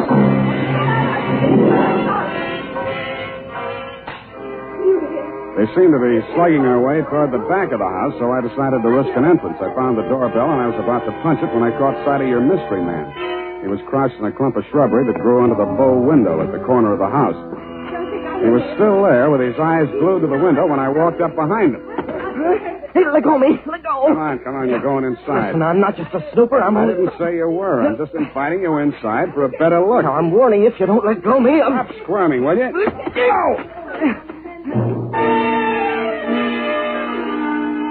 The kick he landed on me wasn't according to the Wrestling Association's rules, but I let him get away with it, mainly because I couldn't move for 3 or 4 minutes, and by that time he disappeared down the street. When I recovered my faculties and staggered back to the door, I didn't bother ringing the bell. I just walked in. The hen fight was still going on somewhere in the upper reaches of the house. Then a door burst open on the upper landing, and a girl in a nurse's uniform ran down the stairs toward me, pursued by a pale little woman with a pinched face who was brandishing a pair of brass fire tongs. You brushed past me, Dr. Reese, and headed off the pursuer. Esther, stop this! Stop this at once! Have you gone crazy? Give me those fire tongs. Give them to me. What's the matter, Helmut? Afraid I'll mar your light of love's beauty? What started this? I caught her creeping about the kitchen. She's going to poison my food. Explain to you, Mrs. Reese. The doctor... Oh, don't bother explaining, Miss Robbins. These morbid fancies of hers. Don't think I don't know what goes on in that office. That office where I'm not allowed anymore. That's only because you make the patient so nervous, Esther. I know what goes on. You and those women. That will do, Esther. Go to your room. Very well. But I won't have that woman in this house another day, Helmut. Is that understood? Go to your room, Esther. I'm going. But remember what I said. I warned you both. I can't. There, Miss Robbins. Now don't. There. I can't stand any more, Doctor. I tell you, it's making me a nervous wreck. I just... Dr. Reese. Huh? Oh, Mr. Spade. You saw, you heard? Yeah. Come into my office. We'll talk. I think we'd better. Doctor, there's still one more patient waiting to see you, Doctor. Well, have her wait a little longer. Yes. This way, Mr. Spade. How much longer? Well, the doctor will see you just as soon as he possibly can. Have you been feeling any better, Mrs. Parrot? Sit down, Mr. Spade. Thanks, but I can say what I have to say standing. Your wife's a very tragic woman, Doctor. I wish I could help her. I wish I could help you, too, but I can't. You heard her threat against Miss Robbins. Was that a joke? There's nothing funny about jealousy. But there is this man who watches the house. And the gun she bought. I collared him outside just now. Oh, well, did you get him to talk? No, but I wouldn't worry about him if I were you. And about that gun. The Constitution says every citizen shall have the right to bear arms. Even Parnell Thomas can't do that. Mr. Spade, I've not yet told you all. If I... Oh, Doctor, I'm sorry Yes. to interrupt, but this patient, she's been waiting for more than an hour. Well, who is she? Mrs. Kavanaugh. Kavanaugh? Who? Well, has she been here before? Of course, last week. Here's her card. Oh, yes. I'd better get it over. Send her in. Yes, Doctor, and Doctor, I'm resigning. I'll finish the day, of course, and then I'm through. I'm sorry. Yes, well, very well, Miss Robbins. I can't say that I blame you. Good luck. Goodbye, Doctor. Well, I'll be going along myself now, Doctor. No. You must hear me out, Mrs. Spade. I've not yet told all. If you'll just wait until I have seen this patient, please, Mr. Spade, please. Okay, I'll wait outside. Oh, I beg your pardon. I beg yours. Come on in, Mrs. Parrot. So, you're leaving the doctor's employ, nurse? I am. Well, Mr. Spade, how does it look from the grandstand? Messy? Mm-hmm. You don't mind if I finish cleaning out his desk? Go right ahead. Thank you. What's the matter with Esther, anyway? I could sum the whole thing up in a single 5-letter word, shall I? You have. Are you going to walk out on him? Aren't you? Yes. Yes, I am. Oh, but Esther isn't jealous of your type, if you don't mind my mentioning it. I feel heartened to think that you noticed I was different. Oh, I did, Mr. Spade. I really did. You don't seem particularly nursey to me, either. I'm not. My, you have a fast pulse, Mr. Spade. Yes, I've been feeling very weak the last few minutes. I need care. Oh, you know, you don't eat enough apples, Mr. Spade. Well, I guess I finished. Oh, there's that old contract. I wonder... Mr. Spade, will you tell the doctor I've left and thank him for me again? Aren't you going to see him before you go? No, I'm not. It only begged me to stay, and it's simply out of the question. Oh, the poor guy. I just don't know what I'd do if I were in his place. For you, Mr. Spade.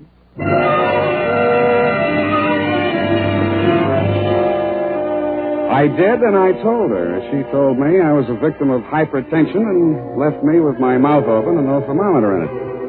5 minutes after she'd gone out through the front entrance, your wife came down the stairs, looking knowingly at me and the door to the doctor's office, and left by the same route. 10 minutes after that, I was halfway through a 1937 National Geographic that was the latest edition on the waiting room table, and had reached the third paragraph on the natural beauties of Winona County, Minnesota. But I never finished.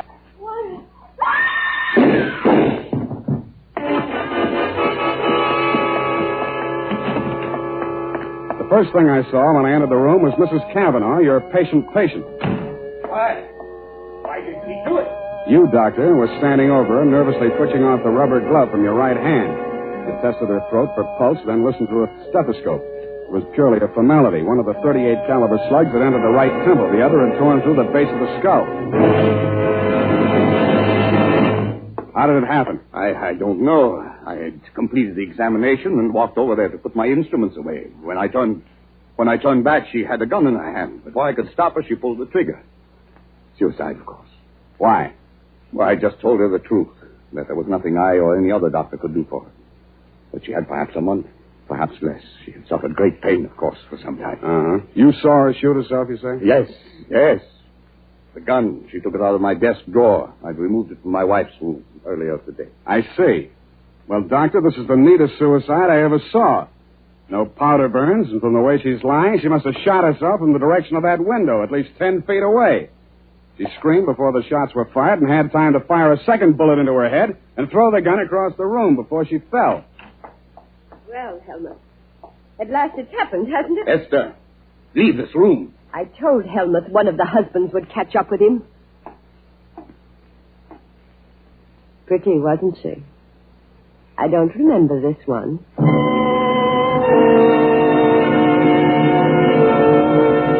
The expression on your face might have been horror or fear or both, Dr. Reese. But your wife was smiling. When my eyes left her face, I noticed a leaf clinging to the hem of her coat. It might have come from the shrub that grew up against the house. And her shoes were splotched with mud that could have and probably did come from the cultivated flower bed just outside the bow window.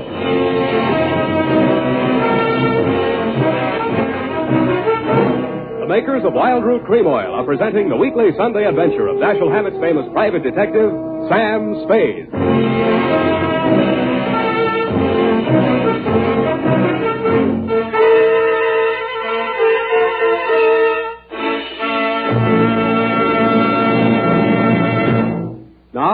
Now, here's important news on good grooming. Better than 4 out of 5 users of Wild Root Cream Oil say they prefer Wild Root Cream Oil to all other hair tonics. Here is new and even more conclusive evidence that Wild Root Cream Oil is again and again the choice of men who put good grooming first. So if you want the well-groomed look that helps you get ahead socially and on the job, listen. Recently, thousands of people from coast to coast who bought Wild Root Cream Oil for the first time were asked, how does Wild Root Cream Oil compare with the hair tonic you previously used? The results were amazing. Better than 4 out of 5 who replied said they preferred Wild Root Cream Oil. And no wonder. It gives you the advantages that men consider most important. Wild Root Cream Oil grooms your hair neatly and naturally, relieves annoying dryness, and removes loose dandruff.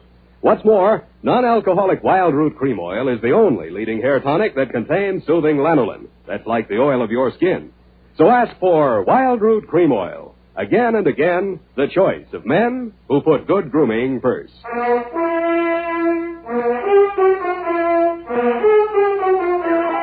And now back to the bow window caper. Tonight's adventure with Sam Spade.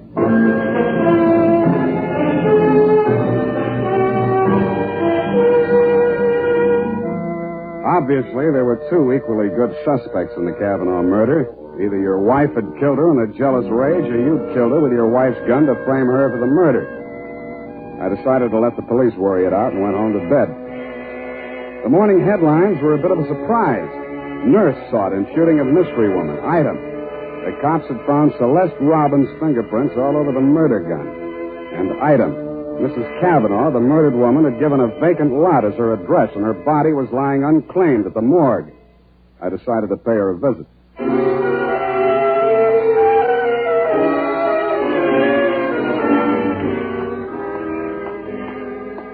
Maxie, hey, Maxie. What? Oh, Sam. Sammy, my boy. Hey, it's good to look on you. How are you, Maxwell? Oh, fine, fine. What brings you here, Sam? The Kavanaugh woman. The Kavanaugh, huh? Let's see who's with us today. Stiftel, Milton, Schwartz, Kelly. I knew him. Nice guy. Feige. Kavanaugh. Rose. Hello, Rose. Hey, Sam, don't you want to look at Rose? No, I've seen her. Yeah, just checked her back in. Autopsy. Say, you do collect queer ones, Sam. Now, you take her. Why would anybody in the world knock her off? In her condition, all he needed to do was wait. A month. Couple of weeks. Bad as that, huh? Worse. Anybody claim her yet? Well, Hello. Something we can do for you? My name is Kavanaugh. I've come for my wife. He was standing with his back to me, and I didn't get a good look at his face until he walked over to the desk with Master. The voice tipped me even before I saw the face. It was the man I'd caught outside your office window less than half an hour before the murder. If he recognized me, he didn't let it show. I waited while he went in with Maxie. When he came out, there were tears streaming down his face. I'd been waiting for 2 reasons. I had some questions to ask him, and I had wanted to pay back that jolt he'd given me the night before. I left without doing either.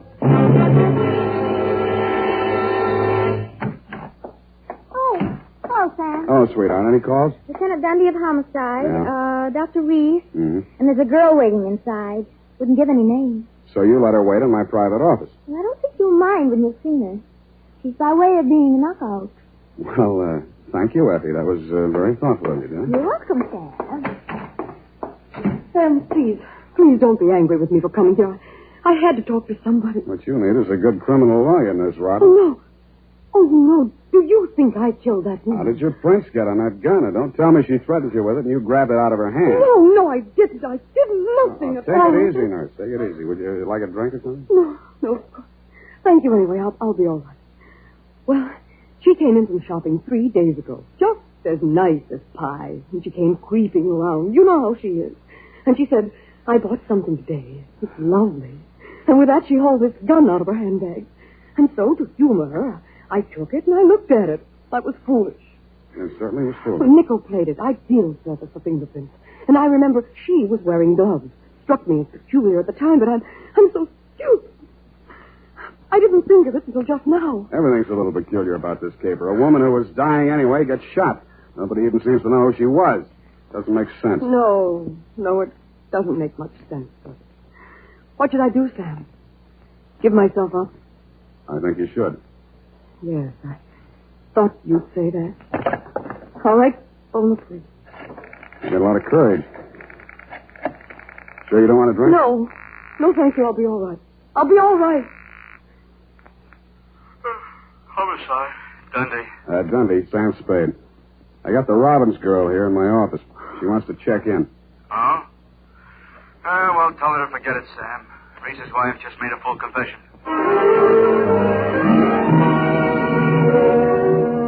That tore it. In my anxiety to see how you were bearing up under the shock, Doctor, I blew $1.50 of your money on a taxi all the way out to your address on Pacific Avenue. To my astonishment, you were wearing a look of real distress. I don't understand it, Mr. Spade. This confessing, it's not like her. It's all too strange to be harmless. Dr. Reed, I'd like to talk to you alone. Do you mind, Mr. Spade? Go right ahead.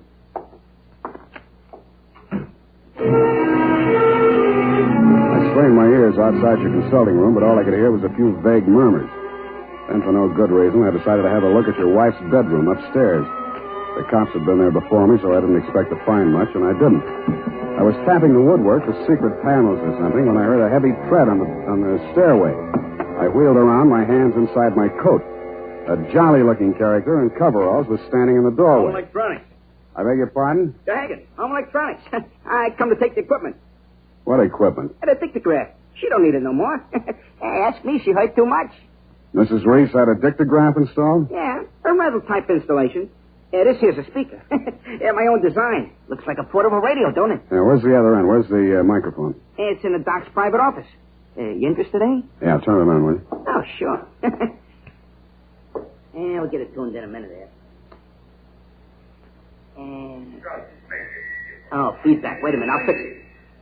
Let her talk. What can she tell? I don't know. But it's uncanny the way she knows things. Every word we spoke together.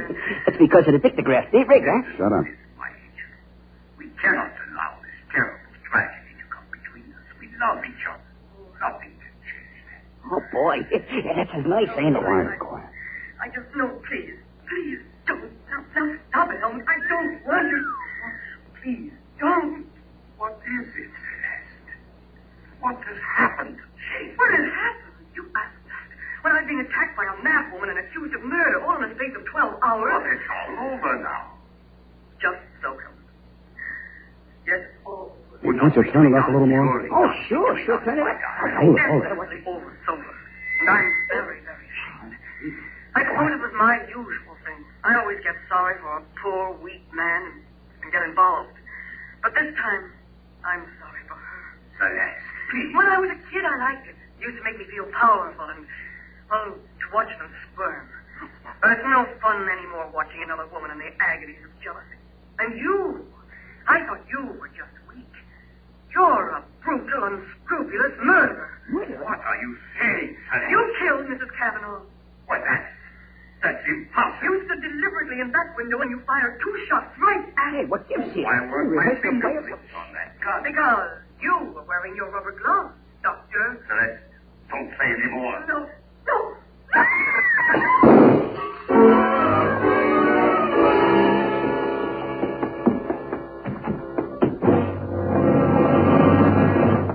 Here, help me.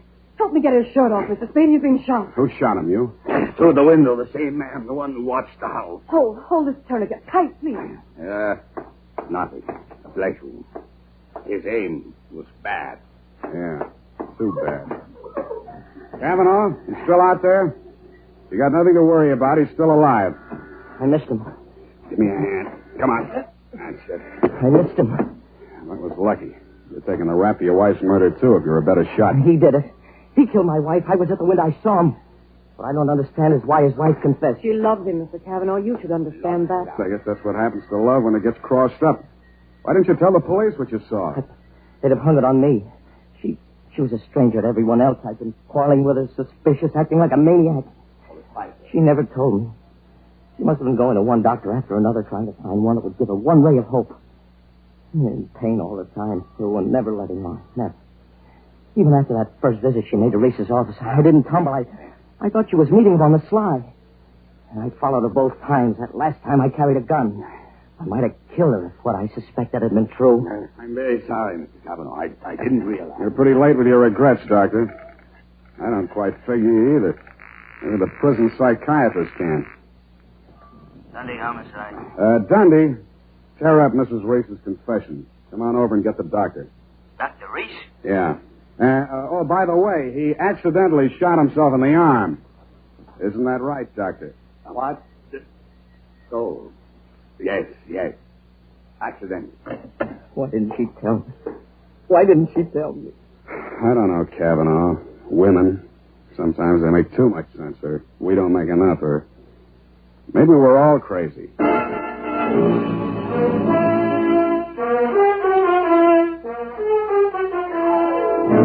And that, Dr. Reese, is the crop. The risk of laboring a point. There's also the mystery of why a nice girl like Celeste Robbins ever fell for a guy like you.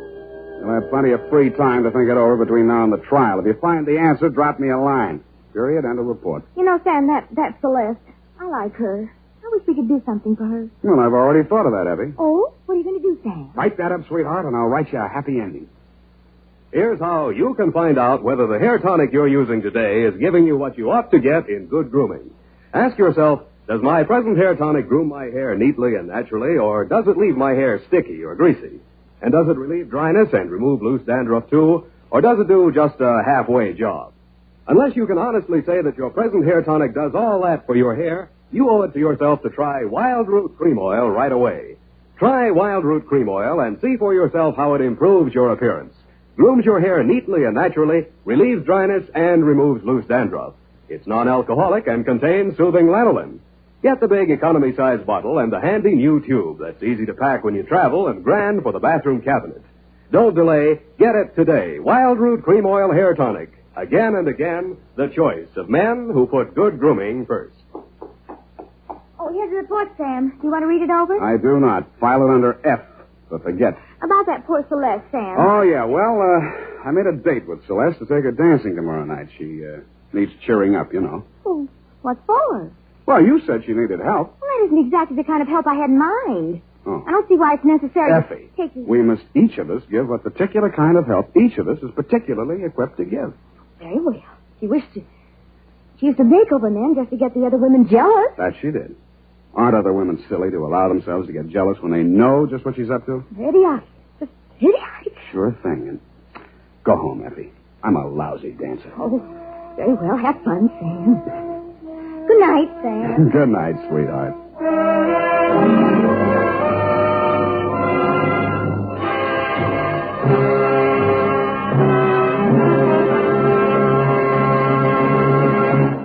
The Adventures of Sam Spade, Dashiell Hammett's famous private detective, are produced and directed by William Spear. Sam Spade is played by Howard Duff. Lorene Tuttle is Effie. The Adventures of Sam Spade are written for radio by Bob Tallman and Gil Dowd, with musical direction by Lud Gluskin. This is Dick Joy, reminding you that next Sunday, author Dashiell Hammett and producer William Spear join forces for another adventure with Sam Spade, brought to you by Wild Root Cream Oil. Again and again, the choice of men who put good grooming first.